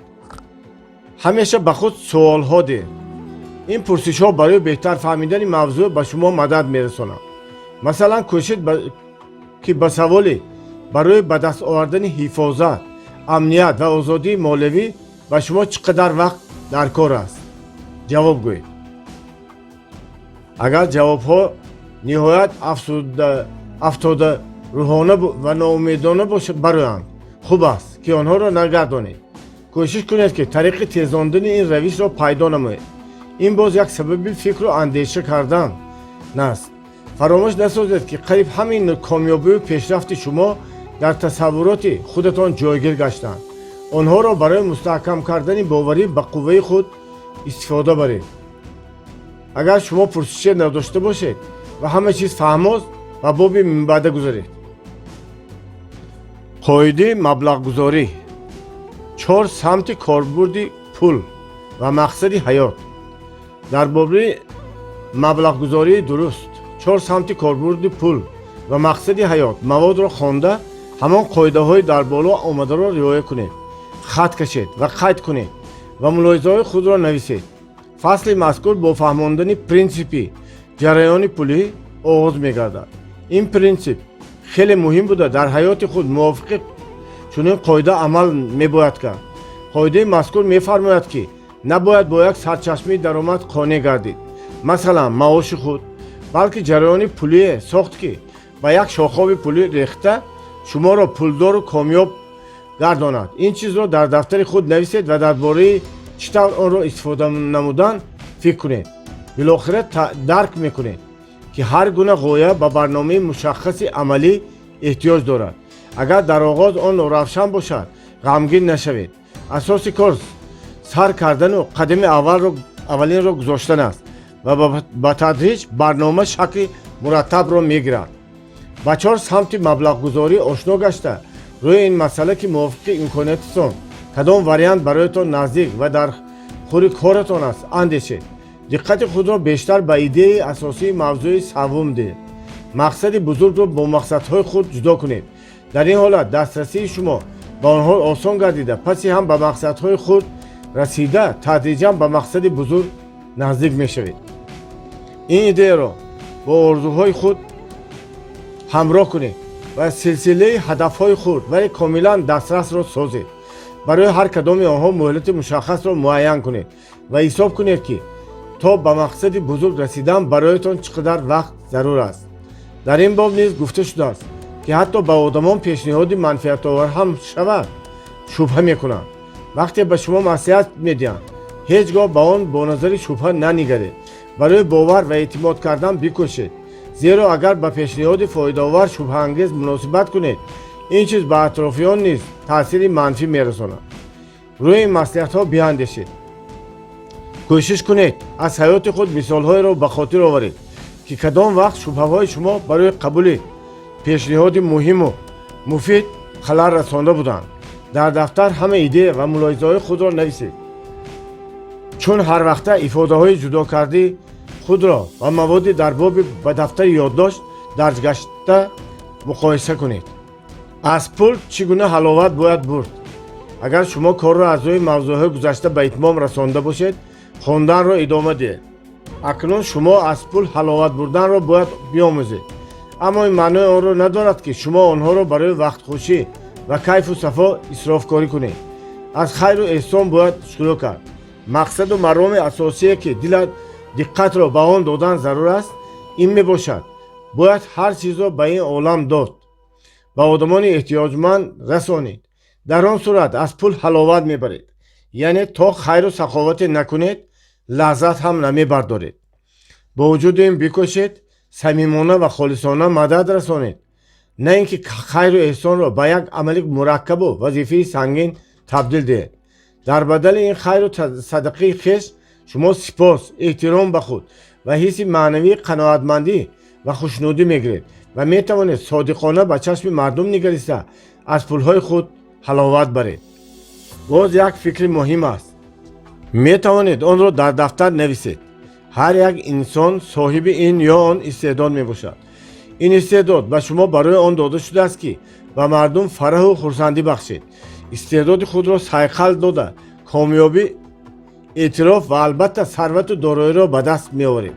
روی این کلمه ها اندیشه کنید، سعی نمایید که در خود قابلیت غیر مقرری پیدا بنمایید تا که برای به مقصد رسیدنتان یاری رساند. از روی این وجه فکر خودتان را در دفتر نویسید. من بعد مثل همیشه عمل و مقایسه نمایید. همه افاده های پسندیدهتان را خط کشید و در دفتر به فکر خود بیان نمایید. مانعه کار را از روی کتاب ادامه داده فصل درباره مانعه ها را بخوانید. شما الکی باب‌های زیاد را دیده برآمدید و از هر یک آن دریافت کردن جنبه های کلیدی را یاد گرفتید. بنابر آن دیگر ضرورت خاطررسان کردن قاعده های خواندن نمانده است. از این سبب دقت را تنها به توصیه های الهی روانه میکنیم. آنها برای سرفهم رفتن مواد به شما یاری میرسانند. طوری که در یاد داریم در هر انسان نیروی امکان پذیر است برای برطرف کردن مانعه ها موجود است. فکر اساسی این باب همه گونه مانع میتواند باعث از آرزوی نیت خود دست کشیدن یا سرچشمه خواهش بیشتری رسیدن به مقصد خویش خود گردد. آن به نیروی اراده شما، به اعتماد و باوری شما به آرزویتان وابسته است. برای خود یادداشت کنید. جسوری و استواری یکسان و برابر برای موفقیت مهمند، زیرا قرار قبول کردن و یا تصمیم گرفتن این کم است. باید ثابت قدمانه مشکلات را در راه به مقصد رسی خود برطرف نمایید. از خاطر نبرارید که آنهای کمبغل میمانند که به کمبغلی مطیع گردند یا عادت کردند. از این جهت نرسیدن پول را همچون حالت ناگزیر قبول نکنید. به صفت مثال عجیب و عالی استواری تقدیر ابراهام لینکلن آورده می شود که با تعقیب و تحقیر ناکامی یگانه کرده پرزیدنت штатҳои муттаҳидаи Америка гардид. Дар хотир бояд дошта бошед, ки одамони хиратманд ва пурзор ҳатто аз нобаробариҳо ҳам сарчашмаи нерӯи нав бунёд мекунанд. Мушкилот қатъия ва иродаи онҳоро устувортар мегардонад. дубора боз ба пеш ҳаракат мекунанд. қоидаҳои кор ба китобро фаромӯш накунед. ҳама хулосаҳо ва идеяҳои худро дар дафтар нависед. чӣ гуна бояд бештар пул кор кард? дар охир шумо хондани яке аз мавзӯъҳои асосии китоб чӣ гуна бештар пулкор карданро оғоз мекунед. дар рафти хондани он қоидаеро ки дар вақти мутолиаи бобҳои пешин истифода карда будед фаромӯш накунед. ин боб чӣ аз ҷиҳати мазмун ва чӣ аз ҷиҳати шакл ҳаҷми васеъ дорад. маводи баёнгардида хеле муфассал буда бисёр принсипҳои он ба таҳлилу ташхиси дақиқ гирифта шудаанд.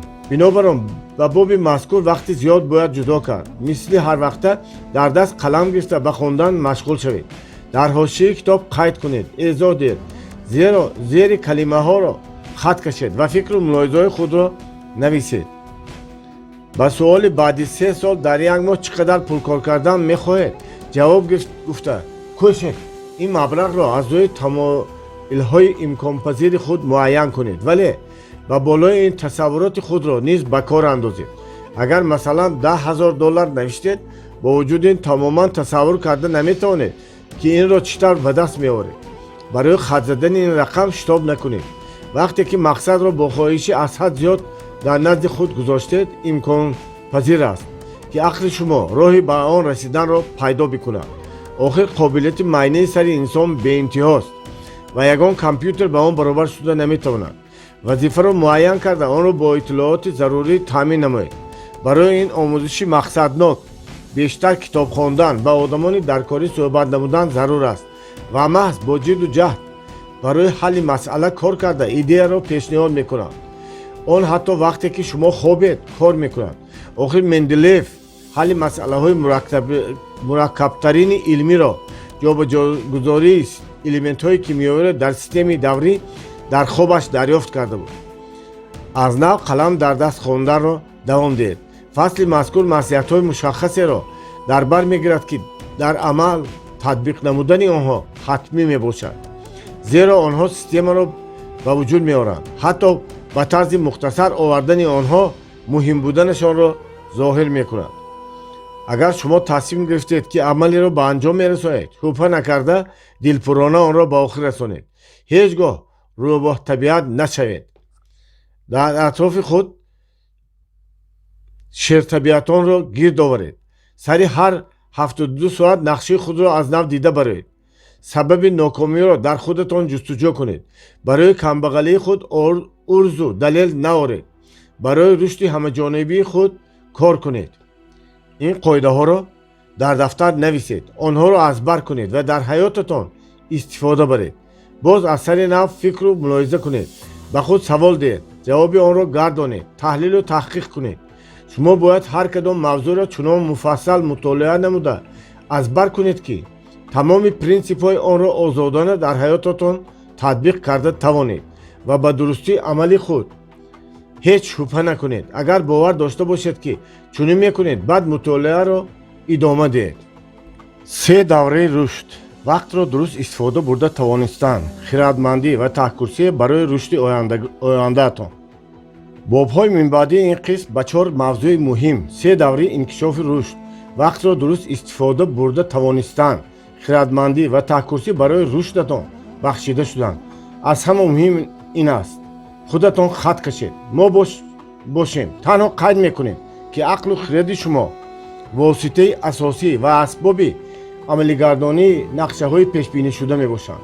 онҳо соҳиби тамоилҳои имконпазиранд ки инсони муқаррарӣ танҳо 2-5% онро истифода мебарад. ҳатто компютерҳои пуриқтидор ба он баробар шуда наметавонанд. билохира он аз таҳайюлоти эҷодӣ маҳрум аст ва қобилияти фикр кардан ҳам надорад. аммо ба ҳар нав маҳз шумо тасмим мегиред ва компютер дар ин кор ҳеҷ мададе расонда наметавонад. шумо бояд худатон дар замини донишҳои омӯхтаи худ тасмими чӣ кор карданро гиред. яке аз хулосаҳои асосии ин боб чунин аст: сатҳи рушди ақлонии шуморо дараҷаи воқеӣ яъне амалӣ шудани нақшаҳои шумо муайян мекунад. ин маънои онро дорад ки муваффақиятатон, саломатӣ ва тақдири шумо мутеъ ва вобастаи фаъолияти ақлии шумо мебошад. инчунин дар бораи боби вақт мебояд қайд намуд, зеро оқилона тақсимбандӣ ва истифода кардани вақт калиди комёбӣ мебошад. бо мақсади хубтар фаҳмидани мавзӯъ мисоле бо тасаввури бонке оварда мешавад ки ҳар рӯз ба ҳисоби шумо аз он бонк 86400 сония интиқол дода мешавад. шумо метавонед онҳоро барои корҳои муҳим ва ё беҳуда сарф кунед. вақти истифодашуда аз ҳисоб бароварда мешавад, пасандоз дар ҳисоб гузошта намешавад. дар ин бора андеша кунед. тасаввур кунед ки чунин бонк воқеан мавҷуд аст ва ҳисобед ки чӣ қадар вақтро барои чӣ дар 3 рӯзи охир аз даст додаед. онҳоро дақиқа ба дақиқа нависед. пасандозҳои истифоданашудаеро ки ҳар рӯз аз ҳисоби шумо бароварда мешаванд муайян кунед. маълумоти ба даст омадаро таҳлилу таҳқиқ намоед ва муайян кунед то чӣ андоза шумо вақти пурқимати худро самаранок истифода кардед. ин ҳисобу китоб ба шумо мадад мерасонад ки рӯзи худро дуруст ба нақша гиред. иқтибоси калидии бобҳои минбаъда ҳама андеша ва идеяҳои шумои натиҷаи китобҳои хондаатон мебошанд. яъне агар инсон аз хондани китоб даст кашад, вай аз рушд, фикру мулоҳиза кардан ва пайдо кардани идея дар канор мемонад. ҳисоб кунед ки дар як моҳи охир чанд китоб хондед. дар тӯли ҳафта хондани камаш як китобро барои худ вазифа кунед. рӯйхати асарҳоеро омода кунед ки барои ба мақсад расиданатон донишҳои ниҳоят зарурат дода метавонанд. инчунин бо ифодаҳои зерин диққат диҳед. ҳушёру мушоҳидакор бошед. он одамонеро ки дар ҳаёт муваффақ шуданд ва боз онҳоеро ки ноком монданд мушоҳида кунед. саъю кӯшиш кунед ва фаҳмед ки аввалӣ бо шарофати чӣ камёб шуду, дуввумӣ бо кадом сабаб ноком гардид. саҳву хатоҳои якеро таҳлил карда таҷрибаи мусбати дигареро омӯзед ва барои худ хулоса бароред. ҳамаи дӯстон ва шиносҳоро ба хотир оваред ва аз худ бипурсед чӣ гуна одамон бештар дар гирди ман ҷамъ омадаанд. мана боз як қоидаи дигаре ки қимату арзиши дар дафтар навиштанро дорад. ҳеҷ гоҳ вақту пули худро барои худ дареғ надоред. чӣ қадаре ки бештар ба қадри худ расед, ҳамон қадар бештар комёб мешавед. бикӯшед ки ақидаи худро дар ин бора мухтасар ва равшану возеҳ ифода намоед. ҳамаи ин андешаҳо лоиқи таваҷҷӯҳи шумо буда метавонад, вале ин маънои онро надорад ки ҳамаи чизҳои дигар дуюминдараҷаанд. ба зери ҳамаи чизҳои ба назаратон шавқовар буда хаткаширо идома диҳед, хулоса кунед ва фикру мулоҳизаатонро дар ин бора нависед. ғайр аз ин ба шумо зарур аст ки ду рӯйхат омода кунед ва дар яке номи онҳоеро нависед ки ба онҳо бештар муносибат доред ва дар дигаре исмҳои онҳоро сабт кунед ки шумо дар ҷодии молиявӣ мансаб худ дар ҷои онҳо буданро орзу мекунед. оё дар байни онҳо шахсоне ки ба ду рӯйхат шомил буда метавонанд бисёранд. дар бораи онҳо фикру мулоҳизаҳоятонро дар дафтар нависед. корро сари ин мавзӯъҳо анҷом дода ба мавзӯи дигар таваҷҷӯҳ кунед. 7 шакли тарс. хулосаи асосие ки шумо баъди хондани ин боб ба он меояд чунин аст. тарс барои амалӣ гардидани нақшаҳо ба мо халал мерасонад, вале онро метавон бартараф кард. дар тарсу ҳароси худ напечед. дар бораи орзуу нақшаҳои худ биандешед. баъзан тарс сабабҳои бемаънӣ дорад. агар шумо танқидро дӯст надоред, ин ҳам як шакли тарс аст. он гоҳ бояд андеша кунед ки он ба кадом чизе иртибот дорад. шояд волидон хеле зуд дар хурдсолӣ шуморо маломату сарзаниш мекарданд ва аз ин рӯ гирифтори чунин заъфи равонӣ гардидед. рӯи масъалаи равонии худ кор карда метавон вазъи муассиру хӯришони худро идора намуд. тарс ин уз нест. он дар тани мо вуҷуд надорад. тарс ин танҳо ҳолати идрокӣ мебошад. бо андохтани дониш, малакаву маҳорат метавон ин ҳолати шуурро тағйир дод. 4 китоби беназир. минбаъд мо фаслро дар бораи 4 китоби беназир мехонем. дар назари мо маслиҳати 4 дафтар ва дар ҳар яки он навиштани номи китоби комёбиҳо, хиратнома, зафарнома, китоби андешаҳо, идеяҳо ва дар онҳо сабт намудани амалҳову фикрҳои мулоҳизаҳои худ ки мувофиқи мавзӯъ бошанд ҳоҷат ба шарҳ надорад. вале ба ҳар ҳол аз нав қалам ба даст гирифта зери нуқтаҳои аз ҳама муҳими матн хат кашидан дар кори шумо халал намерасонад.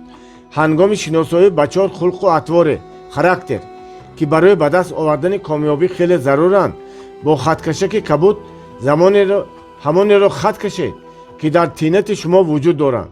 бо ранги сабз бошад, он хислатҳоеро хат кашед ки бояд шумо ба онҳо худро тарбия намоед. дар дафтар навиштани ҳама фикру мулоҳизаҳои худро дар ин бора фаромӯш накунед.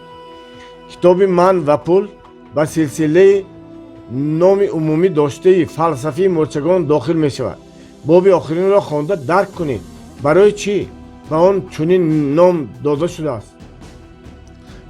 барои муайян кардани 7 сифати асосии мурчагон ки тавассути онҳо ин ҷонваракони безарар намунаи суботкорӣ ва меҳнатдӯстӣ гардиданд, сай кунед ва онҳоро дар дафтари худ сабт кунед.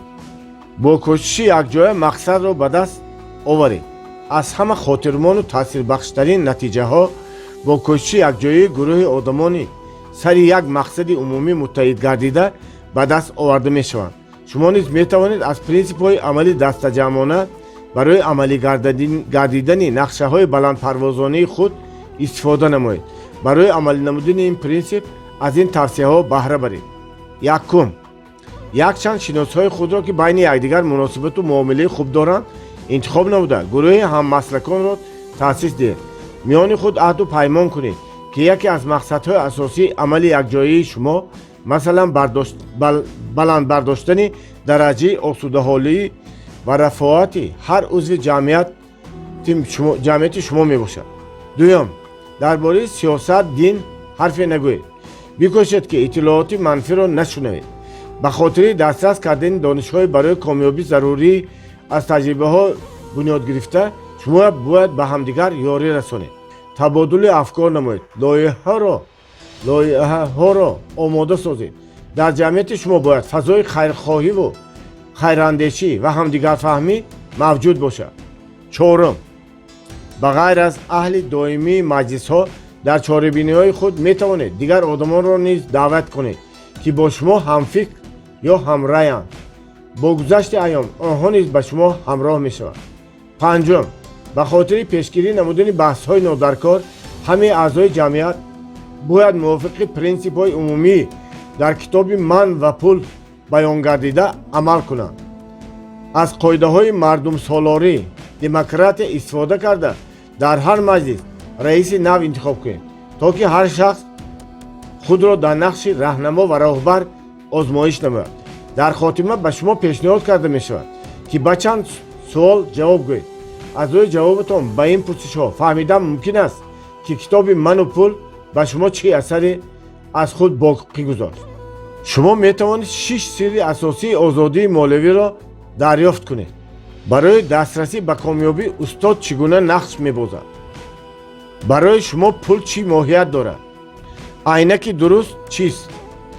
он мошине ки шумо мехоҳед дошта бошед бояд чӣ қадар арзиш дошта бошад? шумо чӣ гуна ҳавлӣ ё хона мехоҳед дошта бошед? барои чӣ нақшаи молиявӣ зарур аст? дар натиҷаи чӣ пул пайдо мешавад? шумо аз рӯи дудилагии худ зуд натиҷаи номатлуб мегиред. оё коратон ба шумо маъқул аст? агар не, пас барои чӣ? оё дар ин бора фикр мекунед ки ба чизе чӣ гуна муваффақ гашт? бо кӯшиши якҷоя мақсадро ба даст оваред. аз ҳама хотирмону таъсирбахштарин натиҷаҳо бо кӯшиши якҷояи гурӯҳи одамони сари як мақсади умумӣ муттаҳид гардида ба даст оварда мешаванд. шумо низ метавонед аз принсипи амалии дастаҷамъона барои амалӣ гардидани нақшаҳои баландпарвозонаи худ истифода намоед. барои амалӣ намудани ин принсип аз ин тавсияҳо баҳра баред.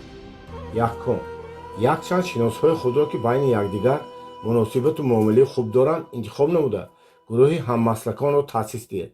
миёни худ аҳду паймон кунед ки яке аз мақсадҳои асосии амали якҷояи шумо масалан баланд бардоштани дараҷаи осудаҳолӣ ва рафоҳати ҳар узви ҷамъияти шумо мебошад.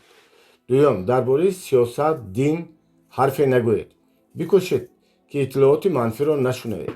ба хотири дастрас кардани донишҳои барои комёбӣ зарурӣ аз таҷрибаҳо бунёд гирифта, шумо бояд ба ҳамдигар ёрӣ расонед ва ихтилоф ки мувофиқату мутобиқатро дар гурӯҳ барҳам мезанад роҳ надиҳед. сеюм, ба ҳамдигар иҷозат бидиҳед ки фикру мулоҳизаҳои худро озодона баён кунанд, нақшаҳои муштаракро муҳокима кунед, табодули афкор намоед, лоиҳаҳоро омода созед. дар ҷамъияти шумо бояд фазои хайрхоҳию хайрандешӣ ва ҳамдигарфаҳмӣ мавҷуд бошад. чорум, ба ғайр аз аҳли доимии маҷлисҳо дар чорабиниҳои худ метавонед дигар одамонро низ даъват кунед ки ба шумо ҳамфикр ё ҳамраянд. бо гузашти айём онҳо низ ба шумо ҳамроҳ мешаванд. панҷум, ба хотири пешгирӣ намудани баҳсҳои нозаркор ҳамаи аъзоёни ҷамъият бояд мувофиқи принсипҳои умумии дар китоби ман ва пул баён гардида амал кунанд. аз қоидаҳои мардумсолорӣ демократия истифода карда дар ҳар маҷлис раиси нав интихоб кунед, то ки ҳар шахс худро дар нақши раҳнамо ва роҳбар озмоиш намояд. дар хотима ба шумо пешниҳод карда мешавад ки ба чанд суол ҷавоб гӯед. аз рӯи ҷавоботон ба ин пурсишҳо фаҳмидан мумкин аст ки китоби ману пул ба шумо чӣ асаре аз худ боқӣ гузоштааст. шумо метавонед 6 сирри асосии озодии молиявиро дарёфт кунед. агар ёфта тавонистед онҳоро номбар кунед. 1 2 3 4 5 6. дигараш, барои дастрасӣ ба комёбӣ устод чӣ гуна нақш мебозад? дигараш, барои шумо пул чӣ моҳият дорад? дигараш, айнаки дуруст чист? дигараш, он мошине ки шумо мехоҳед дошта бошед бояд чӣ қадар арзиш дошта бошад? дигараш, шумо чӣ гуна ҳавлӣ ё хона мехоҳед дошта бошед? дигараш, барои чӣ нақшаи молиявӣ зарур аст? дигараш, дар натиҷаи чӣ пул пайдо мешавад? дигараш, шумо аз рӯи дудилагии худ зуд натиҷаи номатлуб мегиред? дигараш, оё коратон ба шумо маъқул аст? агар не, пас барои чӣ? дигараш, оё дар ин бора фикр мекунед ки ба чизе чӣ гуна муваффақ гашт? дигараш, дар бораи он чӣ шумо бештар фикр мекунед? дар бораи комёбӣ ё дар бораи нокомӣ? дигараш, оё шумо аз саҳву иштибоҳи худ хулоса бароварда метавонед? дигараш, оё хешовандон ва дӯстон ба рӯҳии шумо таъсир расонда метавонанд? агар ҳа, бо кадом сабаб? дигараш, ки аз наздиконтон шуморо рӯҳбаланд карда метавонад? дигараш, оё шумо эҳсосот ва тарси худро бартараф карда метавонед? дигараш, шумо аллакай барои худ мақсади мушаххасро муайян кардаед? агар ҳа, пас чӣ гуна? барои расидан ба мақсади худ шумо чӣ кор мекунед? дигараш, оё шумо аз таъсири манфии атрофиёнтон канорагирӣ карда метавонед? дигараш, оё шумо имрӯз барои худ ягон чизи наверо фаҳмидаед? дигараш, оё шумо сабақҳои нокомии худро муайян кардаед? дигараш, чӣ барои ба даст овардани комёбӣ ба шумо зарур аст ва чӣ монеа мегардад? шумо инро чӣ гуна муайян мекунед? дигараш, шумо барои кори худ истироҳат, таҳсил ва корҳои беҳуда вақт ҷудо мекунед? дигараш, оё шумо ҳамеша кори оғозкардаро то ба охир мерасонед? дигараш, оё шумо ба фаъолият фикри атрофиёнро ба эътибор мегиред? дигараш, оё шумо зуд ба шахсе ки аз шумо мақоми баландтар дорад хушомадгӯӣ мекунед? дигараш, барои ба саволҳо ҷавоб гардондан чӣ қадар вақт сарф кардед? то вақте ки шахсияти шумо ба қадри кофӣ нерӯманд нагардад, китобро 21 маротиба хонед. аммо агар баъди мутолиаи маротиби аввал фикре ба сартон ояд ки ҳама чизро донистед, пас аз ин бармеояд ки чизеро нафаҳмидаед. худбинии инсонро тағйир додан расе кори сангин аст. вале чунин фикр ба саратон ояд ки ин китобро ҳамин тавр хондан кифоя нест. пас шумо роҳи дурустро интихоб кардед. зеҳни молиявӣ аз зеҳни академикӣ ба он фарқ мекунад, ки то замоне амал накунӣ, донишҳои андӯхтаат ҳеҷ кӯмак намекунанд. барои зеҳни академикӣ дар худ доштану азбар кардани иттилоот басанда аст. барои зеҳни молиявӣ дониш танҳо 15% комёбиро фаро мегирад, вале кор бурдан, дар кор истифода кардан, яъне донишро ба система дароварда онро истифода бурдан муҳим аст. донистани ин як чиз аст, аммо фаҳмидан тамоман чизи дигар аст. вақте дар кор чизи хондашударо амалан истифода мебаред, ана ҳамон вақт фаҳмида мегиред. агар шумо самимиятро аз даст надода ба ҳамин суолҳо ҷавоб гардонидед, пас шумо дар бораи худ бисёр чиз фаҳмидед, ки барои ҳамаҷониба беҳтар гардидани шумо мадад мерасонад. ҳаракат кунед, бо худ аз канор бо чашмони дигарон нигаред. боз кӯшиш кунед ҳар сари чанд вақт ҷавобҳоятонро барои худ таҳлил кунед. инак мо рӯи китоби «Ман ва пул 2» кор мекунем. аз рӯи он шумо метавонед минбаъд донишҳои худро дар соҳаи молия афзоед. дар ин китоб моделҳои ҳисоб, 6 формули муҳими идора кардани қарз, мудирияти буҷа, интиқоли молҳо ва ё мавод, принсипҳои ақлу фаҳми дастаҷамъӣ ва ғайра жарфтар баён гардиданд. шумо чӣ гуна дар амал истифода бурдани ин донишҳоро барои ба даст овардани комёбӣ фаҳмида мегиред. барои кӯшишу ғайрат аз шумо ташаккур мекунем. боварӣ дорем шумо комёбиро соҳиб шуда метавонед. дар ин ҷода бигузор Аллоҳ ба шумо мададгор бошад. Омин.